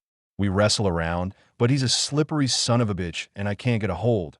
He's crushing me. You can hear my legs cracking. Now comes the part it makes me sweat even to think about. See, he starts to swallow me. Feet first, like going down in quicksand. Perry hesitated. He could not help noticing that Dick, busy gouging under his fingernails with a forked prong, was uninterested in his dream. Dick said, "So, the snake swallows you? Or what?" "Never mind. It's not important." But it was. The finale was of great importance, a source of private joy. He'd once told it to his friend Willie J. He had described to him the towering bird, the yellow sort of parrot. Of course, Willie J. was different, delicate-minded, a saint. He'd understood. But Dick might laugh. And that Perry could not abide. Anyone's ridiculing the parrot, which had first flown into his dreams when he was 7 years old, a hating half-breed child living in a California orphanage run by nuns, shrouded disciplinarians who whipped him for wetting his bed. It was after one of these beatings, one he could never forget. She woke me up. She had a flashlight, and she hit me with it. Hit me and hit me. And when the flashlight broke, she went on hitting me in the dark. That the parrot appeared, arrived while he slept, a bird taller than Jesus, yellow like a sunflower, a warrior angel who blinded nuns with its beak, fed upon their eyes, slaughtered them as they pleaded for mercy, then so gently lifted him, enfolded him, winged him away to paradise. As the years went by, the particular torments from which the bird delivered him altered. Others, older children, his father, a faithless girl, a sergeant he'd known in the army, replaced the nuns, but the parrot remained, a hovering avenger. Thus, the snake, that custodian of the diamond-bearing tree, never finished devouring him, but was itself always devoured. And afterward that blessed ascension to a paradise that in one version was merely a feeling, a sense of power, of unassailable superiority sensations that in another version were transposed into a red place. Like out of a movie. Maybe that's where I did see it, remembered it from a movie. Because where else would I have seen a garden like that? With white marble steps, fountains, and away down below, if you go to the edge of the garden, you can see the ocean. Terrific. Like around Carmel, California. The worst thing, though, well, it's a long, long table. You never imagine too much food. Oysters, turkeys, hot dogs, fruit you could make into a million fruit cups. And listen, it's every bit free. I mean, I don't have to be afraid to touch it. I can eat as much as I want, and it won't cost a cent. That's how I know where I am. Dick said, I'm a normal. I only dream about blonde chicken. Speaking of which, you hear about the nanny goat's nightmare? That was Dick, always ready with a dirty joke on any subject. But he told the joke well, and Perry, though he was in some measure a prude, could not help laughing, as always. Speaking of her friendship with Nancy Clutter, Susan Kidwell said, we were like sisters. At least, that's how I felt about her, as though she were my sister. I couldn't go to school, not those first few days. I stayed out of school until after the funeral. So did Bobby Rupp. For a while, Bobby and I were always together. He's a nice boy. He has a good heart, but nothing very terrible had ever happened to him before, like losing anyone he'd loved. And then, on top of it, having to take a lie detector test. I don't mean he was bitter about that. He realized the police were doing what they had to do. Some hard things, 2 or 3, had already happened to me, but not to him. So it was a shock when he found out maybe life isn't one long basketball game. Mostly, we just drove around his old Ford, up and down the highway, out to the airport and back. Or we'd go to the Creamy, that's a drive-in, and sit in the car, order a Coke, listen to the radio. The radio was always playing. We didn't have anything to say ourselves. Except once in a while Bobby said how much he'd loved Nancy and how he could never care about another girl. Well, I was sure Nancy wouldn't have wanted that. I told him so. I remember, I think it was Monday, we drove down to the river. We parked on the bridge. You can see the home from there, the Clutter house, and part of the land, Mr. Cutter's fruit orchard, and the wheat fields going away. Way off in one of the fields, a bonfire was burning. There were burning stuff from the house. Everywhere you looked, there was something to remind you. Men with nets and poles were fishing along the banks of the river, but not fishing for fish. Bobby said they were looking for the weapons. The knife, the gun. Nancy loved the river. Summer nights we used to ride double on Nancy's horse, Babe. That old fat gray? Ride straight to the river and right into the water. Then Babe would wait along in the shallow part while we played our flutes and sang. Got cool. I keep wondering, gosh, what will become of her? Babe, a lady from Garden City took Kenyon's dog. Took Teddy. He ran away, found his way back to Holcomb. But she came and got him again.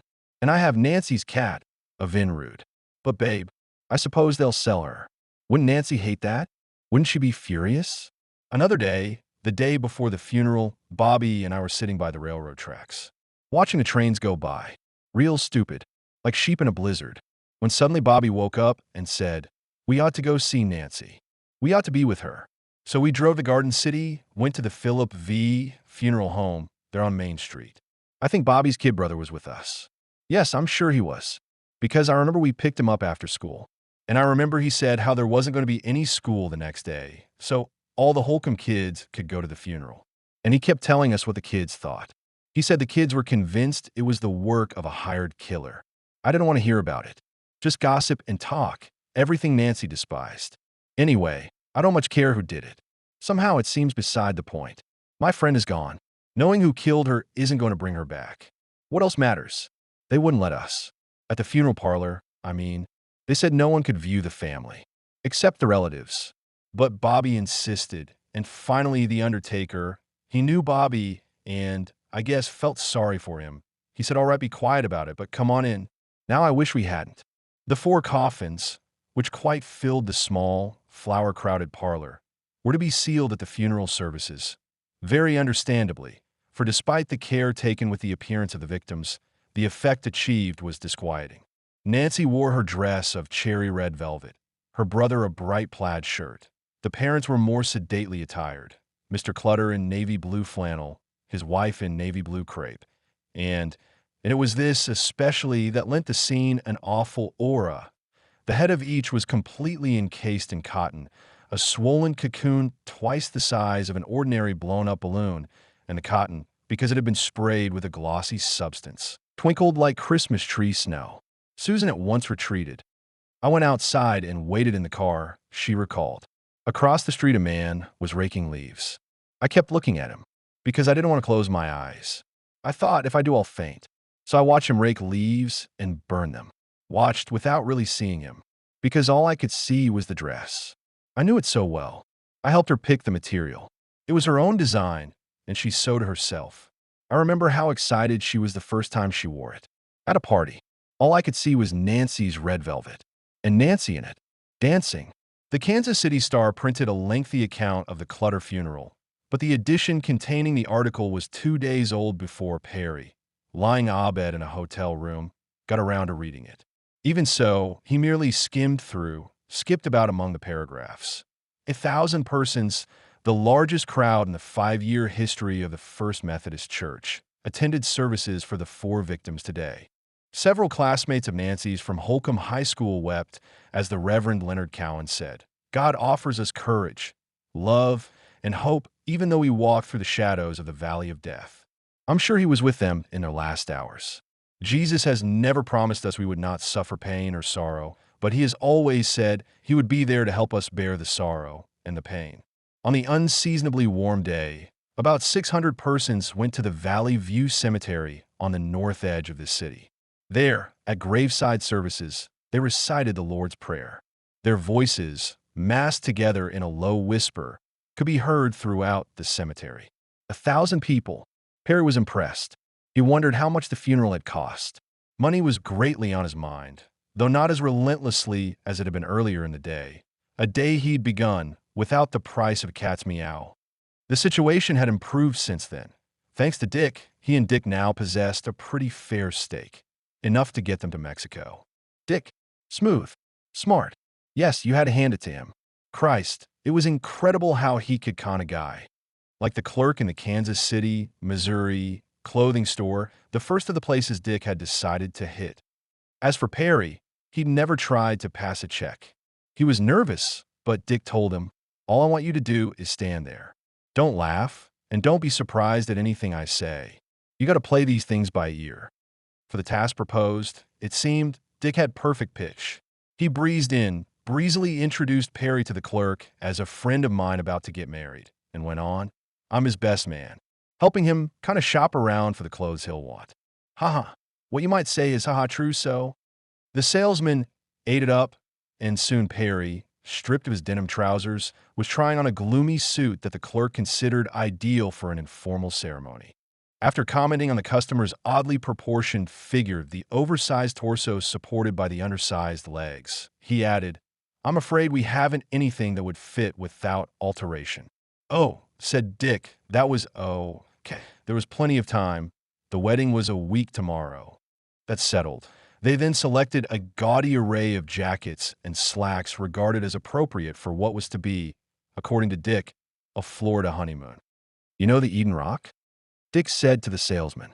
"In Miami Beach, they got reservations. A present from her folks, 2 weeks at $40 a day. How about that?" An ugly runt like him. He's making it with a honey. She's not only built, but loaded. While guys like you and me, good-looking guys. The clerk presented the bill. Dick reached in his hip pocket, frowned, snapped his fingers, and said, "Hot damn, I forgot my wallet," which to his partner seemed a ploy so feeble that it couldn't possibly fool a day-old nigger. The clerk, apparently, was not of that opinion, for he produced a blank check, and when Dick made it out for $80 more than the bill totaled, instantly paid over the difference in cash. Outside, Dick said, "So you're going to get married next week? Well, you'll need a ring." Moments later, riding in Dick's aged Chevrolet, they arrived at a store named Best Jewelry. From there, after purchasing by check a diamond engagement ring and diamond wedding band, they drove to a pawn shop to dispose of these items. Perry was sorry to see them go. He'd begun to half-credit the make-believe bride, though in his conception of her, as opposed to Dick's, she was not rich, not beautiful. Rather, she was nicely groomed, gently spoken, was conceivably a college graduate, in any event a very intellectual type, a sort of girl he'd always wanted to meet but in fact never had.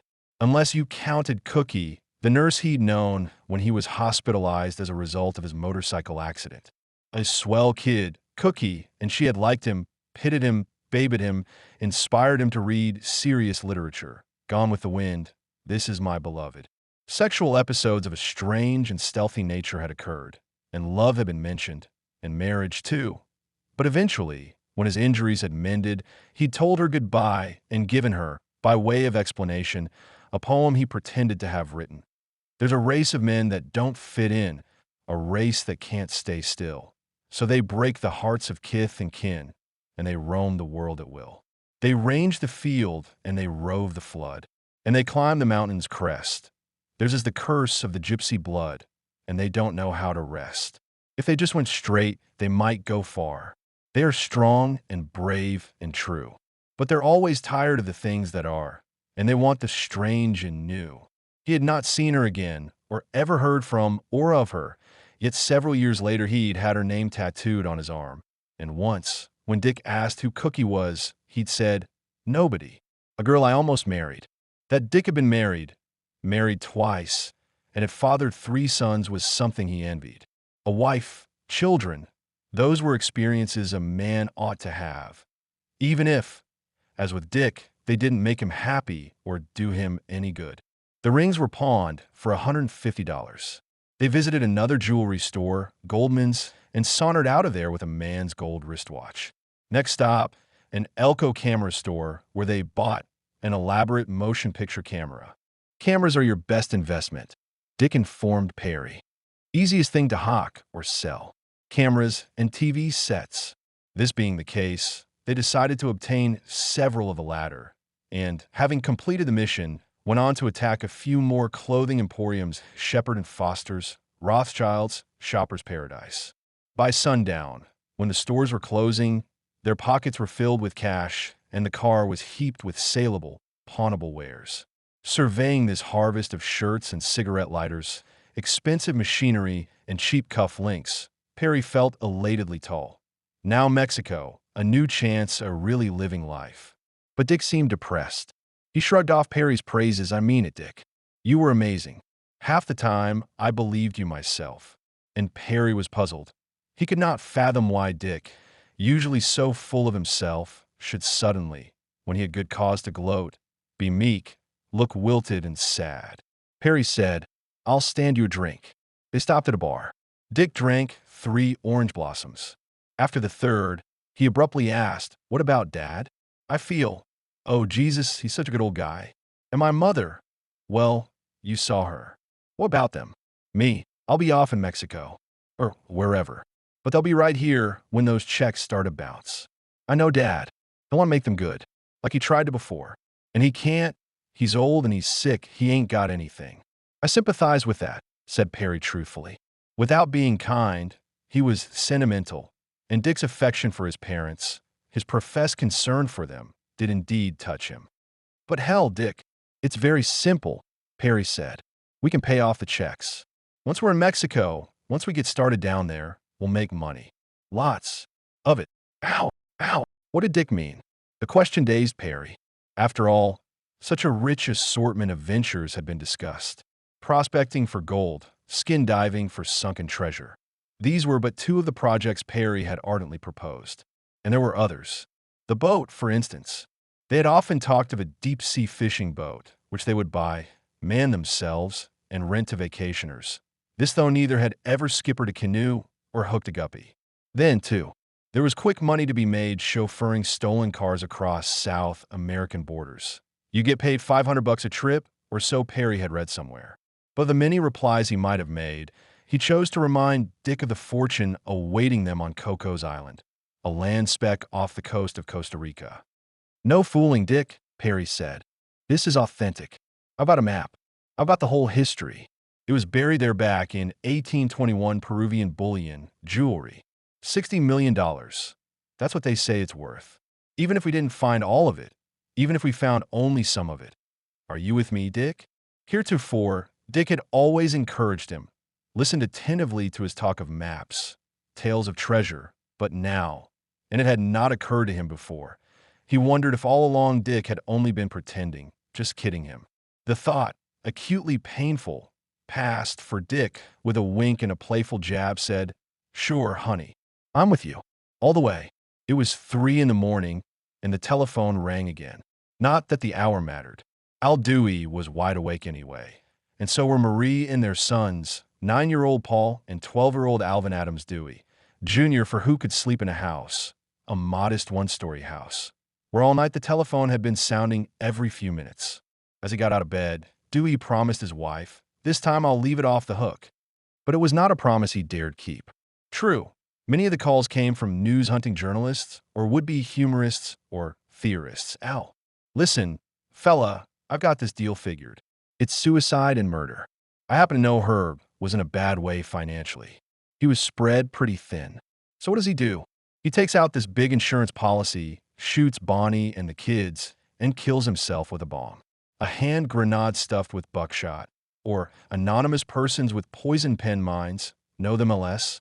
Foreigners? Don't work? Give parties? Serve cocktails? Where's the money come from? Wouldn't surprise me a darn if they ain't at the roots of this clutter trouble, or nervous ladies alarmed by the gossip going around, rumors that knew neither ceiling nor cellar. Alvin, now, I've known you since you were a boy. I want you to tell me straight out whether it's so. I loved and respected Mr. Clutter, and I refuse to believe that man, that Christian, I refuse to believe he was chasing after women. But most of those who telephoned were responsible citizens wanting to be helpful. I wonder if you've interviewed Nancy's friend, Sue Kidwell. I was talking to the child, and she said something that struck me. She said the last time she ever spoke to Nancy, Nancy told her Mr. Clutter was in a real bad mood. Had been the past 3 weeks. That she thought he was very worried about something. So worried he'd taken to smoking cigarettes. Either that or the callers were people officially concerned, law officers and sheriffs from other parts of the state. This may be something, may not, but a bartender here says he overheard 2 fellows discussing the case in terms made it sound like they had a lot to do with it. And while none of these conversations had as yet done more than make extra work for the investigators, it was always possible that the next one might be, as Dewey put it, the break that brings down the curtain. On answering the present call, Dewey immediately heard, "I want to confess." He said, "To whom am I speaking, please?" The caller, a man, repeated his original assertion and added, "I did it. I killed them all." "Yes," said Dewey. "Now, if I could have your name and address." "Oh, no, you don't," said the man, his voice thick with inebriated indignation. "I'm not going to tell you anything. Not till I get the reward. You send a reward, then I'll tell you who I am. That's final." Dewey went back to bed. "No, honey," he said. "Nothing important. Just another drunk." What did he want? Wanted to confess. Provided we sent the reward first. A Kansas paper, the Hutchinson News, had offered $1,000 for information leading to the solution of the crime. "Alvin, are you lighting another cigarette? Honestly, Alvin, can't you at least try to sleep?" He was too tense to sleep, even if the telephone could be silenced, too fretful and frustrated. None of his leads had led anywhere, except, perhaps, down a blind alley toward the blonkiest of walls. Bobby Rupp? The polygraph machine had eliminated Bobby, and Mr. Smith, the farmer who tied rope knots identical with those used by the murderer. He, too, was a discarded suspect, having established that on the night of the crime he'd been off in Oklahoma, which left the Johns, father and son, but they had also submitted provable alibis. So, to quote Harold Nye, it all adds up to a nice round number. 0. Even a hunt for the grave of Nancy's cat had come to nothing. Nevertheless, there had been 1 or 2 meaningful developments. First, while sorting Nancy's clothes, Mrs. Elaine Seltzer, her aunt, had found tucked in the toe of a shoe a gold wristwatch. Second, accompanied by AKB agent, Mrs. Helm had explored every room at River Valley Farm, toward the house in the expectation that she might notice something awry or absent, and she had. It happened in Kenyon's room. Mrs. Helm looked and looked, paced round and round the room with pursed lips, touching this and that. Kenyon's old baseball mitt, Kenyon's mud-spattered work boots, his pathetic abandoned spectacles. All the while she kept whispering, "Something here is wrong. I feel it, I know it, but I don't know what it is." And then she did know. "It's the radio. Where is Kenyon's little radio?" Taken together, these discoveries forced Dewey to consider again the possibility of plain robbery as a motive. Surely that watch had not tumbled into Nancy's shoe by accident.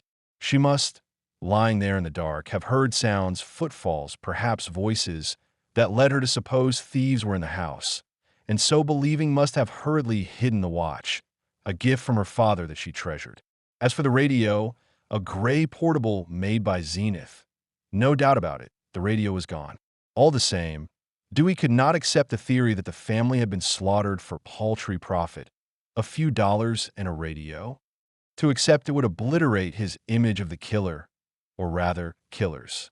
He and his associates had definitely decided to pluralize the term.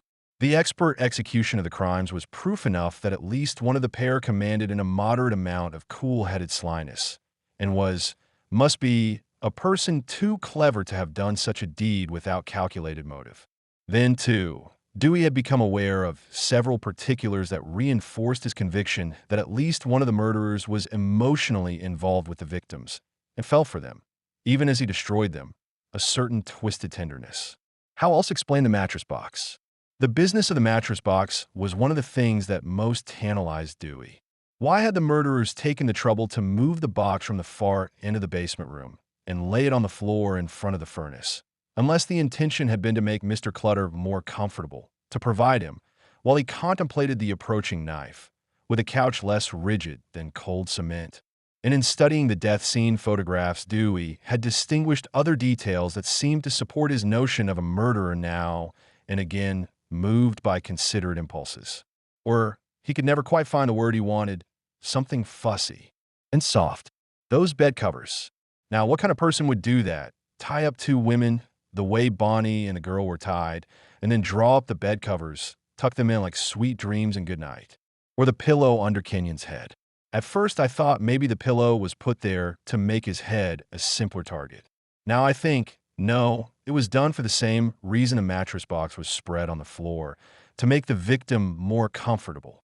But speculations such as these, though they absorbed Dewey, did not gratify him or give him a sense of getting somewhere. A case was seldom solved by fancy theories. He put his faith in facts, sweated for and sworn to.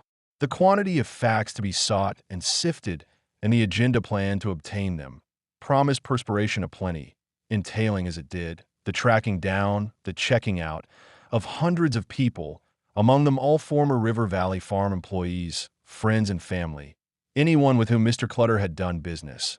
Much or little, a tortoise crawl into the past.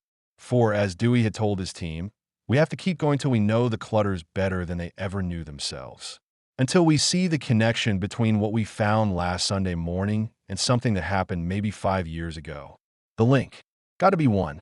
Got to. Dewey's wife dozed, but she awakened when she felt him leave their bed, heard him once more answering the telephone, and heard, from the nearby room where her son slept, sobs, a small boy crying. Paul? Ordinarily, Paul was neither troubled nor troublesome, not a winner, ever. He was too busy digging tunnels in the backyard or practicing to be the fastest runner in Finney County. But at breakfast that morning he'd burst into tears. His mother had not needed to ask him why. She knew that although he understood only hazily the reasons for the uproar around him, he felt endangered by it, by the harassing telephone, and the strangers at the door, and his father's worry-wearied eyes. She went to comfort Paul. His brother, 3 years older, helped. Paul, he said, you take it easy now, and tomorrow I'll teach you to play poker. Dewey was in the kitchen. Marie, searching for him, found him there, waiting for a pot of coffee to percolate, and with the murder scene photographs spread before him on the kitchen table, bleak stains spoiling the table's pretty fruit-patterned oilcloth. Once he had offered to let her look at the pictures. She had declined. She had said, I want to remember Bonnie the way Bonnie was, and all of them. He said, maybe the boys ought to stay with Mother. His mother, a widow, lived not far off, in a house she thought too spacious and silent. The grandchildren were always welcome. For just a few days. Until. Alvin, do you think we'll ever get back to normal living? Mrs. Dewey asked. Their normal life was like this. Both worked, Mrs. Dewey as an office secretary, and they divided between them the household chores, taking turns at the stove and the sink. When Alvin was sheriff, I know some of the boys teased him. Used to say, look over yonder. Here comes Sheriff Dewey. Tough guy. Totes a 6-shooter. But once he gets home, off comes the gun and on goes the apron. At that time, they were saving to build a home on a farm that Dewey had bought in 1951, 240 acres several miles north of Garden City. If the weather was fine, and especially when the days were hot and the wheat was high and ripe, he liked to drive out there and practice his draw, shoot crows, tin cans, or in his imagination roam through the house he hoped to have, and through the garden he meant to plant, and under trees yet to be seeded. He was very certain that someday his own oasis of oaks and elms would stand upon those shadeless plains. Someday, God willing. A belief in God and the rituals surrounding that belief. Church every Sunday, grace before meals, prayers before bed, were an important part of the Dewey's existence. I don't see how anyone can sit down to table without wanting to bless it, Mrs. Dewey once said. Sometimes, when I come home from work, well, I'm tired, but there's always coffee on the stove and sometimes a steak in the icebox. The boys make a fire to cook the steak, and we talk and tell each other our day, and by the time supper's ready, I know we have good cause to be happy and grateful. So I say, thank you, Lord. Not just because I should, because I want to. Now Mrs. Dewey said, Alvin, answer me. Do you think we'll ever have a normal life again? He started to reply, but the telephone stopped him. The old Chevrolet left Kansas City November 21st, Saturday night. Luggage was lashed to the fenders and roped to the roof. The trunk was so stuffed it could not be shut. Inside, on the back seat, two television sets stood, one atop the other. It was a tight fit for the passengers. Dick, who was driving, and Perry, who sat clutching the old Gibson guitar, his most beloved possession. As for Perry's other belongings, a cardboard suitcase, a gray Zenith portable radio, a gallon jug of root beer syrup, he feared that his favorite beverage might not be available in Mexico, and two big boxes containing books, manuscripts, cherished memorabilia. And hadn't Dick raised hell? Cursed, kicked the boxes, called them 500 pounds of pig slop. These, too, were part of the car's untidy interior. Around midnight, they crossed the border into Oklahoma. Perry, glad to be out of Kansas, at last relaxed. Now, it was true. They were on their way, and never coming back, without regret, as far as he was concerned, for he was leaving nothing behind, and no one who might deeply wonder into what thin air he'd spiraled. The same could not be said of Dick. There were those Dick claimed to love. 3 sons, a mother, a father, a brother. Persons he hadn't dared confide his plans to, or bid goodbye, though he never expected to see them again. Not in this life. Clutter. English vows given in Saturday ceremony. That headline, appearing on the social page of the Garden City Telegram for November 23rd, surprised many of its readers. It seemed that Beverly, the second of Mr. Clutter's surviving daughters, had married Mr. Vere Edward English, the young biology student to whom she had long been engaged. Miss Clutter had worn white, and the wedding a full-scale affair. Mrs. Leonard Cowan was soloist, and Mrs. Howard Blanchard organist, had been solemnized at the First Methodist Church, the church in which, 3 days earlier, the bride had formally mourned her parents, her brother, and her younger sister. However, according to the Telegram's account, Vere and Beverly had planned to be married at Christmas time. The invitations were printed, and her father had reserved the church for that date. Due to the unexpected tragedy, and because of the many relatives being here from distant places, the young couple decided to have their wedding Saturday. The wedding over, the Clutter kinfolk dispersed. On Monday, the day the last of them left Garden City, the Telegram featured on its front page a letter written by Mr. Howard Fox of Oregon, Illinois, a brother of Bonnie Clutter. The letter, after expressing gratitude to the townspeople for having opened their homes and hearts to the bereaved family, turned into a plea. There is much resentment in this community, that is, Garden City, wrote Mr. Fox. I have even heard on more than one occasion that the man, when found, should be hanged from the nearest tree. Let us not feel this way. The deed is done, and taking another life cannot change it. Instead, let us forgive as God would have us do. It is not right that we should hold a grudge in our hearts. The doer of this act is going to find it very difficult indeed to live with himself. His only peace of mind will be when he goes to God for forgiveness. Let us not stand in the way, but instead give prayers that he may find his peace. The car was parked on a promontory where Perry and Dick had stopped to picnic. It was noon. Dick scanned the view through a pair of binoculars. Mountains. hawks wheeling in a white sky. A dusty road winding into and out of a white and dusty village. Today was his second day in Mexico, and so far he liked it fine. Even the food. At this very moment, he was eating a cold, oily tortilla.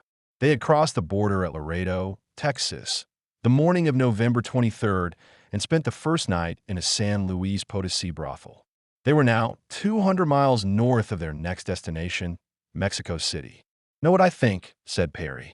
"I think there must be something wrong with us. To do what we did." "Did what?" "Out there." Dick dropped the binoculars into a leather case, a luxurious receptacle initialed HWC. He was annoyed. Annoyed as hell. Why the hell couldn't Perry shut up? Christ Jesus, what damn good did it do? Always dragging the goddamn thing up. It really was annoying. Especially since they'd agreed, sort of, not to talk about the goddamn thing. Just forget it. "There's got to be something wrong with somebody who'd do a thing like that," Perry said. "Deal me out, baby," Dick said. "I'm a normal." And Dick meant what he said. He thought himself as balanced, as sane as anyone, maybe a bit smarter than the average fellow. That's all. But Perry, there was, in Dick's opinion, something wrong with little Perry, to say the least. Last spring, when they had celled together at Kansas State Penitentiary, he'd learned most of Perry's lesser peculiarities. Perry could be such a kid, always wetting his bed and crying in his sleep. "Dad, I've been looking everywhere. Where you been, Dad?" And often Dick had seen him sit for hours just sucking his thumb and poring over them phony damn treasure guides. Which was one side. There were others. In some ways, old Perry was spooky as hell. Take, for instance, that temper of his. He could slide into a fury quicker than 10 drunk Indians. And yet you wouldn't know it. He might be ready to kill you, but you'd never know it. Not to look at or listen to. Dick once said, for however extreme the inward rage, outwardly Perry remained a cool young tough, with eyes serene and slightly sleepy. The time had been when Dick had thought he could regulate the temperature of the sudden cold fevers that burned and chilled his friend. He had been mistaken, and in the aftermath of that discovery, had grown very unsure of Perry, not at all certain what to think, except that he felt he ought to be afraid of him, and wondered really why he wasn't. Deep down, Perry continued, way rock bottom, I never thought I could do it. A thing like that. How about the nigger? Dick said. Silence. Dick realized that Perry was staring at him. A week ago, in Kansas City, Perry had bought a pair of dark glasses, fancy ones with silver lacquered rims and mirrored lenses. Dick disliked them. He told Perry he was ashamed to be seen with anyone who'd wear that kind of flit stuff. Actually, what irked him was the mirrored lenses. It was unpleasant having Perry's eyes hidden behind the privacy of those tinted, reflecting surfaces. But a nigger, said Perry. That's different. The comment, the reluctance with which it was pronounced, made Dick ask, or did you kill him like you said? It was a significant question, for his original interest in Perry, his assessment of Perry's character and potentialities, was founded on the story Perry had once told him of how he had beaten a colored man to death. Sure I did. Only a nigger. It's not the same. Then Perry said, know what it is that really bugs me about the other thing? It's just I don't believe it, that anyone can get away with a thing like that. Because I don't see how it's possible to do what we did and just 100% get away with it. I mean, that's what bugs me. I can't get out of my head that something's got to happen. Though as a child he had attended church, Dick had never come near a belief in God, nor was he troubled by superstitions. Unlike Perry, he was not convinced that a broken mirror meant 7 years' misfortune, or that a young moon, if glimpsed through glass, portended evil. But Perry, with his sharp and scratchy intuitions, had hit upon Dick's one abiding doubt. Dick, too, suffered moments when that question circled inside his head. Was it possible? Were the two of them, honest to God, going to get away with doing a thing like that? Suddenly, he said to Perry, now, just shut up. Then he gunned the motor and backed the car off the promontory. Ahead of him, on the dusty road, he saw a dog trotting along in the warm sunshine. Mountains, hawks, wheeling in a white sky. When Perry asked Dick, know what I think, he knew he was beginning a conversation that would displease Dick, and one that, for that matter, he himself would just as soon avoid. He agreed with Dick. Why go on talking about it? But he could not always stop himself. Spells of helplessness occurred, moments when he remembered things, blue light exploding in a black room, the glass eyes of a big toy bear, and when voices, a particular few words, started nagging his mind. Oh no. Oh please. No. No. No. No. Don't. Oh please don't, please. And certain sounds returned.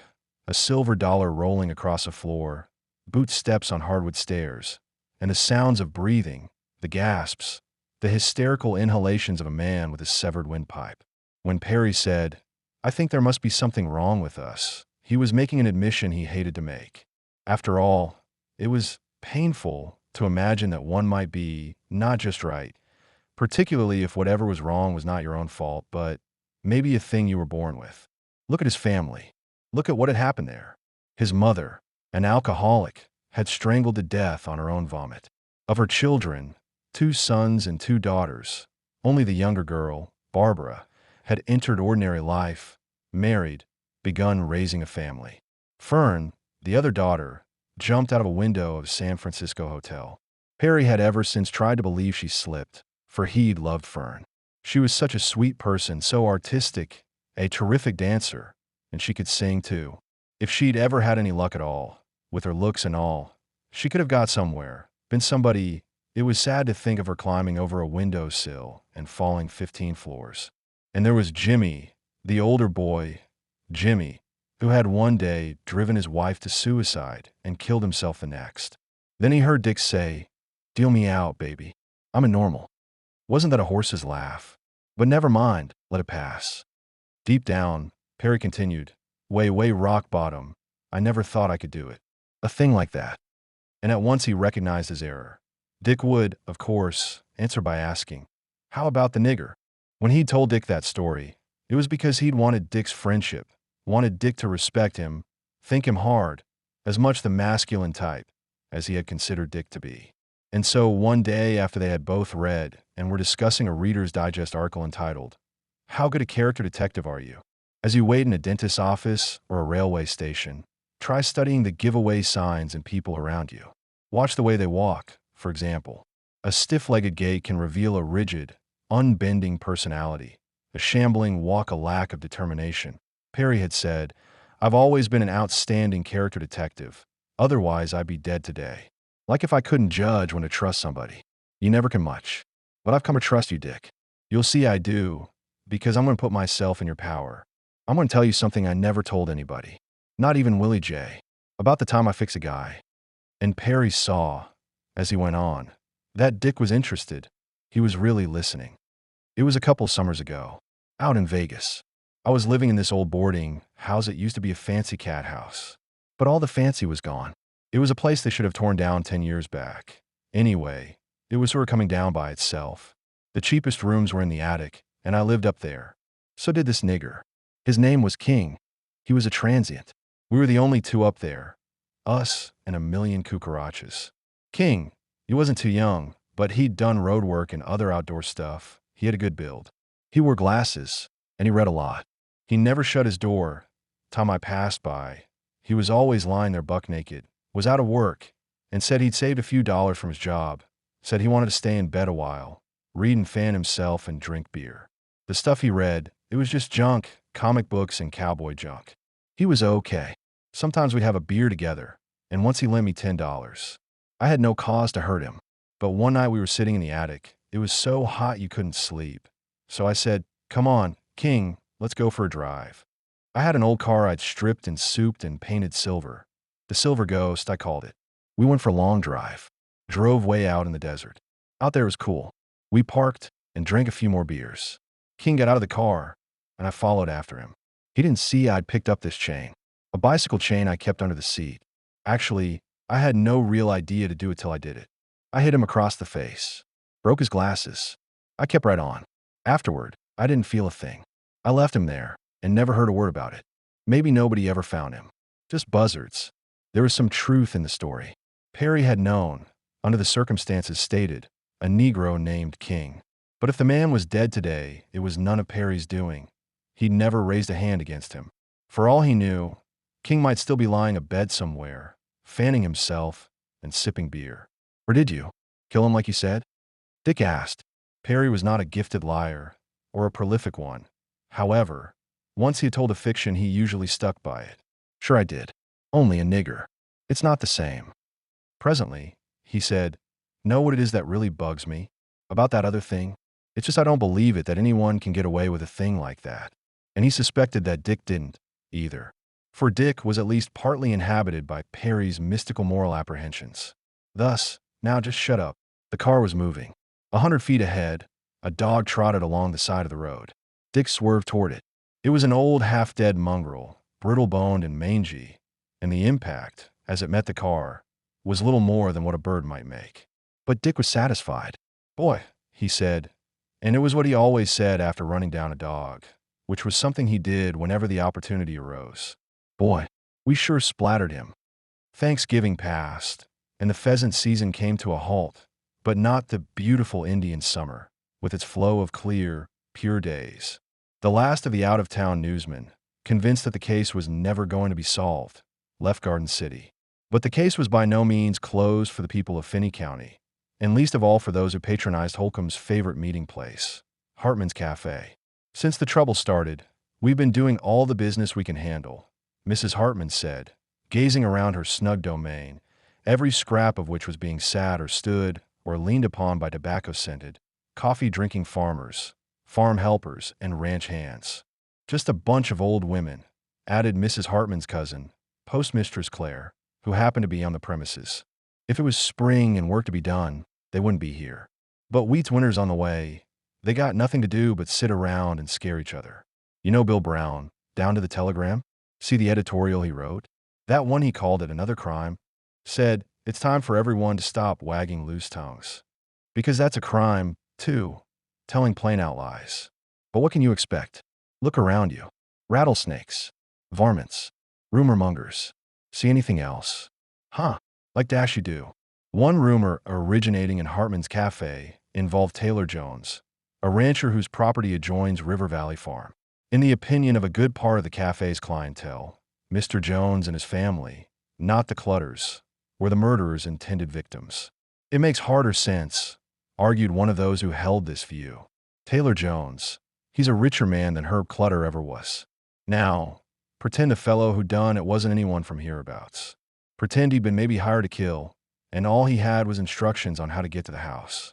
Well, it would be mighty easy to make a mistake, take a wrong turn, and end up at Herb's place instead of Taylor's. The Jones theory was much repeated, especially to the Joneses, a dignified and sensible family who refused to be flustered. A lunch counter, a few tables, an alcove harboring a hot grill, and an icebox and a radio. That's all there is to Hartman's Cafe. But our customers like it, says the proprietress. Got to. Nowhere else for them to go. Lest they drive 7 miles one direction or 15 the other. Anyway, we run a friendly place, and the coffee's good since Mabel came to work. Mabel being Mrs. Helm. After the tragedy, I said, Mabel, now that you're out of a job, why don't you come give me a hand at the cafe? Cook a little. Wait counter. How it turned out, the only bad feature is everybody comes in here. They pester her with questions about the tragedy. But Mabel's not like Cousin Mert. Or me. She's shy. Besides, she doesn't know anything special. No more than anybody else. But by and large, the Hartman congregation continued to suspect that Mabel Helm knew a thing or two that she was holding back. And of course she did. Dewey had had several conversations with her and had requested that everything they said be kept secret. Particularly, she was not to mention the missing radio or the watch found in Nancy's shoe, which is why she said to Mrs. Archibald William Warren Brown, anybody reads the papers knows as much as I do.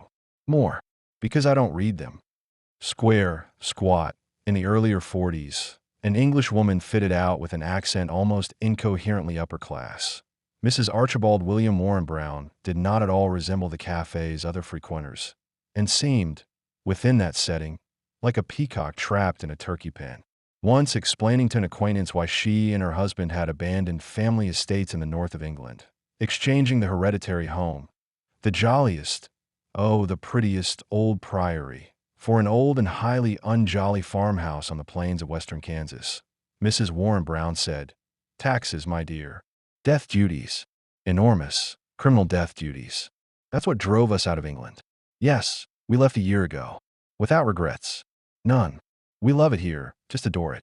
Though, of course, it's very different from our other life. The life we've always known. Paris and Rome. Monty. London. I do occasionally think of London. Oh, I don't really miss it, the frenzy, and never a cab, and always worrying how one looks. Positively not. We love it here. I suppose some people, those aware of our past, the life we've led, wonder aren't we the tiniest bit lonely out there in the wheat fields? Out west is where we meant to settle. Wyoming or Nevada, Lavrechos. We hope when we got there some oil might stick to us.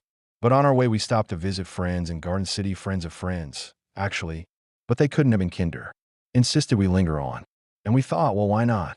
Why not hire a bit of land and start ranching or farming? Which is a decision we still haven't come to, whether to ranch or farm. Dr. Austin asked if we didn't find it perhaps too quiet. Actually, no. Actually, I've never known such bedlam. It's noisier than a bomb raid. Train whistles. Coyotes. Monsters howling the bloody night long. A horde racket. And since the murders, it seems to bother me more. So many things do. Our house. What an old creaker it is. Mark you, I'm not complaining. Really, it's quite a serviceable house. Has all the mod. Cons, but oh, how it coughs and grunts. And after dark, when the wind commences, that hateful prairie wind, one hears the most appalling moans. I mean, if one's a bit nervy, one can't help imagining silly things. Dear God, that poor family. No, we never met them. I saw Mr. Clutter once. In the Federal Building. Early in December, in the course of a single afternoon, two of the cafe's steadiest customers announced plans to pack up and leave not merely Finney County, but the state. The first was a tenant farmer who worked for Lester McCoy, a well-known Western Kansas landowner and businessman. He said, I had myself a talk with Mr. McCoy. Try to let him know what's going on out here in Holcomb and hereabouts. How a body can't sleep. My wife can't sleep, and she won't allow me. So I told Mr. McCoy I like his place fine, but he better hunt up another man. Count if we're moving on. Down to East Colorado. Maybe then I'll get some rest. The second announcement was made by Mrs. Hideo Ashida, who stopped by the cafe with 3 of her 4 red-cheeked children. She lined them up at the counter and told Mrs. Hartman, give Bruce a box of Cracker Jack. Bobby wants a Coke. Bonnie Jean. We know how you feel, Bonnie Jean, but come on, have a treat. Bonnie Jean shook her head, and Mrs. Ashida said, Bonnie Jean sort of blew. She don't want to leave here. The school here. And all her friends. Why say, said Mrs. Hartman, smiling at Bonnie Jean. That's nothing to be sad over. Transferring from Holcomb to Garden City High. Lots more boys. Bonnie Jean said, you don't understand. Daddy's taking us away. To Nebraska. Bess Hartman looked at the mother, as if expecting her to deny the daughter's allegation. It's true, Bess, Mrs. Ashida said. I don't know what to say, said Mrs. Hartman, her voice indignantly astonished and also despairing. The Ashidas were a part of the Holcomb community everyone appreciated, a family likably high-spirited, yet hard-working and neighborly and generous, though they didn't have much to be generous with. Mrs. Ashida said, we've been talking on a long time. Hideo, he thinks we can do better somewhere else. When you plan to go? Soon as we sell up. But anyway, not before Christmas. On account of a deal we've worked out with the dentist. About Hideo's Christmas present. Me and the kids were giving him 3 gold teeth. For Christmas. Mrs. Hartman sighed. I don't know what to say. Except I wish you wouldn't. Just up and leave us. She sighed again. Seems like we're losing everybody. One way and another. Gosh, you think I want to leave? Mrs. Ashida said. Far as people go, this is the nicest place we ever lived. But Hideo, he's the man, and he says we could get a better farm in Nebraska. And I'll tell you something, Bess. Mrs. Ashida attempted a frown, but her plump, round, smooth face could not quite manage it. We used to argue about it. Then one night I said, oh, Kay, you're the boss, let's go. After what happened to Herb and his family, I felt something around here had come to an end. I mean personally, for me. And so I quit arguing. I said okay. She dipped a hand into Bruce's box of Cracker Jack. Gosh, I can't get over it. I can't get it off my mind. I liked Herb. Did you know I was one of the last to see him alive? Uh-huh. Me and the kids. We'd been to the 4-H meeting in Garden City, and he gave us a ride home. The last thing I said to Herb, I told him how I couldn't imagine his ever being afraid. That no matter what the situation was, He could talk his way out of it. Thoughtfully, she nibbled a kernel of Cracker Jack, took a swig of Bobby's Coke, then said, "Funny, but you know, Bess, I'll bet he wasn't afraid. I mean, however happened, I'll bet right up to the last he didn't believe it would. Because it couldn't. Not to him." The sun was blazing. A small boat was riding at anchor in a mild sea. The Estrelita, with 4 persons aboard: Dick, Perry, a young Mexican, and Otto, a rich middle-aged German. "Please," again, said Otto, and Perry, strumming his guitar, sang in a husky, sweet voice a Smoky Mountain song. In this world today, while we're living, some folks say the worst of us they can, but when we're dead and in our caskets, they always slip some lilies in our hand. "Won't you give me flowers while I'm living?" A week in Mexico City, and then he and Dick had driven south, Cuernavaca, Tasco, Acapulco, and it was in Acapulco, in a jukebox honky-tonk, that they had met the hairy-legged and hardy Otto. Dick had picked him up, but the gentleman, a vacationing Hamburg lawyer, already had a friend, a young native Acapulcan who called himself the Cowboy. Asterisk, he proved to be a trustworthy person. Perry once said of the Cowboy, "Mean as Judas, some ways, but oh man, a funny boy, a real fast jockey." Dick liked him too. We got on great. The Cowboy found for the tattooed drifters a room in the house of an uncle, undertook to improve Perry's Spanish, and shared the benefits of his liaison with the holiday maker from Hamburg, in whose company and at whose expense they drank and ate and bought women. The host seemed to think his pesos well spent, if only because he relished Dick's jokes. Each day, Otto hired the Estrelita, a deep-sea fishing craft, and the 4 friends went trolling along the coast. The Cowboy skippered the boat. Otto sketched and fished. Perry baited hooks, daydreamed, sang, and sometimes fished. Dick did nothing, only moaned, complained of the motion, lay about sun-drugged and listless, like a lizard at siesta. But Perry said, "This is finally it, the way it ought to be."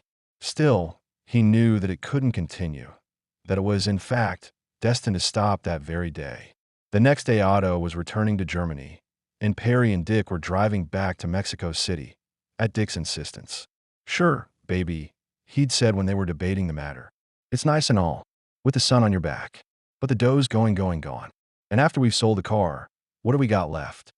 The answer was that they had very little, for they had by now mostly disposed of the stuff acquired the day of the Kansas City check-passing spree: the camera, the cufflinks, the television sets. Also, they had sold, to a Mexico City policeman with whom Dick had got acquainted, a pair of binoculars and a gray Zenith portable radio. "What we'll do is, we'll go back to Mex, sell the car, and maybe I can get a garage job. Anyway, it's a better deal up there. Better opportunities. Christ, I sure could use some more of that, Inez."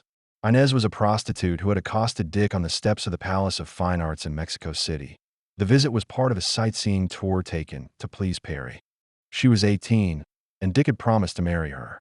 But he had also promised to marry Maria, a woman of 50, who was the widow of a very prominent Mexican banker. They had met in a bar, and the next morning she had paid him the equivalent of $7. "So how about it?" Dick said to Perry. "We'll sell the wagon, find a job, save her dough, and see what happens." As though Perry couldn't predict precisely what would happen. Suppose they got 200 or 300 for the old Chevrolet. Dick, if he knew Dick, and he did, now he did, would spend it right away on vodka and women. While Perry sang, Otto sketched him in a sketchbook. It was a passable likeness, and the artist perceived one not very obvious aspect of the sitter's countenance: its mischief, an amused, babyish malice that suggested some unkind Cupid aiming envenomed arrows. He was naked to the waist. Perry was ashamed to take off his trousers, ashamed to wear swimming trunks, for he was afraid that the sight of his injured legs would disgust people, and so, despite his underwater reveries, all the talk about skin diving, he hadn't once gone into the water. Otto reproduced a number of the tattoos, ornamenting the subjects over muscled chest, arms, and small and calloused but girlish hands. The sketchbook, which Otto gave Perry as a parting gift, contained several drawings of Dick, nude studies. Otto shut his sketchbook, Perry put down his guitar, and the Cowboy raised anchor, started the engine. It was time to go. They were 10 miles out, and the water was darkening. Perry urged Dick to fish. "We may never have another chance," he said. "Chance? To catch a big one." Jesus, I've got the bastard kind, Dick said. I'm sick. Dick often had headaches of migraine intensity, the bastard kind. He thought they were the result of his automobile accident. Please, baby. Let's be very, very quiet. Moments later, Dick had forgotten his pain. He was on his feet, shouting with excitement. Otto and the cowboy were shouting too. Perry had hooked a big one. 10 feet of soaring, plunging sailfish. It leaped, arched like a rainbow, dived, sank deep, tugged the line taut.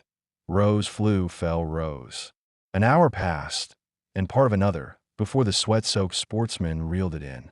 There is an old man with an ancient wooden box camera who hangs around the harbor in Acapulco, and when the Estrelita docked, Otto commissioned him to do 6 portraits of Perry posed beside his catch. Technically, the old man's work turned out badly, brown and streaked. Still, they were remarkable photographs, and what made them so was Perry's expression, his look of unflawed fulfillment, of beatitude, as though at last, and as in one of his dreams, a tall yellow bird had hauled him to heaven. One December afternoon, Paul Helm was pruning the patch of floral odds and ends that had entitled Bonnie Clutter to membership in the Garden City Garden Club. It was a melancholy task, for he was reminded of another afternoon when he'd done the same chore. Kenyon had helped him that day, and it was the last time he'd seen Kenyon alive, or Nancy, or any of them. The weeks between had been hard on Mr. Helm.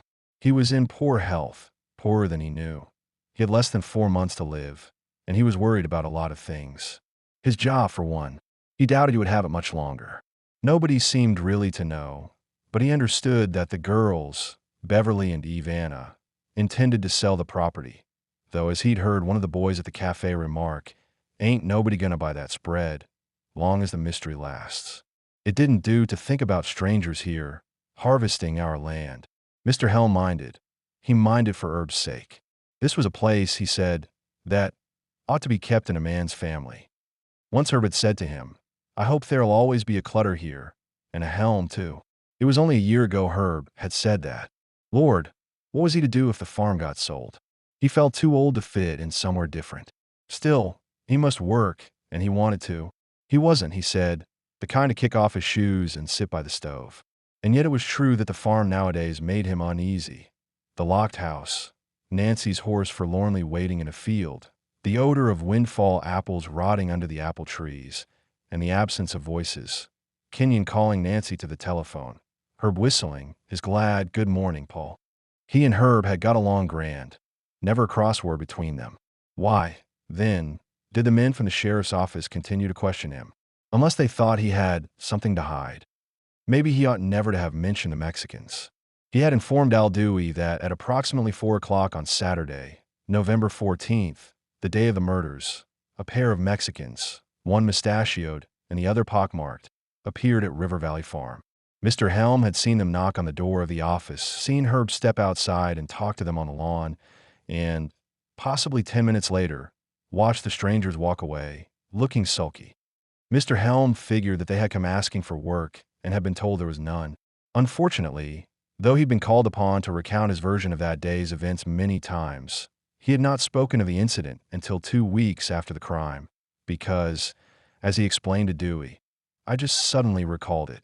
But Dewey, and some of the other investigators, seemed not to credit his story, and behaved as though it were a tale he'd invented to mislead them. They preferred to believe Bob Johnson, the insurance salesman, who had spent all of Saturday afternoon conferring with Mr. Clutter in the latter's office, and who was absolutely positive that from 2 to 10 past 6 he had been Herb's sole visitor. Mr. Helm was equally definite. Mexicans, a mustache, pockmarks for a clock.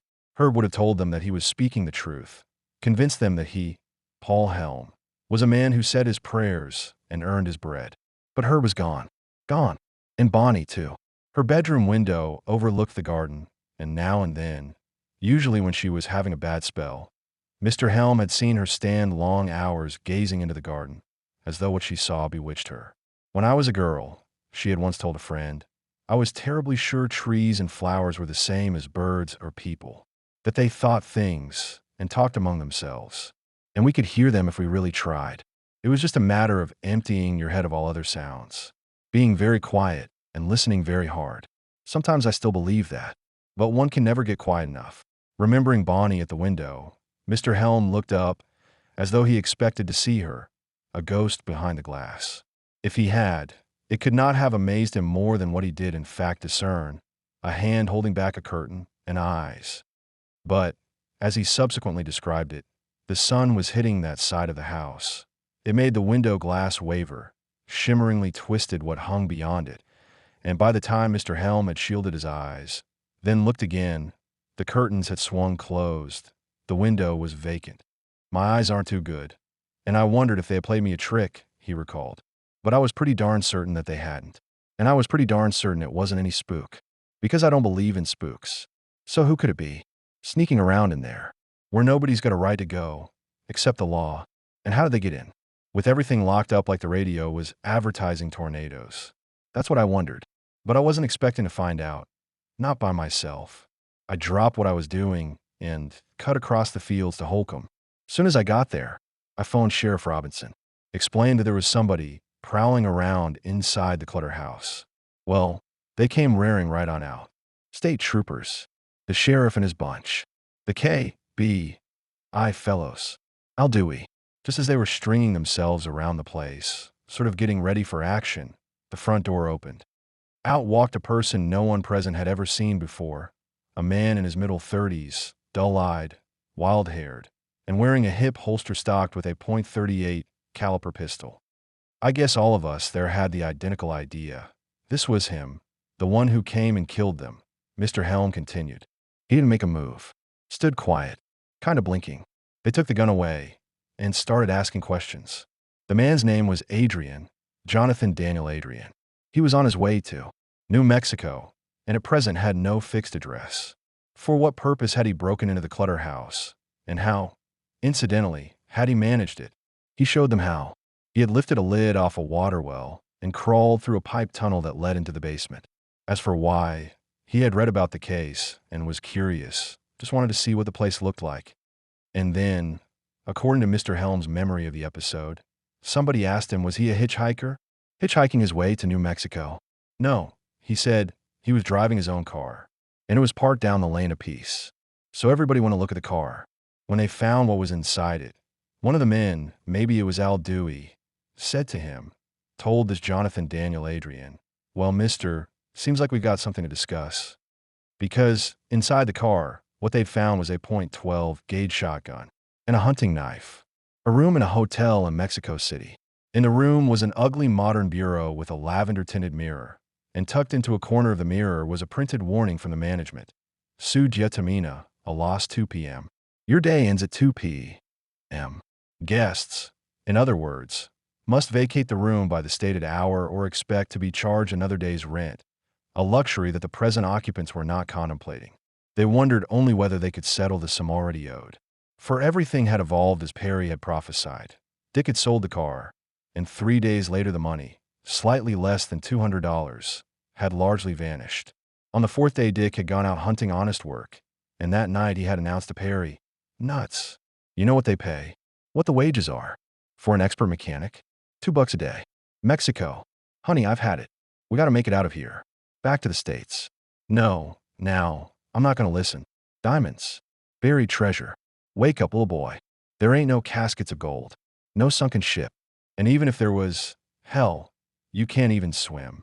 And the next day, having borrowed money from the richer of his 2 fiancées, the banker's widow, Dick bought bus tickets that would take them, via San Diego, as far as Barstow, California.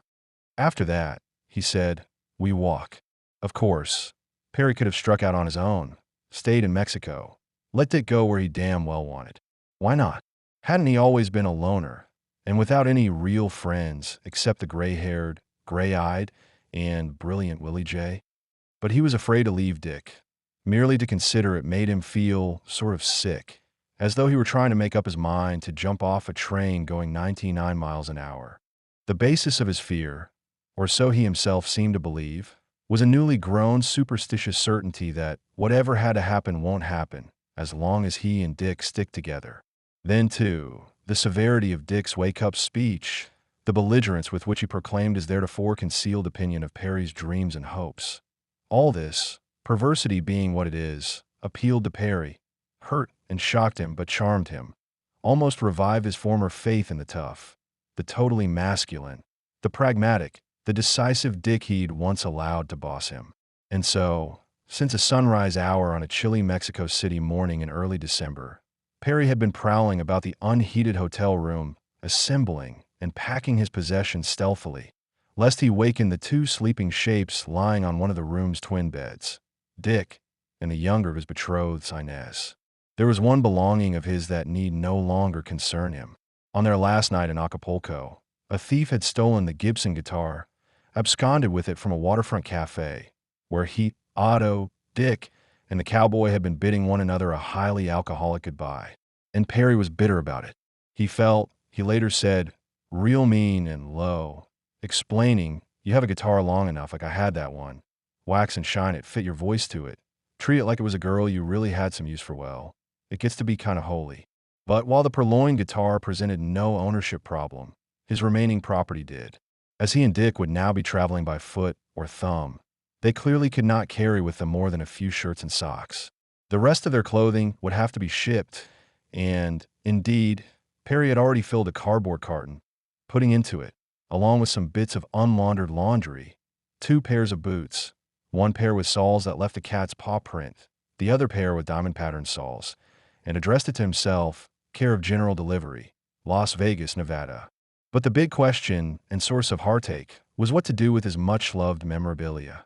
The 2 huge boxes heavy with books and maps, yellowing letters, song lyrics, poems, and unusual souvenirs, suspenders, and a belt fabricated from the skins of Nevada rattlers he himself had slain, an erotic Nitsuke bought in Kyoto, a petrified dwarf tree, also from Japan, the foot of an Alaskan bear. Probably the best solution, at least the best Perry could devise, was to leave the stuff with Jesus. The Jesus he had in mind tended bar in a cafe across the street from the hotel, and was, Perry thought, muy simpatico, definitely someone he would trust to return the boxes on demand. He intended to send for them as soon as he had a fixed address. Still, there were some things too precious to chance losing, and while the lovers drowsed in time, dawdled on toward 2:00 p.m., Perry looked through old letters, photographs, clippings, and selected from them those mementos he meant to take with him. Among them was a badly typed composition entitled A History of My Boy's Life. The author of this manuscript was Perry's father, who, in an effort to help his son obtain a parole from Kansas State Penitentiary, had written it the previous December and mailed it to the Kansas State Parole Board. It was a document that Perry had read at least 100 times, never with indifference. Childhood, be glad to tell you, as I see it, both good and bad. Yes, Perry birth was normal. Healthy, yes. Yeah, I was able to care for him properly until my wife turned out to be a disgraceful drunkard when my children were at school age. Happy disposition. Yes and no. Very serious. If mistreated, he never forgets. I also keep my promises and make him do so. My wife was different. We lived in the country. We are all truly outdoor people. I taught my children the golden rule. Live and let live, and in many cases my children would tell on each other when doing wrong, and the guilty one would always admit and come forward, willing for spanking, and promise to be good, and always done their work quickly and willing, so they could be free to play. Always wash themselves first thing in the morning, dress in clean clothes. I was very strict about that. And wrongdoings to others. And if wrong was done to them by other kids, I made them quit playing with them. Our children were no trouble to us, as long as we were together.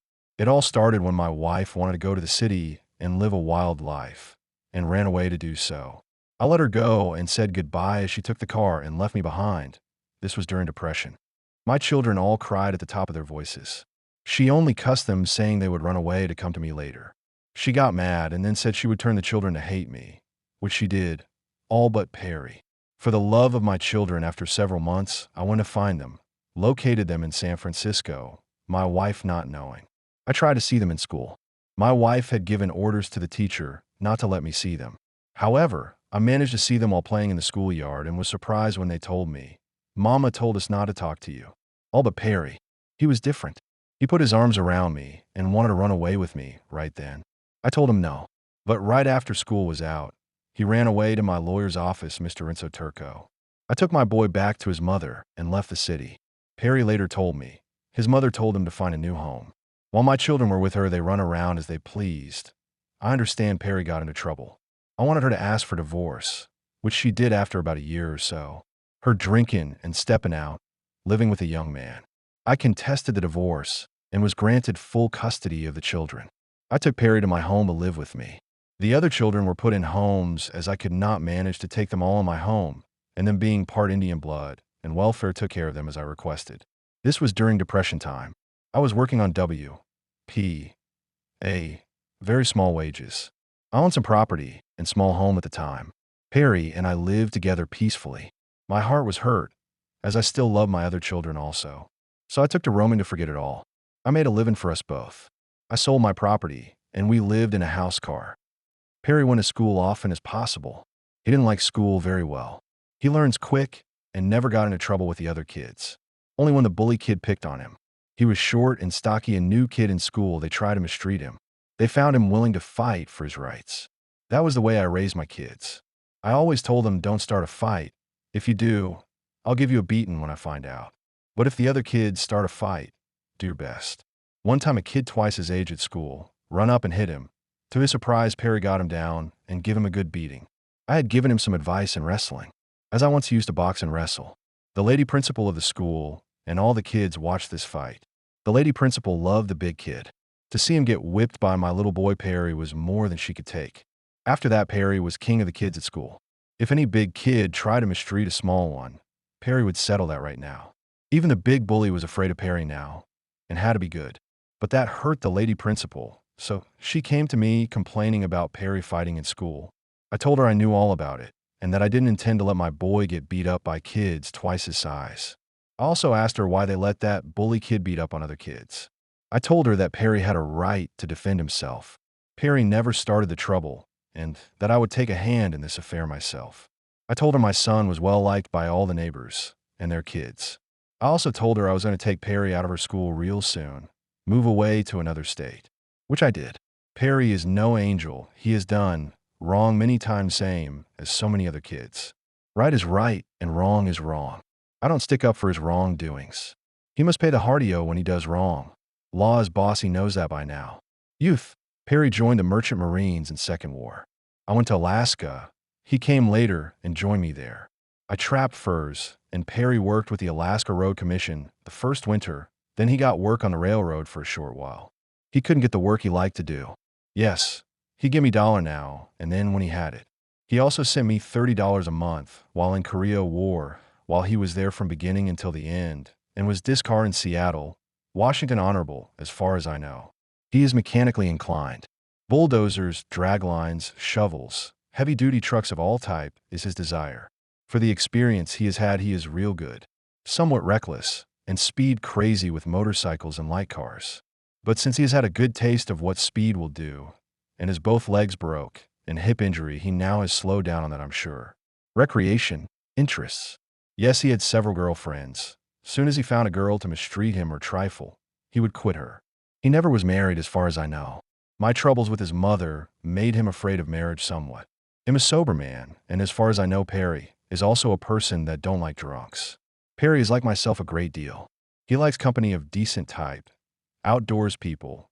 He like myself, likes to be by himself. Also, he likes best to work for himself. As I do. I'm a jack of all trades, so to speak. Master of few, and so is Perry. I showed him how to make a living working for himself as a fur trapper, prospector, carpenter, woodsman, horses, etc. I know how to cook, and so does he. Not a professional cook, just plain cooking for himself. Bake bread, etc. Hunt, and fish, trap, do most anything else. As I said before, Perry likes to be his own boss, and if he's given a chance to work at a job he likes, tell him how you want it done. Then leave him alone. He will take great pride in doing his work. If he sees the boss appreciates his work, he will go out his way for him. But don't get tough with him. Tell him in a pleasant way how you want to have it done. He is very touchy. His feeling is very easily hurt. And so are mine. I have quit several jobs, and so has Perry on account of bully bosses. Perry does not have much schooling, I don't either. Only at second reader. But don't let that make you think we are not sharp. I'm a self-taught man, and so is Perry. A white-collar job is not for Perry or me. But outdoors jobs we can master, and if we can't, show him or me how it's done, and in just a couple of days we can master a job or machine. Books are out. Actual experience we both catch on right now, if we like to work at it. First of all, we must like the job. But now he's a cripple and almost middle-aged man. Perry knows he is not wanted now by contractors. Cripples can't get jobs on heavy equipment unless you are well known to the contractor. He is beginning to realize that he is beginning to think of a more easier way of supporting himself in line with my life. I'm sure and correct. I also think speed is no longer his desire. I notice all that now in his letters to me. He says, "Be careful, Dad. Don't drive if you feel sleepy. Better stop and rest by the roadside." These are the same words I used to tell him. Now he's telling me. He's learned a lesson. As I see it, Perry has learned a lesson he will never forget. Freedom means everything to him. You will never get it behind bars again. I'm quite sure I'm right. I notice a big change in the way he talks. He deeply regrets his mistake, he told me. I also know he feels ashamed to meet people he knows he will not tell them he was behind bars. He asked me not to mention where he is to his friends. When he wrote and told me he was behind bars, I told him let that be a lesson, that I was glad that it happened that way, when it could have been worse. Someone could have shot him. I also told him to take his term behind bars with a smile. "You've done it yourself. You know better. I didn't raise you to steal from others. So don't complain to me how tough it is in prison. Be a good boy in prison." And he promised that he would. I hope he's a good prisoner. I'm sure no one will talk him into stealing anymore. The law is boss. He knows that. He loves his freedom. How will I know that Perry is good-hearted if you treat him right? Treat him mean, and you got a buzzsaw to fight. You can trust him with any amount of dollar if you're his friend. He will do as you say. He won't steal a cent from a friend or anyone else. Before this happened. And I sincerely hope he will live the rest of his life. Honest man. He did steal something in company with others when he was a little kid. Just ask Perry if I was a good father to him. Ask him if his mother was good to him in Frisco. Perry knows what's good for him. You got him whipped forever. He knows when he's beat. He's not a dunce. He knows life is too short to sweet to spend behind bars ever again. Relatives. One sister Bobo married, and me, his father, is all that is living of Perry. Bobo and her husband are self-supporting, own their own home, and I'm able and active to take care of myself also. I sold my lodge in Alaska 2 years ago. I intend to have another small place of my own next year. I located several mineral claims and hope to get something out of them. Besides that, I have not given up prospecting. I'm also asked to write a book on artistic wood carving. In the famous Trapper's Den Lodge I build in Alaska, once my homestead known by all tourists that travel by car to Anchorage, and maybe I will. I'll share all I have with Perry. Anytime ye eat, he eats. As long as I'm alive, and when I die, I've got life insurance that will be paid to him, so he can start life anew when he gets free again. In case I'm not alive then. This biography always set racing a stable of emotions, self-pity in the lead, love and hate running evenly at first, the latter ultimately pulling ahead. And most of the memories it released were unwanted, though not all. In fact, the first part of his life that Perry could remember was treasurable, a fragment composed of applause, glamour. He was perhaps 3, and he was seated with his sisters and his older brother in the grandstand at an open-air rodeo. In the ring, a lean Cherokee girl rode a wild horse, a bucking bronc, and her loosened hair whipped back and forth, flew about like a flamenco dancer's. Her name was Flo Buckskin, and she was a professional rodeo performer, a champion bronc rider. So was her husband, Tex John Smith. It was while touring the Western rodeo circuit that the handsome Indian girl and the homely handsome Irish cowboy had met, married, and had the 4 children sitting in the grandstand. And Perry could remember many another rodeo spectacle. See again his father skipping about inside a circle of spinning lassos, or his mother, with silver and turquoise bangles jangling on her wrists, trick riding at a desperado speed that thrilled her youngest child and caused crowds in towns from Texas to Oregon to stand up and clap. Until Perry was 5, the team of Tex and Flo continued to work the rodeo circuit. As a way of life, it wasn't any gallon of ice cream.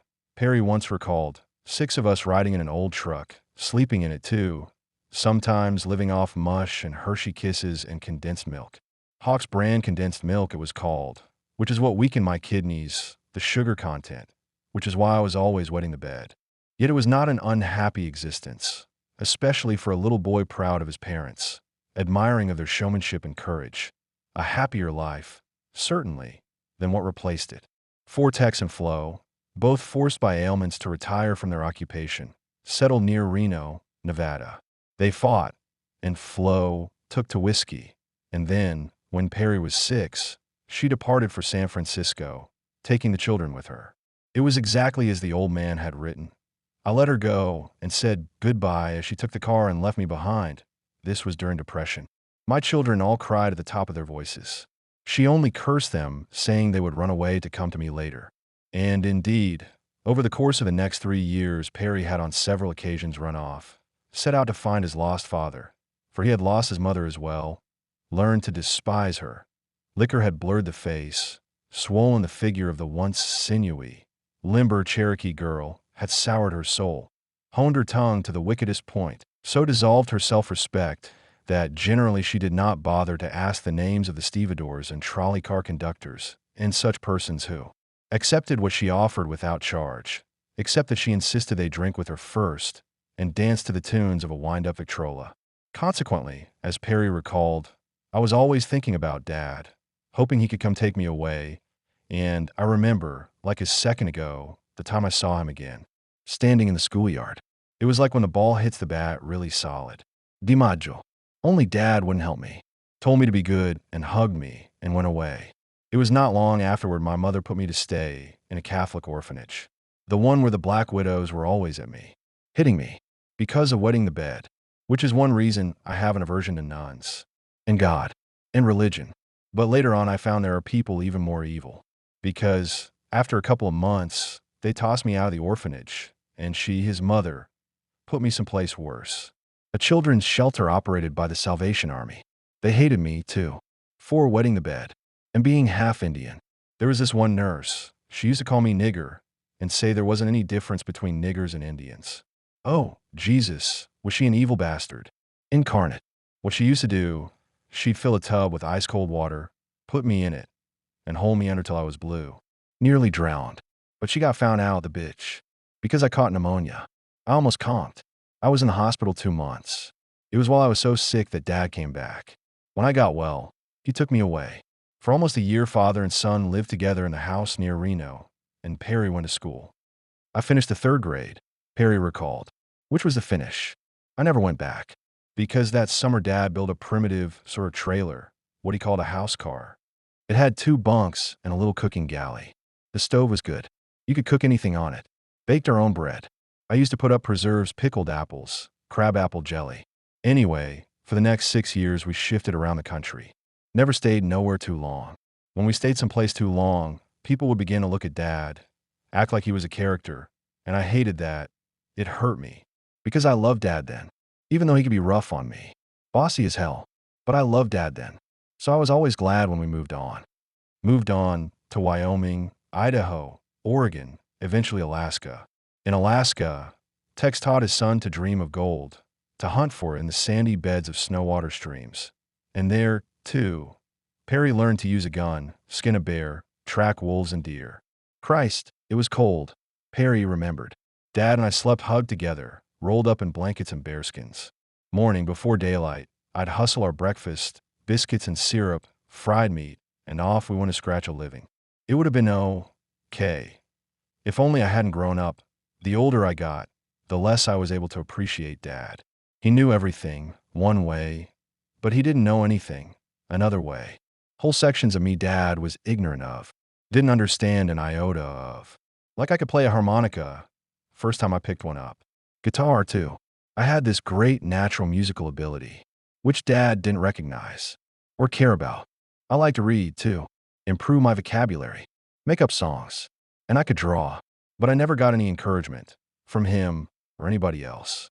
Nights I used to lie awake, trying to control my bladder, partly because I couldn't stop thinking. Always, when it was too cold hardly to breathe, I'd think about Hawaii, about a movie I'd seen, with Dorothy Lamour. I want to go there, where the sun was, and all you wore was grass and flowers. Wearing considerably more, Perry, one balmy evening in wartime, 1945, found himself inside a Honolulu tattoo parlor having a snake and dagger design applied to his left forearm.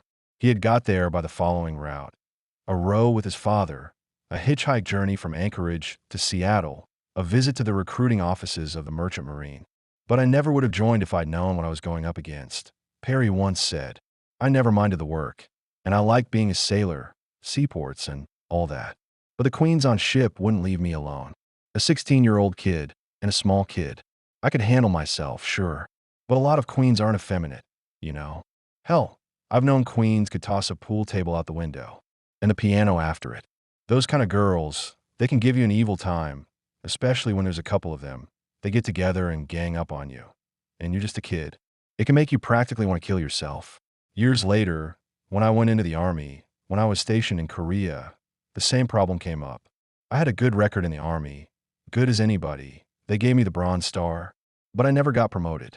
After 4 years, and fighting through the whole goddamn Korean War, I ought at least to have made corporal. But I never did. Know why? Because the sergeant we had was tough. Because I wouldn't roll over. Jesus, I hate that stuff. I can't stand it. Though I don't know. Some queers I've really liked. As long as they didn't try anything. The most worthwhile friend I ever had. Really sensitive and intelligent. He turned out to be queer. In the interval between quitting the Merchant Marine and entering the Army, Perry had made peace with his father, who, when his son left him, drifted down to Nevada, then back to Alaska. In 1952, the year Perry completed his military service, the old man was in the midst of plans meant to end his travels forever. Dad was in a fever, Perry recalled. Wrote me he had bought some land on the highway outside Anchorage. Said he was going to have a hunting lodge, a place for tourists. Trapper's Den Lodge, that was to be the name, and asked me to hurry on up there and help him build it. He was sure we'd make a fortune. Well, while I was still in the Army, stationed at Fort Lewis, Washington, I bought a motorcycle, motorcycles, they ought to call them, and as soon as I got discharged, I headed for Alaska. Got as far as Bellingham, up there on the border. It was raining. My bike went into a skid. The skid delayed for a year the reunion with his father. Surgery and hospitalization account for 6 months of that year. The remainder he spent recuperating in the forest home near Bellingham of a young Indian logger and fisherman, Joe James. He and his wife befriended me. The difference in our age was only 2 or 3 years, but they took me into their home and treated me like I was one of their kids, which was okay, because they took trouble with their kids and liked them. At the time they had 4, the number finally went to 7. They were very good to me, Joe and his family. I was on crutches. I was pretty helpless. Just had to sit around. So to give me something to do, try to make myself useful, I started what became a sort of school. The pupils were Joe's kids, along with some of their friends, and we held classes in the parlor. I was teaching harmonica and guitar, drawing, and penmanship. Everybody always remarks what a beautiful handwriting I have. I do, and it's because once I bought a book on the subject and practiced till I could write same as in the book. Also, we used to read stories.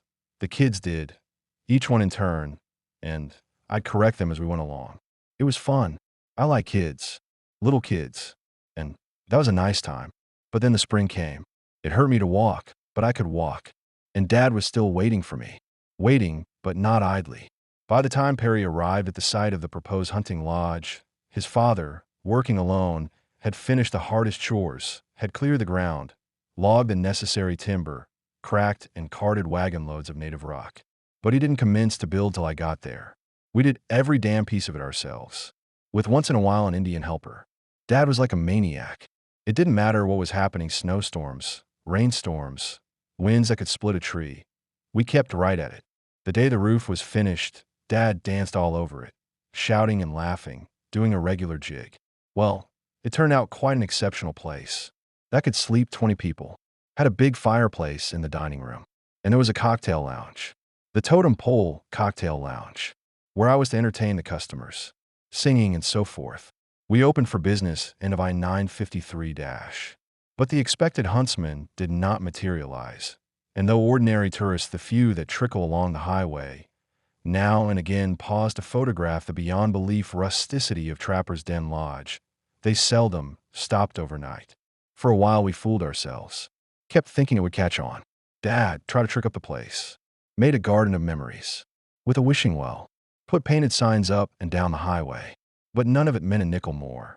When Dad realized that, saw it wasn't any use, all we'd done was waste ourselves and all our money, he began to take it out on me. Boss me around. Be spiteful. Say I didn't do my proper share of the work. It wasn't his fault, any more than it was mine. A situation like that, with no money and the grub getting low, we couldn't help but be on each other's nerves. The point came we were downright hungry.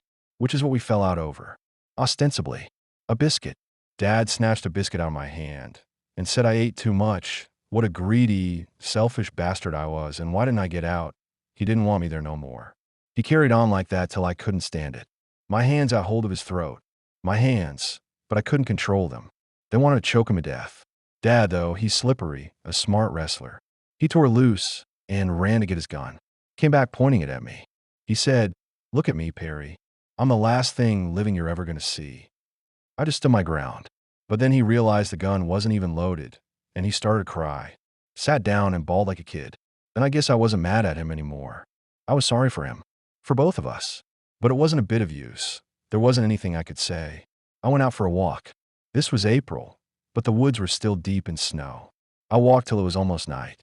When I got back, the lodge was dark, and all the doors were locked. And everything I owned was lying out there in the snow, where Dad had thrown it.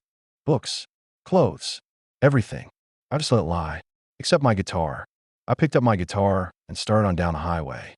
Not a dollar in my pocket. Around midnight, a truck stopped to give me a lift. The driver asked where I was going. I told him, "Wherever you're headed, that's where I'm going." Several weeks later, after again sheltering with the James family, Perry decided on a definite destination. Worcester, Massachusetts, the hometown of an army buddy he thought might welcome him and help him find a good-paying job. Various detours prolonged the eastward journey. He washed dishes in an Omaha restaurant, pumped gas at an Oklahoma garage, worked a month on a ranch in Texas.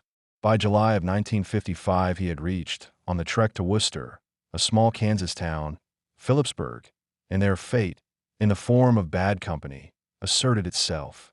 His name was Smith, Perry said. Same as me. I don't even recall his first name. He was just somebody I'd picked up with somewhere, and he had a car, and he said he'd give me a ride as far as Chicago. Anyway, driving through Kansas, we came to this little Phillipsburg place and stopped to look at a map. Seems to me like it was a Sunday. Stores shut. Streets quiet. My friend there, bless his heart, he looked around and made a suggestion. The suggestion was that they burglarize a nearby building, the Chandler Sales Company. Perry agreed, and they broke into the deserted premises and removed a quantity of office equipment, typewriters, adding machines. That might have been that if only, some days afterward, the thieves hadn't ignored a traffic signal in the city of St. Joseph, Missouri. The junk was still in the car. The cop that stopped us wanted to know where we got it. A little checking was done, and, as they say, we were returned to Phillipsburg, Kansas, where the folks have a real cute jail, if you like jails. Within 48 hours, Perry and his companion had discovered an open window, climbed out of it, stolen a car, and driven northwest to McCook, Nebraska. Pretty soon we broke up, me and Mr. Smith. I don't know what ever became of him. We both made the AFB. I just want a list. But far as I know, they never caught up with him. One wet afternoon the following November, a Greyhound bus deposited Perry in Worcester, a Massachusetts factory town of steep, up and down streets that even in the best of weather seemed cheerless and hostile.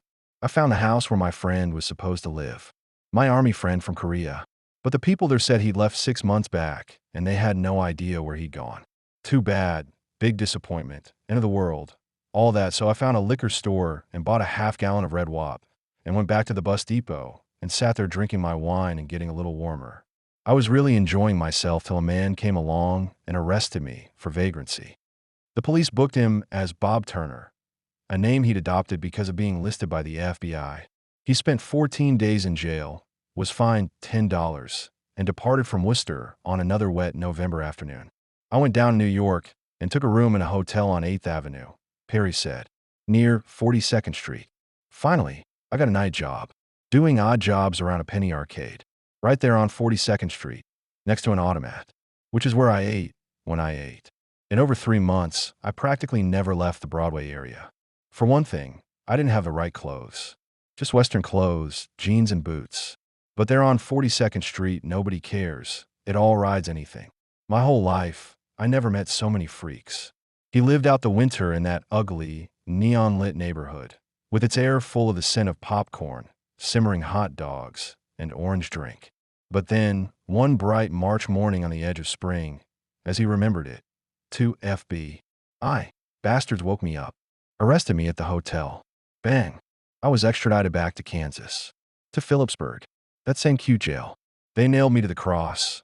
Larceny, jailbreak, car theft. I got 5 to 10 years in Lansing. After I'd been there a while, I wrote Dad. Let him know the news. And wrote Barbara, my sister. By now, over the years, that was all I'd left me. Jimmy is suicide. Fern out the window. My mother dead. Been dead 8 years. Everybody gone but Dad and Barbara. A letter from Barbara was among the sheaf of selected matter that Perry preferred not to leave behind in the Mexico City hotel room. The letter, written in a pleasingly legible script, was dated April 28, 1958, at which time the recipient had been imprisoned for approximately 2 years. Dearest bro, Perry, we got your second letter today, and forgive me for not writing sooner. Our weather here, as yours is it turning warmer and maybe I'm getting spring fever, but I'm going to try and do better. Your first letter was very disturbing, as I'm sure you must have suspected, but that was not the reason I have it written. It's true the children do keep me busy, and it's hard to find time to sit and concentrate on a letter, as I have wanted to write you for some time. Donnie has learned to open the doors and climb on the chairs and other furniture, and he worries me constantly about falling. I have been able to let the children play in the yard now and then, but I always have to go out with them as they can hurt themselves if I don't pay attention. But nothing is forever, and I know I will be sorry when they start running the block and I don't know where they're at. Here are some statistics if you're interested. Height. Weight, shoe size, Freddie 36.5, 26. 1/2 IBS. 7. 1/2 narrow baby 37. 1/2 29. 1/2 IBS. 8 narrow Donnie 34-inch 26. IBS. 6.5 wide. You can see that Donnie is a pretty big boy for 15 months with his 16 teeth and his sparkling personality. People just can't help loving him. He wears the same size clothes as Baby and Freddie, but the pants are too long as yet. I'm going to try and make this letter a long one, so it will probably have a lot of interruptions, such as right now it's time for Donnie's bath. Baby and Freddie had theirs the same, as it's quite cold today, and I have had them inside. Be back soon. About my typing. First, I cannot tell a lie. I'm not a typist. I use from 1 to 5 fingers, and although I can manage and do help Big Fred with his business affairs, what it takes me 1 hour to do would probably take someone with the know-how 15 minutes. Seriously, I do not have the time nor the will to learn professionally. But I think it is wonderful how you have stuck with it and become such an excellent typist. I do believe we all were very adaptable. Jimmy, Fern, you and myself. And we had all been blessed with a basic flair for the artistic, among other things. Even Mother and Dad were artistic. I truthfully feel none of us have anyone to blame for whatever we have done with our own personal lives. It has been proven that at the age of 7, most of us have reached the age of reason, which means we do, at this age, understand and know the difference between right and wrong. Of course, environment plays an awfully important part in our lives, such as the convent in mine, and in my case, I'm grateful for that influence. In Jimmy's case, he was the strongest of us all. I remember how he worked and went to school when there was no one to tell him, and it was his own will to make something of himself. We will never know the reasons for what eventually happened, why he did what he did, but I still hurt thinking of it. It was such a waste. But we have very little control over our human weaknesses, and this applies also to Fern and the hundreds of thousands of other people, including ourselves, for we all have weaknesses. In your case, I don't know what your weakness is, but I do feel. It is an oh shame to have a dirty face. The shame comes when you keep it dirty. In all truthfulness and with love for you, Perry, for you're my only living brother and the uncle of my children, I cannot say or feel your attitude towards our father or your imprisonment just or healthy.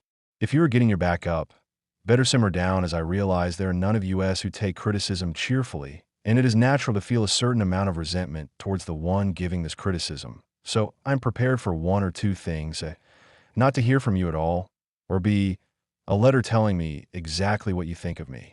I hope I'm wrong, and I sincerely hope you will give this letter a lot of thought and try to see how someone else feels. Please understand, I know I am not an authority, and I do not boast great intelligence or education, but I do believe I am a normal individual with basic reasoning powers and the will to live my life according to the laws of God and man. It is also true that I have fallen at times, as is normal, for as I said, I am human, and therefore I too have human weaknesses, but the point is, again, there is no shame having a dirty face. The shame comes when you keep it dirty. No one is more aware of my shortcomings and mistakes than myself, so I won't bore you further.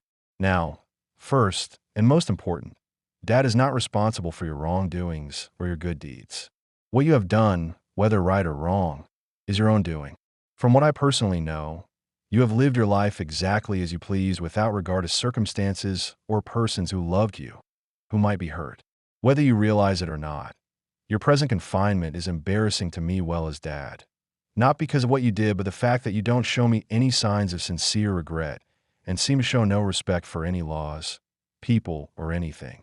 Your letter implies that the blame of all your problems is that of someone else, but never you. I do admit that you are intelligent and your vocabulary is excellent, and I do feel you could do anything you decide to do and do it well, but what exactly do you want to do, and are you willing to work and make an honest effort to attain whatever it is you choose to do? Nothing good comes easy, and I'm sure you've heard this many times, but once more won't hurt. In case you want the truth about Dad, his heart is broken because of you.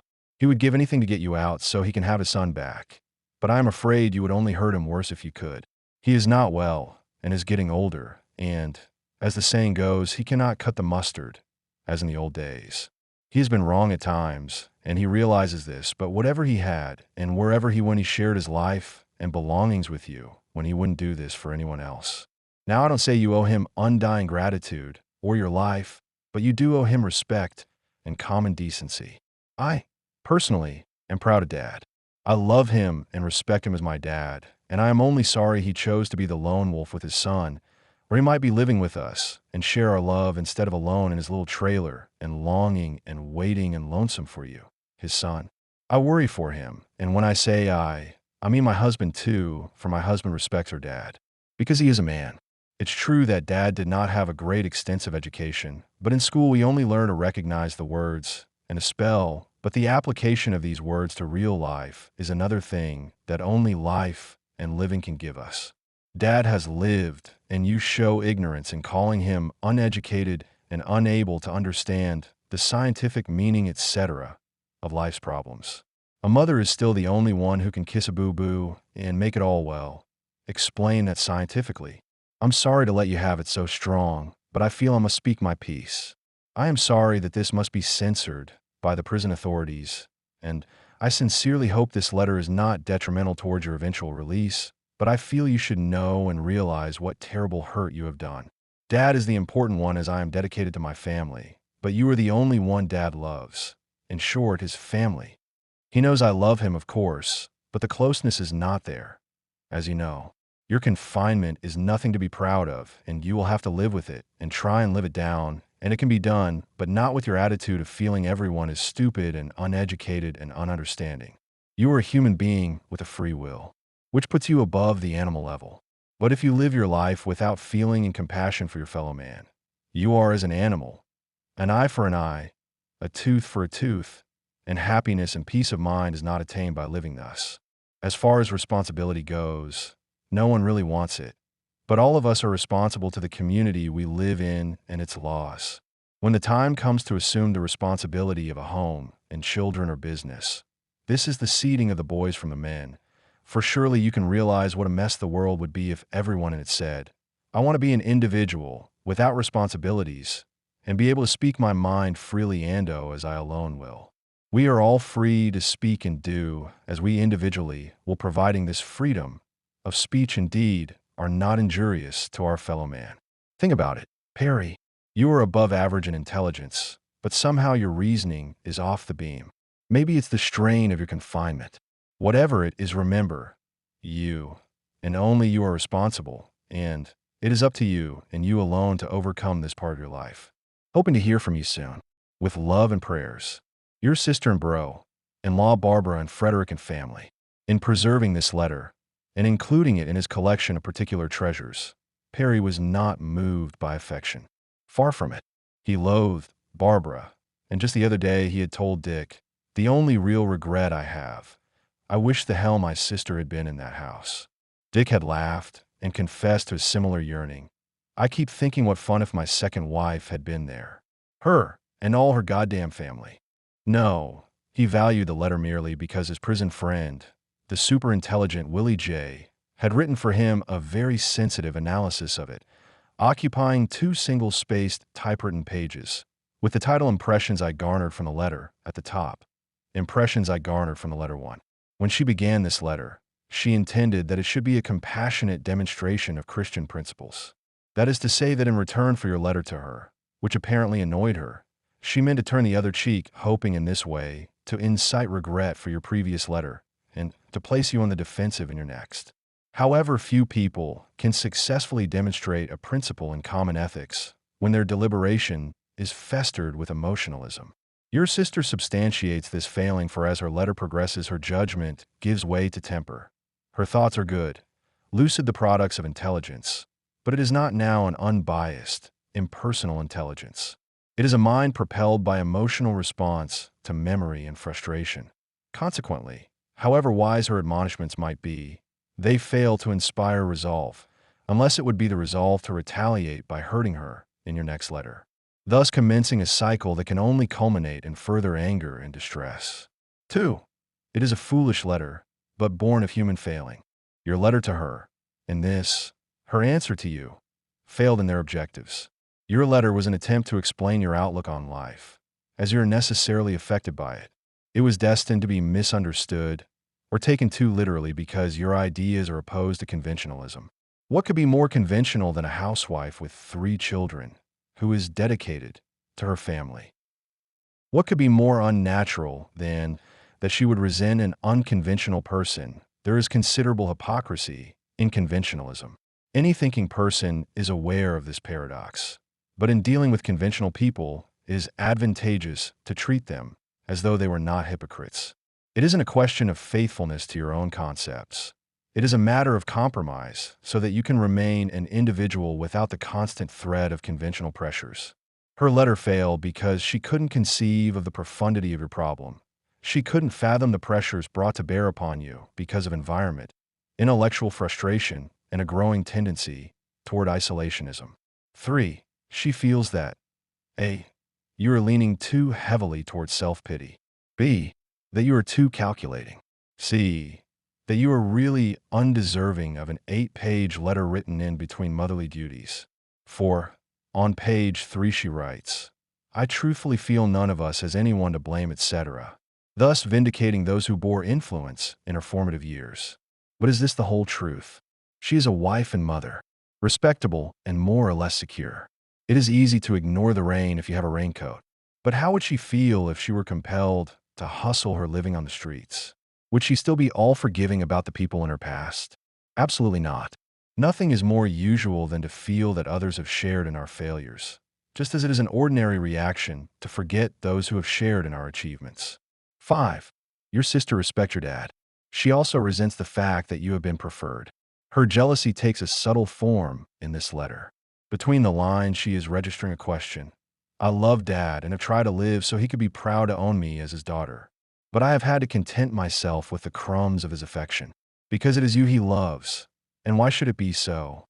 Obviously, over the years, your dad has taken advantage of your sister's emotional nature via the mails, painting a picture that justifies her opinion of him. An underdog cursed with an ungrateful son upon whom he has showered love and concern, only to be infamously treated by that son in return. On page 7, she says she is sorry that her letter must be censored. But she is really not sorry at all. She is glad it passes through a censor. Subconsciously, she has written it with the censor in mind, hoping to convey the idea that the Smith family is really a well-ordered unit. Please do not judge all by Perry. About the mother kissing away her child's boo-boo. This was a woman's form of sarcasm. 2. You write to her because you love her after a fashion. B. You feel a need for this contact with the outside world. C. You can use her. Prognosis. Correspondence between you and your sister cannot serve anything but a purely social function. Keep the theme of your letters within the scope of her understanding. Do not unburden your private conclusions. Do not put her on the defensive, and do not permit her to put you on the defensive. Respect her limitations to comprehend your objectives, and remember that she is touchy towards criticism of your dad. Be consistent in your attitude towards her, and do not add anything to the impression she has that you are weak, not because you need her goodwill, but because you can expect more letters like this. and they can only serve to increase your already dangerous antisocial instincts. Finish as Perry continued to sort and choose the pile of material he thought too dear to part with, even temporarily, assumed a tottering height. But what was he to do? He couldn't risk losing the bronze medal earned in Korea or his high school diploma, issued by the Leavenworth County Board of Education as a result of his having, while in prison, resumed his long-recessed studies. Nor did he care to chance the loss of a manila envelope fat with photographs, primarily of himself, and ranging in time from a pretty little boy portrait made when he was in the Merchant Marine, and on the back of which he had scribbled, 16 years old. Young, happy-go-lucky, and innocent, to the recent Acapulco pictures. And there were 100 other items he had decided he must take with him, among them his treasure maps, Otto's sketchbook, and 2 thick notebooks, the thicker of which constituted his personal dictionary, a non-alphabetically listed miscellany of words he believed beautiful or useful, or at least worth memorizing. Sample page: Thanatoid equals deathlike. Omnilingual equals versed in languages. Amerce equals punishment, amount fixed by court. Nescient equals ignorance. Fascinoris equals atrociously wicked. Hagiophobia equals a morbid fear of holy places and things. Lapidicus equals living under stones, as certain blind beetles.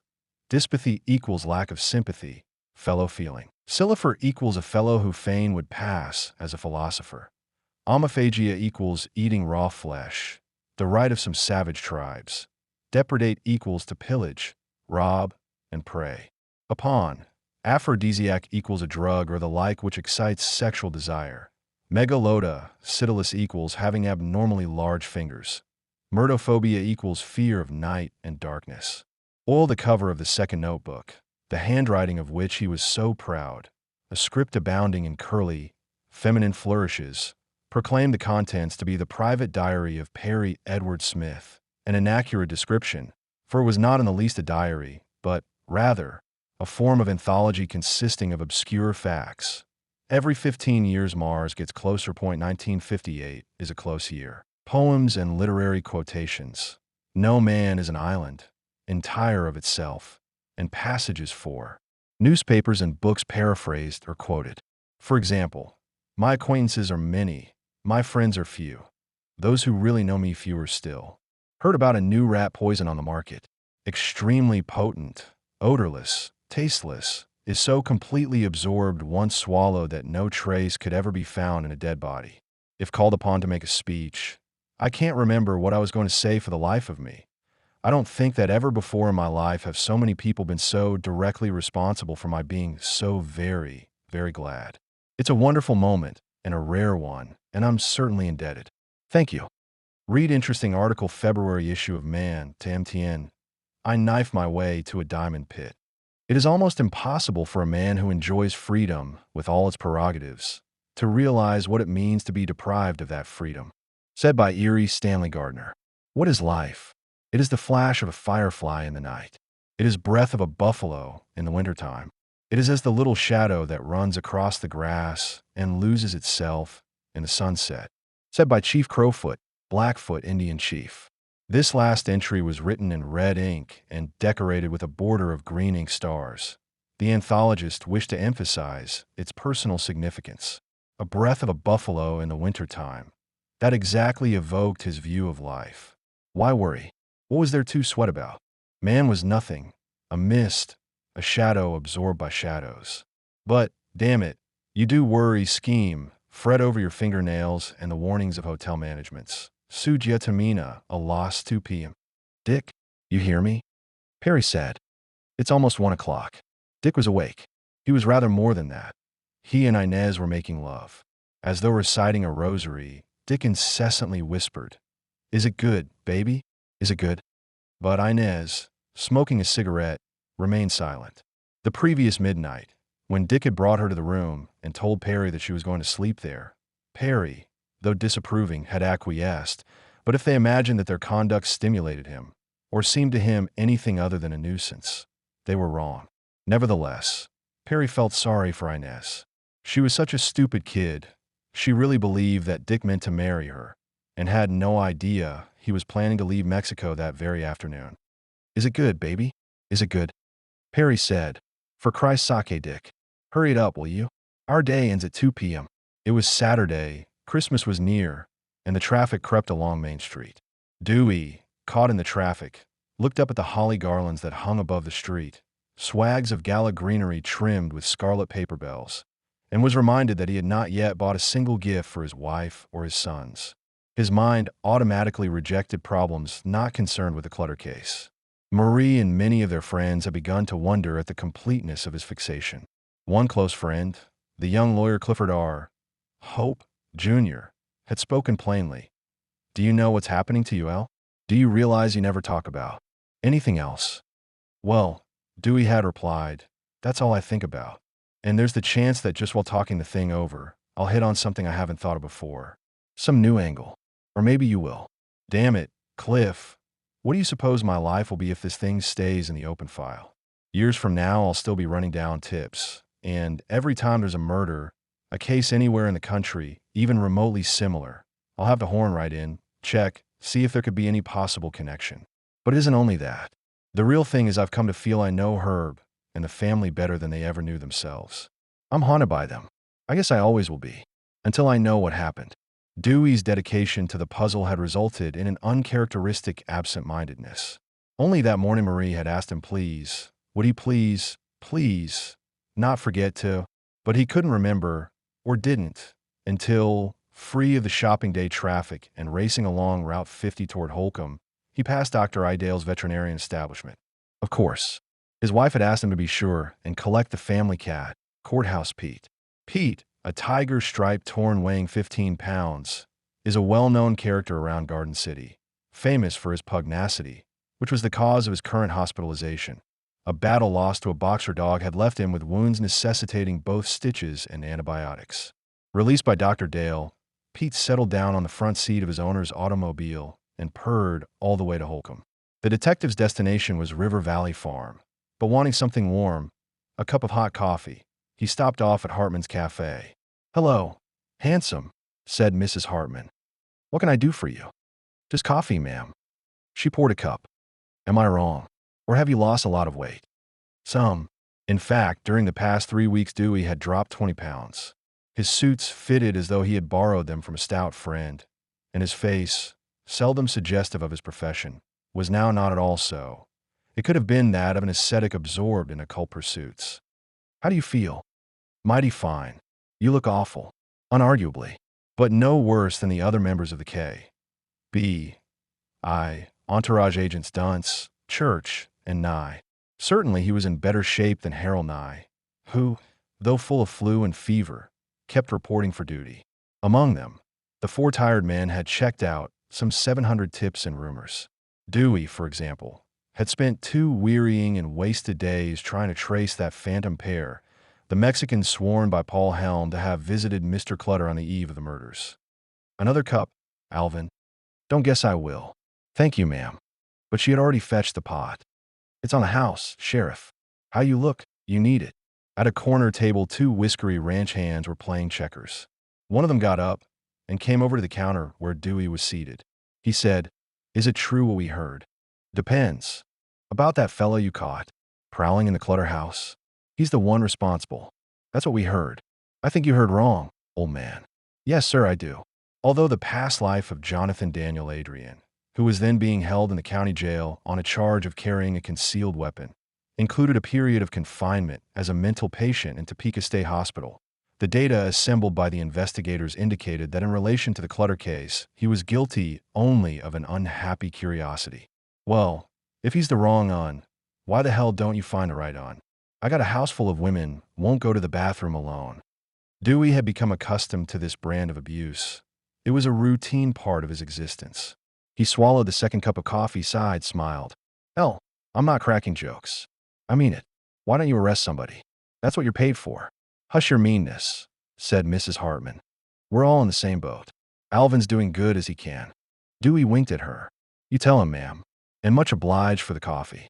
The ranch hand waited until his quarry had reached the door, then fired a farewell volley. "If you ever run for sheriff again, just forget my vote.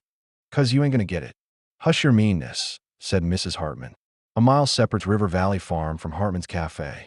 Dewey decided to walk it. He enjoyed hiking across wheat fields. Normally, once or twice a week, he went for long walks on his own land, the well-loved piece of prairie where he had always hoped to build a house, plant trees, eventually entertain great-grandchildren. That was the dream, but it was one his wife had lately warned him she no longer shared. She had told him that never now would she consider living all alone way out there in the country. Dewey knew that even if he were to snare the murderers the next day, Marie would not change her mind. For once an awful fate had befallen friends who lived in a lonely country house.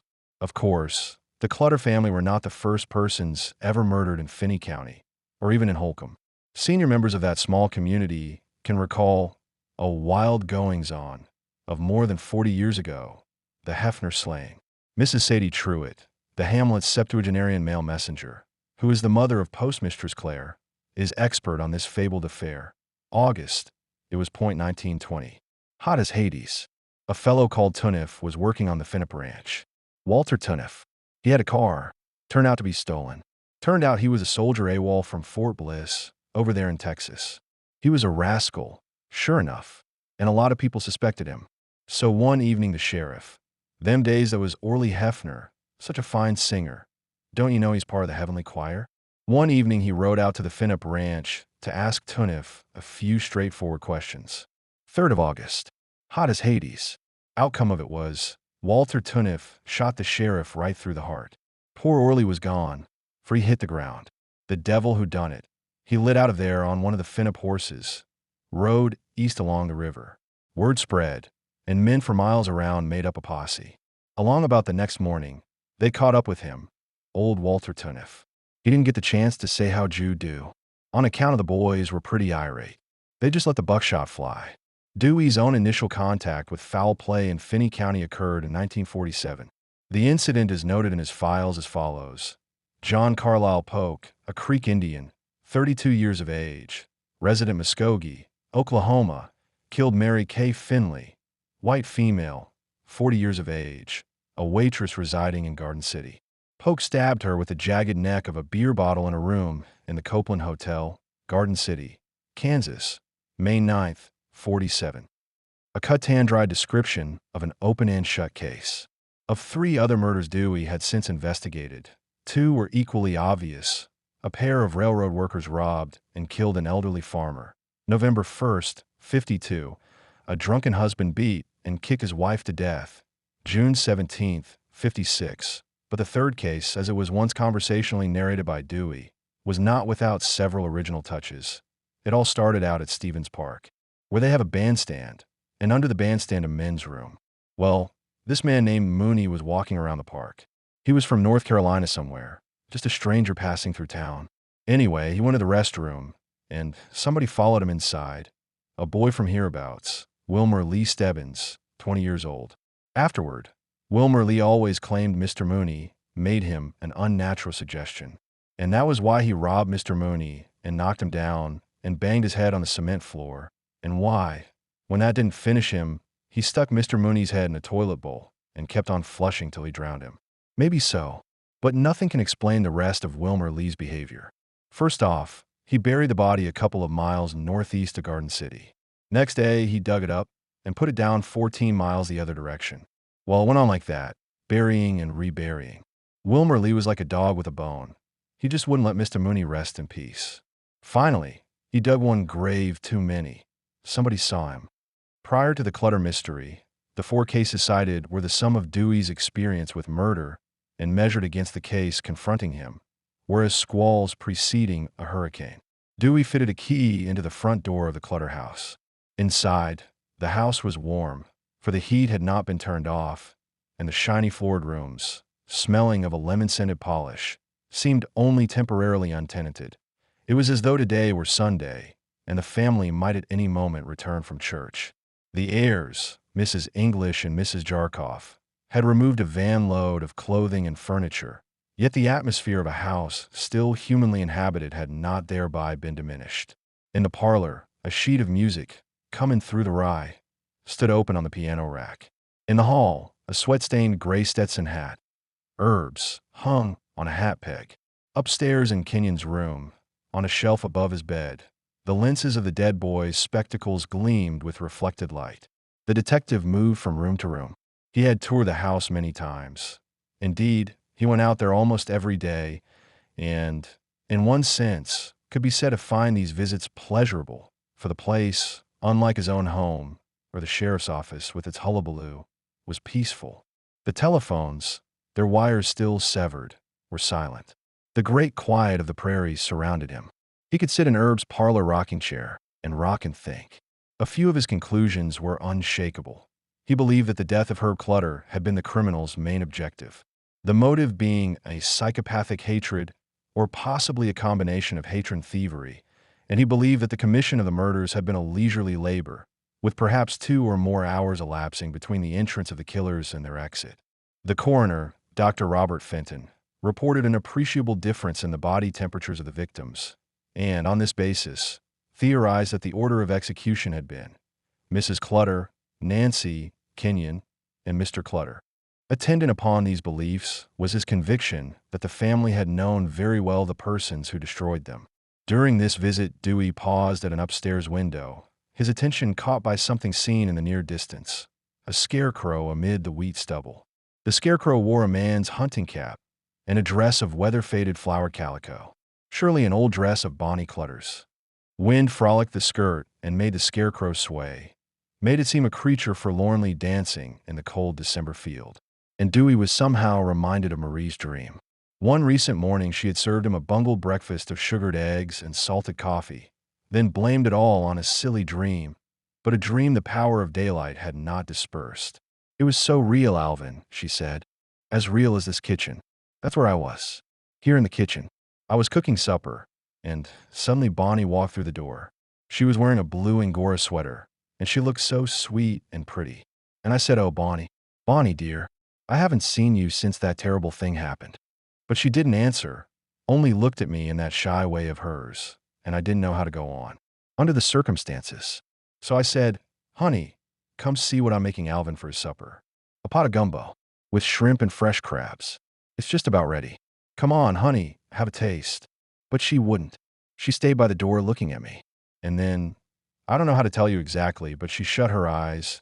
She began to shake her head, very slowly, and wring her hands, very slowly, and to whimper or whisper. I couldn't understand what she was saying, but it broke my heart. I never felt so sorry for anyone, and I hugged her. I said, 'Please, Bonnie. Oh, don't, darling, don't. If ever anyone was prepared to go to God, it was you, Bonnie.' But I couldn't comfort her. She shook her head and wrung her hands, and then I heard what she was saying. She was saying, 'To be murdered. To be murdered. No, no, there's nothing worse. Nothing worse than that. Nothing.' It was midday deep in the Mojave Desert. Perry, sitting on a straw suitcase, was playing a harmonica. Dick was standing at the side of a black-surfaced highway, Route 66, his eyes fixed upon the immaculate emptiness, as though the fervor of his gaze could force motorists to materialize. Few did, and none of those stopped for the hitchhikers. One truck driver, bound for Needles, California, had offered a lift, but Dick had declined. That was not the sort of setup he and Perry wanted. They were waiting for some solitary traveler in a decent car, and with money in his billfold, a stranger to rob, strangle, discard on the desert. In the desert, sound often precedes sight. Dick heard the dim vibrations of an oncoming, not yet visible car. Perry heard it, too. He put the harmonica in his pocket, picked up the straw suitcase. Their only luggage, bulged and sagged with the weight of Perry's souvenirs, plus 3 shirts, 5 pairs of white socks, a box of aspirin, a bottle of tequila, scissors, a safety razor, and a fingernail file. All their other belongings had either been pawned or been left with a Mexican bartender or been shipped to Las Vegas. And joined Dick at the side of the road. They watched. Now the car appeared and grew until it became a blue Dodge sedan with a single passenger, a bald, skinny man. Perfect. Dick raised his hand and waved. The Dodge slowed down, and Dick gave the man a sumptuous smile. The car almost, but not quite, came to a stop, and the driver leaned out the window, looking them up and down. The impression they made was evidently alarming. After a 50-hour bus ride from Mexico City to Barstow, California, and half a day of trekking across the Mojave, both hikers were bearded, stark, dusty figures. The car leaped forward and sped on. Dick cupped his hands around his mouth and called out, "You're a lucky bastard." Then he laughed and hoisted the suitcase to his shoulder. Nothing could get him really angry, because, as he later recalled, he was too glad to be back in the good OLUs. Anyway, another man in another car would come along. Perry produced his harmonica, his since yesterday, when he stole it from a Barstow variety store, and played the opening bars of what had come to be their marching music. The song was one of Perry's favorites, and he'd taught Dick all 5 stanzas.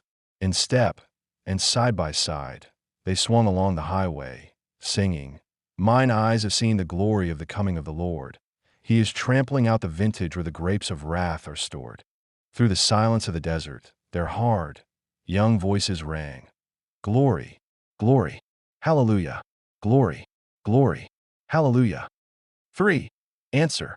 The young man's name was Floyd Wells, and he was short and nearly chinless.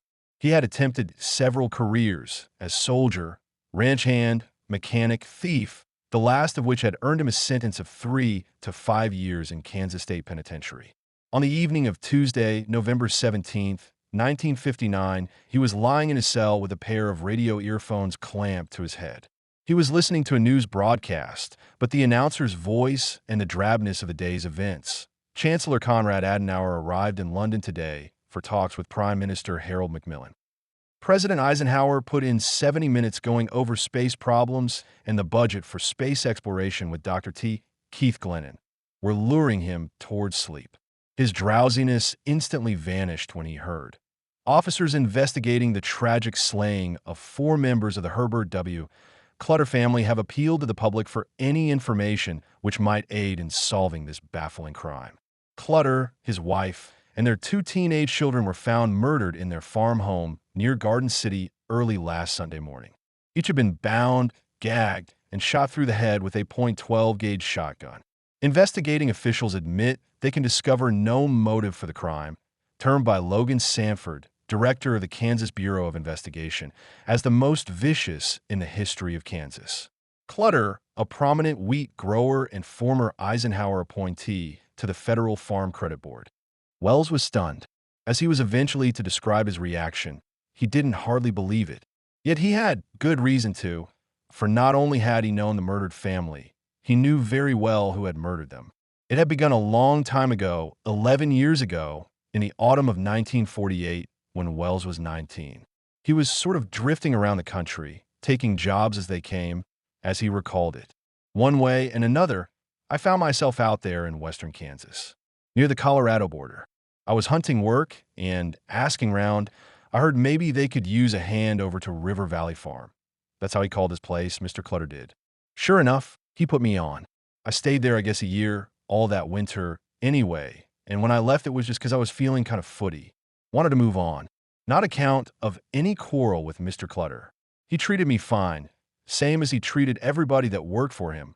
Like, if he was a little short before payday, he'd always hand you a 10 or a 5. He paid good wages, and if you deserved it, he was quick to give you a bonus. The fact is, I liked Mr. Clutter much as any man I ever met. The whole family. Mrs. Clutter and the 4 kids.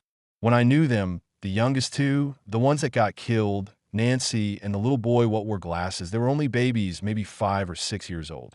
The other 2, one was called Beverly, the other girl, I don't remember her name, they were already in high school. A nice family, real nice. I never forgot them. When I left there, it was sometime in 1949. I got married, I got divorced, the Army took me, other stuff happened, time went by, you might say, and in 1959, June 1959, 10 years since I last seen Mr. Clutter, I got sent to Lansing. Because of breaking into this appliance store. Electrical appliances. What I had in mind was I wanted to get hold of some electrical lawnmowers. Not to sell. I was going to start a lawnmower rental service. That way, see, I'd have had my own permanent little business. Of course, nothing come of it, except I drew a 3 to 5. If I hadn't, then I never would have met Dick, and maybe Mr. Clutter wouldn't be in his grave. But there you are. There it is. I come to meet Dick. He was the first fellow I sold with. We sold together, I guess, a month. June and part of July. He was just finishing a 3 to 5, due for parole in August. He talked a lot about what he planned to do when he got out. Said he thought he might go to Nevada, one of the missile-based towns, buy himself a uniform, and pass himself off as an Air Force officer, so he could hang out a regular wash line of hot paper. That was one idea he told me. Never thought much of it myself. He was smart, I don't deny, but he didn't look the part like no Air Force officer. Other times, he mentioned this friend of his, Perry, a half-Indian fellow he used to sell with. And the big deal's him and Perry might pull when they got together again. I never met him, Perry. Never saw him. He'd already left Lansing, was out on parole. But Dick always said if the chance of a real big score came up, he could rely on Perry Smith to go partners. I don't exactly recall how Mr. Clutter first got mentioned. It must have been when we were discussing jobs, different kinds of work we'd done. Dick, he was a trained car mechanic, and mostly that was the work he'd done. Only, once he'd had a job driving a hospital ambulance. He was full of brag about that, about nurses, and all what he'd done with them in the back of the ambulance. Anyway, I informed him how I'd worked a year on a considerable wheat spread in western Kansas. From Mr. Clutter.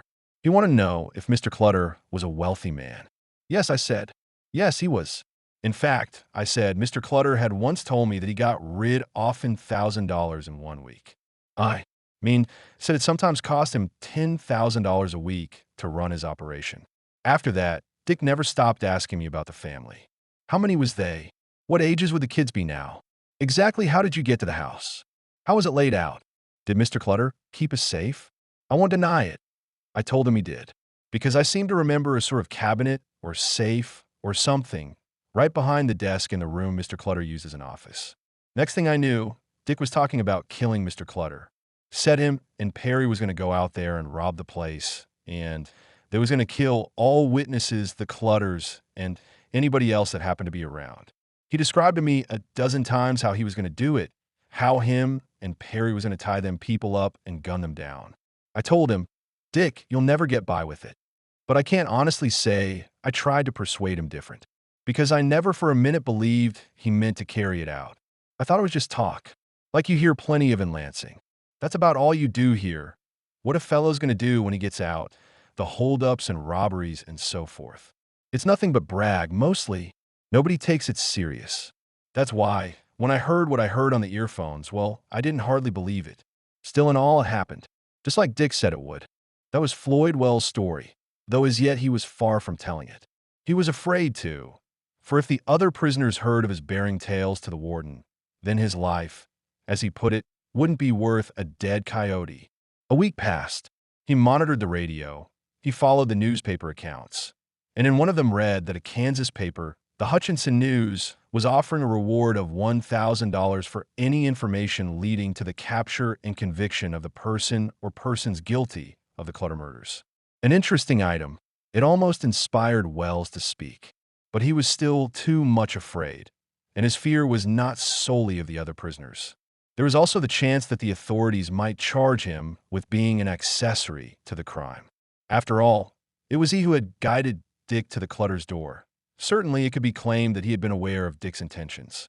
However one viewed it, his situation was curious, his excuses questionable. So he said nothing, and 10 more days went by. December replaced November, and those investigating the case remained, according to increasingly brief newspaper reports. Radio newscasters had ceased to mention the subject, as bewildered, as virtually clueless, as they had been the morning of the tragic discovery. But he knew, presently, tortured by a need to tell somebody, he confided in another prisoner, a particular friend, a Catholic, kind of very religious. He asked me, "Well, what are you going to do, Floyd?"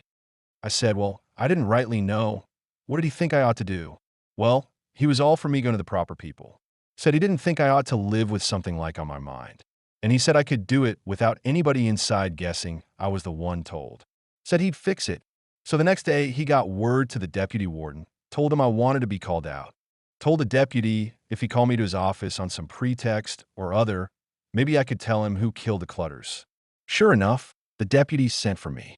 I was scared, but I remembered Mr. Clutter and how he'd never done me no harm, how at Christmas he'd give me a little purse with $50 in it.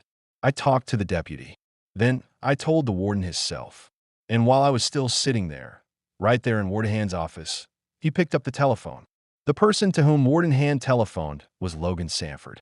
Sanford listened, hung up, issued several orders, then placed a call of his own to Alvin Dewey. That evening, When Dewey left his office in the courthouse at Garden City, he took home with him a manila envelope. When Dewey got home, Marie was in the kitchen preparing supper.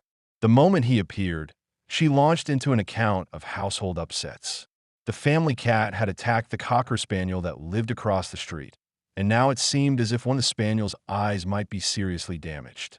And Paul, their 9-year-old, had fallen out of a tree. It was a wonder he was alive.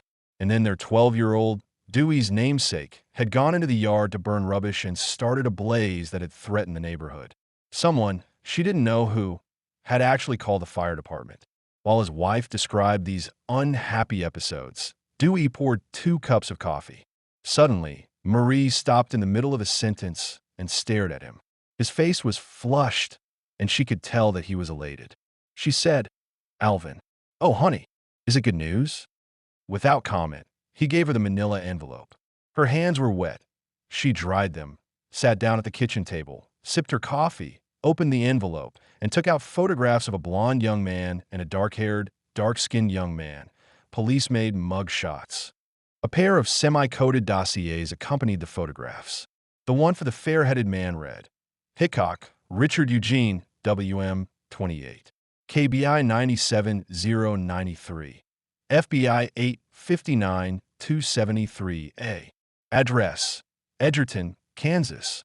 Birthdate, June 6, 31. Birthplace, KC. Kansas height, 5 to 10. Weight, 175. Hair blonde. Eyes blue. Build stout. Comp, ruddy. Occupational, car painter. Crime, cheat and deaf. And bad checks. Paroled, August 13th, 59. BISO, KCK. The second description read, Smith, Perry Edward, WM, 27 to 59. Birthplace, Nevada.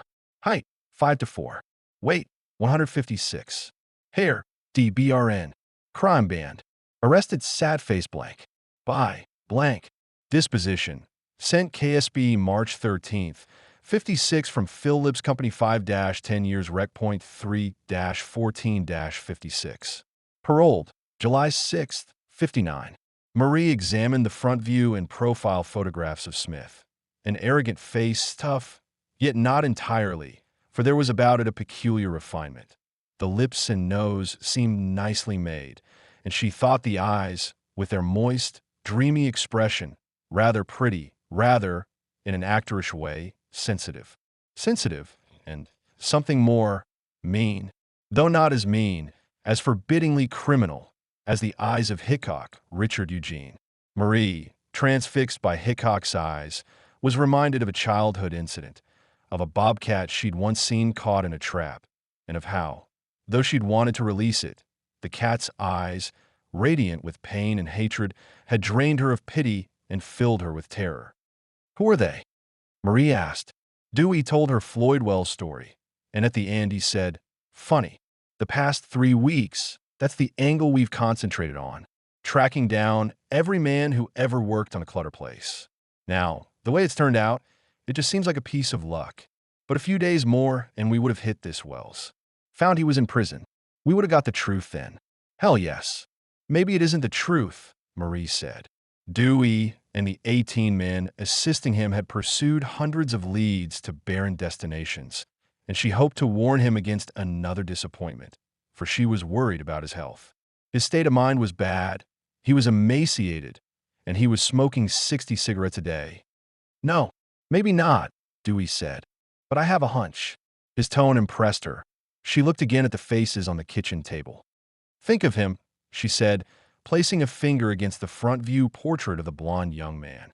"Think of those eyes, coming toward you." Then she pushed the pictures back into their envelope. "I wish you hadn't shown me." Later that same evening, another woman, in another kitchen, put aside a sock she was darning, removed a pair of plastic-rimmed spectacles, and leveling them at a visitor, said, "I hope you find him, Mr. Nye. For his own sake. We have 2 sons, and he's one of them, our firstborn. We love him. But, oh, I realized he wouldn't have packed up, run off, without a word to anybody, his daddy or his brother, unless he was in trouble again. What make him do it? Why?" She glanced across the small, stove-warmed room at a gaunt figure hunched in a rocking chair. Walter Hickok, her husband and the father of Richard Eugene. He was a man with faded, defeated eyes and rough hands. When he spoke, his voice sounded as if it were seldom used. "Was nothing wrong with my boy, Mr. Nye," Mr. Hickok said. "An outstanding athlete, always on the first team at school. Basketball, baseball, football. Dick was always the star player. A pretty good student, too, with a marks in several subjects. History, mechanical drawing. After he graduated from high school June 1949, he wanted to go on to college. Studied to be an engineer. But we couldn't do it. Plain didn't have the money. Never have had any money. Our farm here, it's only 44 acres. We hardly can scratch a living. I guess Dick resented it, not getting to college. The first job he had was with Santa Fe Railways in Kansas City. Made $75 a week. He figured that was enough to get married on. So him and Carol got married. She wasn't but 16. He wasn't but 19 himself. I never thought nothing good would come of it. Didn't neither. Mrs. Hickok, a plump woman with a soft, round face unmarred by a lifetime of dawn-to-dark endeavor, reproached him. 3 precious little boys, our grandchildren. There, that's what came of it. And Carol is a lovely girl. She's not to blame. Mr. Hickok continued. Him and Carol rented a good-sized house, bought a fancy car. They was in debt all the time, even though pretty soon Dick was making better money driving a hospital ambulance. Later on, the Mark Buick Company, a big outfit there in Kansas City, they hired him as a mechanic and car painter. But him and Carol lived too high, kept buying stuff they couldn't know how to afford, and Dick got to writing checks. I still think the reason he started doing stunts, such as that was connected with the smash-up. Concussed his head in a car, smash-up. After that, he wasn't the same boy. Gambling, writing bad checks. I never knew him to do them things before. And it was along about then he took up with this other gal. The one he divorced Carol for, and was his second wife. Mrs. Hickok said, Dick couldn't help that. You remember how Margaret Edna was attracted to him. 'Cause a woman likes you. Does that mean you got to get caught? Mr. Hickok said, Well, Mr. Nye, I expect you know as much about it as we do. Why our boy was sent to prison. Locked away 17 months, and all he done was borrow a hunting rifle from the house of a neighbor here. He had no idea to steal it. I don't give a damn what nobody says. And that was the ruination of him. When he came out of Lansing, he was a plain stranger to me. You couldn't talk to him. The whole world was against Dick Hickok. That's how he figured. Even the second wife, she left him, filed for divorce while he was in prison. Just the same, lately there, he seemed to be settling down. Working for the Bob Sand Body Shop over in Olathe. Living here at home with us. Getting to bed early. Not violating his parole any shape or fashion. I'll tell you, Mr. Nye, I've not got long. I'm with cancer, and Dick knowed that. Leastways, he knowed I'm sickly. And not a month ago, right before he took off, he told me, Dad, you've been a pretty good old dad to me. I'm not ever going to do nothing more to hurt you. He meant it, too. That boy has plenty of good inside him. If ever you seen him on a football field, if ever you seen him play with his children, you wouldn't doubt me. Lord, I wish the Lord could tell me, because I don't know what happened. His wife said, I do, resumed her darning, and was forced by tears to stop. That friend of his. That's what happened. The visitor K.B.I., Agent Harold Nye, busied himself scribbling in a shorthand notebook, a notebook already well filled with the result of a long day spent probing the accusations of Floyd Wells. Thus far, the facts ascertained corroborated Wells' story most persuasively. On November 20th, the suspect, Richard Eugene Hickok, had gone on a Kansas City shopping spree, during which he had passed not fewer than 7 pieces of hot paper. Nye had called on all the reported victims, salesmen of cameras and of radio and television equipment, the proprietor of a jewelry shop, a clerk in a clothing store, and when in each instance the witness was shown photographs of Hickok and Perry Edward Smith, he had identified the former as the author of the spurious checks, the latter as his silent accomplice. One deceived salesman said, He Hickok did the work. A very smooth talker, very convincing. The other one, I thought he might be a foreigner, a Mexican maybe. He never opened his mouth. Nye had next driven to the suburban village of Olathe, where he interviewed Hickok's last employer, the owner of the Bob Sands Body Shop. Yes, He worked here, said Mr. Sands. From August until, well, I never saw him after the 19th of November, or maybe it was the 20th. He left without giving me any notice whatever. Just took off. I don't know where to, and neither does his dad. Surprised? Well, yes. Yes, I was. We were on a fairly friendly basis. Dick kind of has a way with him, you know. He can be very likable. Once in a while, he used to come to our house. Fact is, a week before he left, we had some people over, a little party, and Dick brought this friend he had visiting him, a boy from Nevada. Perry Smith was his name. He could play the guitar real nice. He played the guitar and sang some songs, and him and Dick entertained everybody with a weightlifting act. Perry Smith, he's a little fellow, not much over 5 feet high, but he could just about pick up a horse. No, they didn't seem nervous, neither one. I'd say they were enjoying themselves. The exact date? Sure, I remember. It was the 13th. Friday, the 13th of November. From there, Nye steered his car northward along raw country roads. As he neared the Hickok farm, he stopped at several neighboring homesteads, ostensibly to ask directions, actually to make inquiries concerning the suspect. One farmer's wife said, "Dick Hickok. Don't talk to me about Dick Hickok. If ever I met the devil. Steal the weights off a dead man's eyes." His mother, though, Eunice, she's a fine woman. Heart big as a barn. His daddy, too. Both of them plain, honest people. Dick would have gone to jail more times than you can count, except nobody around here ever wanted to prosecute, out of respect for his folks. Dusk had fallen when Nye knocked at the door of Walter Hickok's weather-grade 4-room farmhouse. It was as though some such visit had been expected. Mr. Hickok invited the detective into the kitchen, and Mrs. Hickok offered him coffee. Perhaps if they had known the true meaning of the caller's presence, the reception tendered him would have been less gracious, more guarded. But they did not know, and during the hours the three sat conversing, the name Clutter was never mentioned, or the word murder. The parents accepted what Nye implied, that parole violation and financial fraud were all that motivated his pursuit of their son. Dick brought him, Perry, home one evening and told us he was a friend just off a bus from Las Vegas, and he wanted to know couldn't he sleep here, stay here a while. Mrs. Hickok said, "No, sir, I wouldn't have him in the house." One look and I saw what he was, with his perfume and his oily hair. It was clear as day where Dick had met him. According to the conditions of his parole, he wasn't supposed to associate with anybody he'd met up there. Lansing. I warned Dick, but he wouldn't listen. He found a room for his friend at the Hotel Olathe in Olathe, and after that Dick was with him every spare minute. Once they went off on a weekend trip. Mist and I, certain as I'm sitting here, Perry Smith was the one put him up to writing them checks.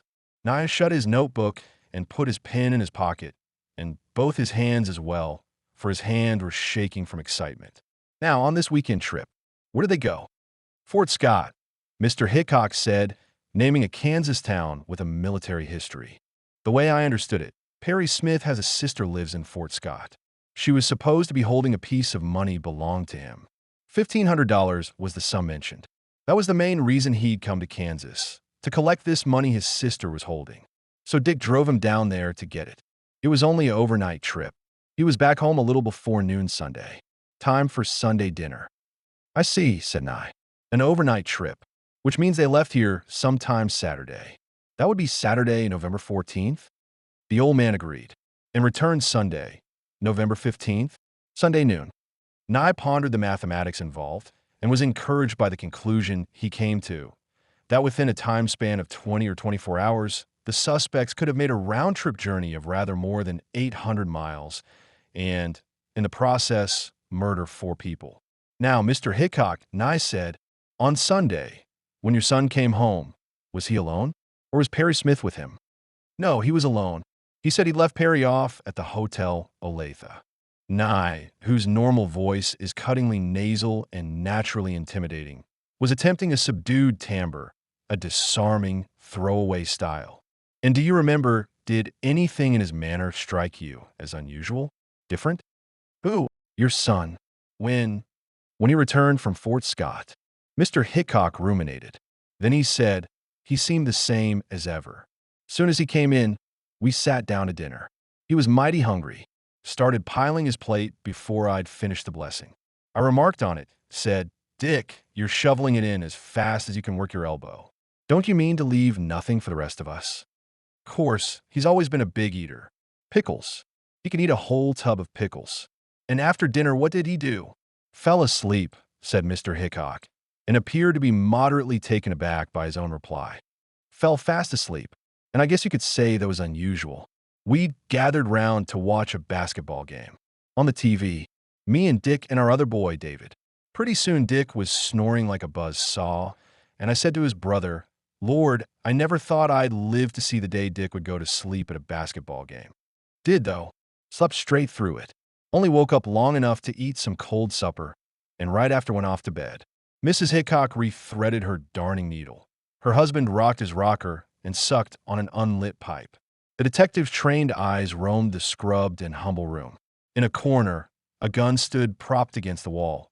He had noticed it before. Rising, reaching for it, he said, "You do much hunting, Mr. Hickok?" "That's his gun. Dick's.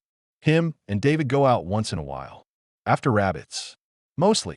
It was a .12 gauge Savage shotgun, model 300. A delicately etched scene of pheasants in flight ornamented the handle. How long has Dick had it?" The question aroused Mrs. Hickok. "That gun cost me over $100. Dick bought it on credit, and now the store won't have it back, even though it's not hardly a month old and only been used the one time. The start of November, when him and David went to Grinnell on a pheasant shoot. He used our names to buy it. His daddy let him. So here we are, liable for the payments, and when you think of Walter, sick as he is, and all the things we need, all we do without." She held her breath, as though trying to halt an attack of hiccups.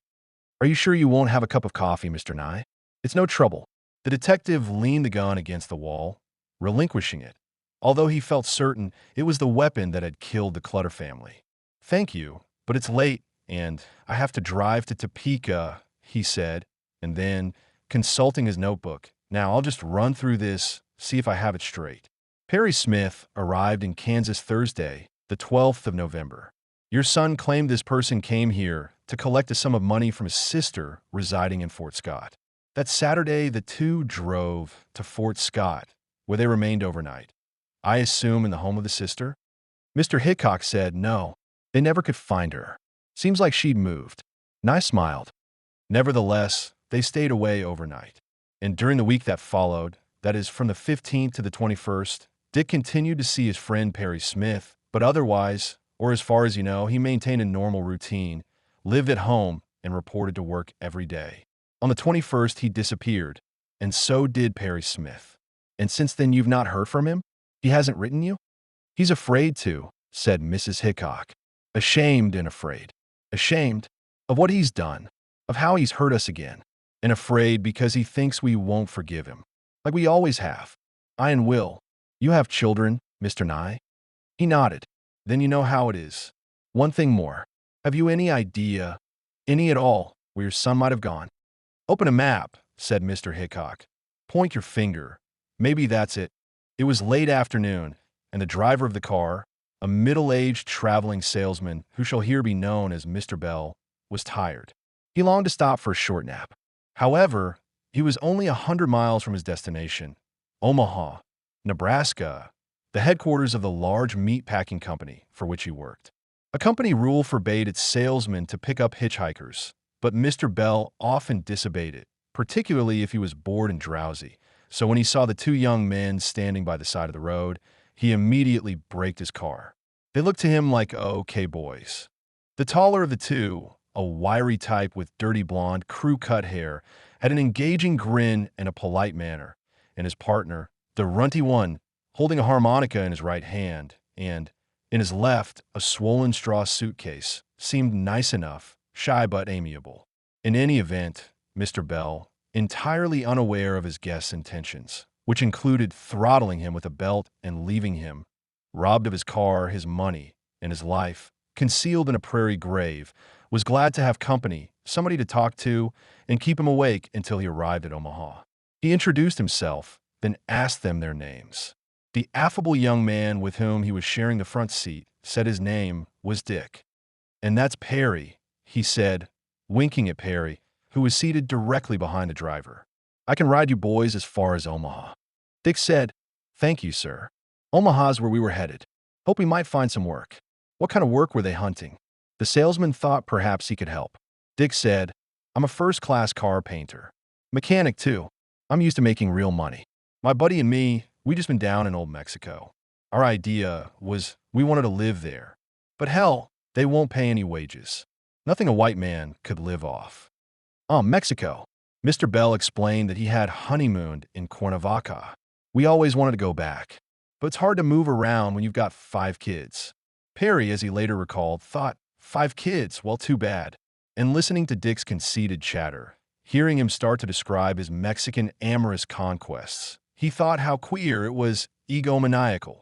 Imagine going all out to impress a man you were going to kill, a man who wouldn't be alive 10 minutes from now.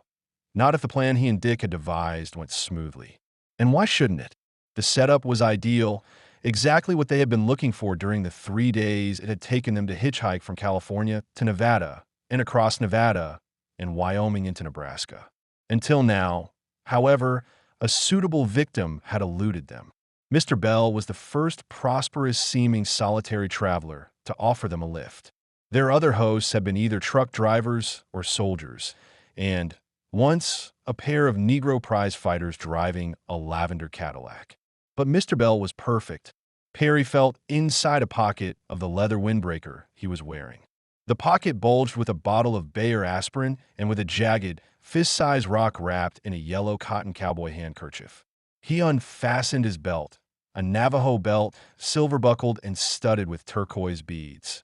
He took it off, flexed it, placed it across his knees. He waited.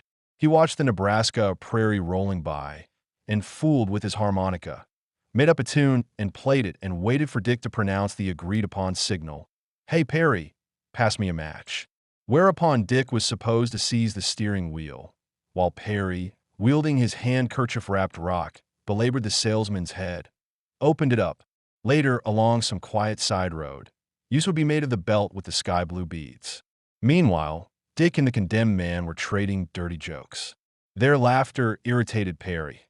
He especially disliked Mr. Bell's outbursts, hearty barks that sounded very much like the laughter of Tex John Smith, Perry's father. The memory of his father's laughter increased his tension.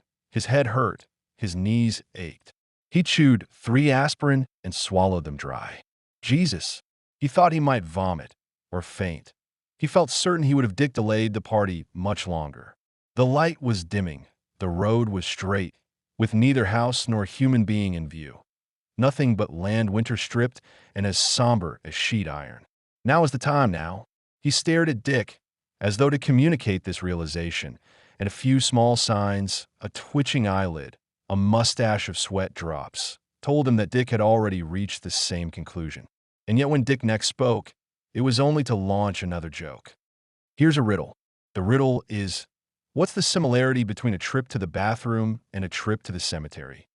He grinned. "Give up. Give up. When you gotta go, you gotta go." Mr. Bell barked. "Hey, Perry, pass me a match." But just as Perry raised his hand, and the rock was on the verge of descent, something extraordinary occurred. What Perry later called a goddamn miracle. The miracle was the sudden appearance of a third hitchhiker, a Negro soldier, for whom the charitable salesman stopped. "Say, that's pretty cute," he said as his savior ran toward the car. "When you gotta go, you gotta go." December 16th, 1959, Las Vegas, Nevada. Age and weather had removed the first letter and the last, an R and an S, thereby coining a somewhat ominous word, OM. The word, faintly present upon a sun-warped sign, seemed appropriate to the place it publicized, which was, as Harold Nye wrote in his official KB, "I report, run down and shabby, the lowest type of hotel or rooming house." The report continued. Until a few years ago, according to information supplied by the Las Vegas police, it was one of the biggest cat houses in the West. Then fire destroyed the main building, and the remaining portion was converted into a cheap rent rooming house.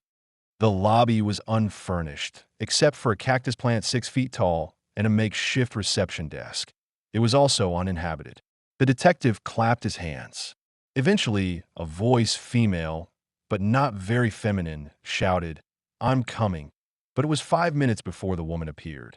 She wore a soiled housecoat and high-heeled gold leather sandals. Curlers pinioned her thinning yellowish hair. Her face was broad, muscular, rouge powdered. She was carrying a can of Miller High Life beer. She smelled of beer and tobacco and recently applied nail varnish. She was 74 years old, but in Nye's opinion, looked younger, maybe 10 minutes younger. She stared at him, his trim brown suit, his brown snap brim hat. When he displayed his badge, she was amused. Her lips parted, and Nye glimpsed 2 rows of fake teeth. "Uh-huh, that's what I figured," she said. "Oh, okay, let's hear it." He handed her a photograph of Richard Hickok. "Know him?" A negative grunt. "Or him?" She said, "Uh-huh. He stayed here a couple of times. But he's not here now. Checked out over a month ago. You want to see the register?" Nye leaned against the desk and watched the landlady's long and lacquered fingernails search a page of pencil-scribbled names. Las Vegas was the first of 3 places that his employers wished him to visit. Each had been chosen because of its connection with the history of Perry Smith. The 2 others were Reno, where it was thought that Smith's father lived, and San Francisco, the home of Smith's sister, who shall here be known as Mrs. Frederick Johnson. Though Nye planned to interview these relatives and anyone else who might have knowledge of the suspect's whereabouts, his main objective was to obtain the aid of the local law agencies. On arriving in Las Vegas, for example, he had discussed the Clutter case with Lieutenant B. J. Hamlin, chief of the Detective Division of the Las Vegas Police Department. The lieutenant had then written a memorandum ordering all police personnel to be on the alert for Hickok and Smith, wanted in Kansas for parole violation, and said to be driving a 1949 Chevrolet bearing Kansas license JO 58269. These men are probably armed and should be considered dangerous. Also, Hamlin had assigned a detective to help Nye case the pawnbrokers. As he said, there was always a pack of them in any gambling town. Together, Nye and the Las Vegas detective had checked every pawn ticket issued during the past month. Specifically, Nye hoped to find a Zenith portable radio believed to have been stolen from the Clutter house on the night of the crime, but he had no luck with that. One broker, though, remembered Smith. He's been in and out of here going on a good 10 years, and was able to produce a ticket for a bearskin rug pawn during the first week in November. It was from this ticket that Nye had obtained the address of the rooming house. Registered October 30th, the landlady said. Pulled out November 11th.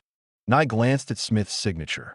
The ornateness of it, the mannered swoops and swirls, surprised him, a reaction that the landlady apparently divined, for she said, "Uh-huh, and you ought to hear him talk. Big, long words coming at you in this kind of lispy, whispery voice. Quite a personality. What you got against him? A nice little punk like that. Parole violation. Uh-huh. Came all the way from Kansas on a parole case. Well, I'm just a dizzy blonde. I believe you, but I wouldn't tell that tale to any brunettes." She raised the beer can, emptied it, then thoughtfully rolled the empty can between her veined and freckled hands. "Whatever it is, it ain't nothing big. Couldn't be. I never saw the man, yet I couldn't gauge his shoe size. This one, be only a punk. Little punk tried to sweet-talk me out of paying rent the last week he was here." She chuckled, presumably at the absurdity of such an ambition.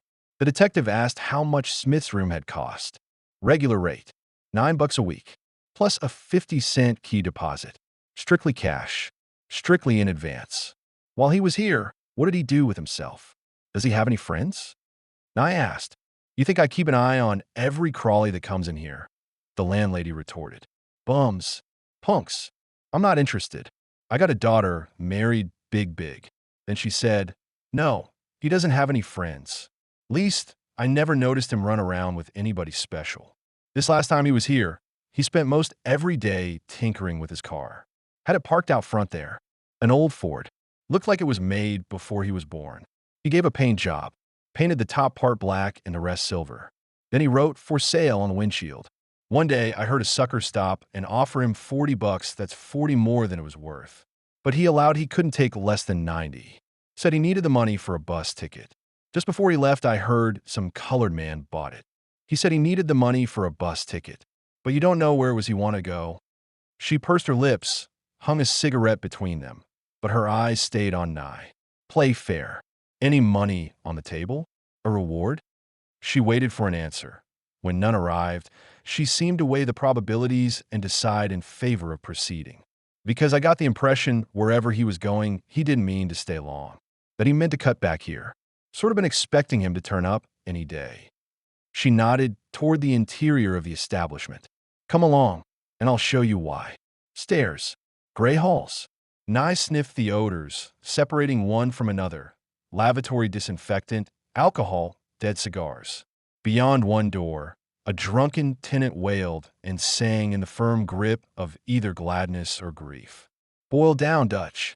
Turn it off, or out you go. The woman yelled. Here, she said to Nye, leading him into a darkened storage room. She switched on a light. Over there, that box.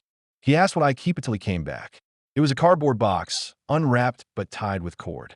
A declaration, a warning somewhat in the spirit of an Egyptian curse, was crayoned across the top. Beware.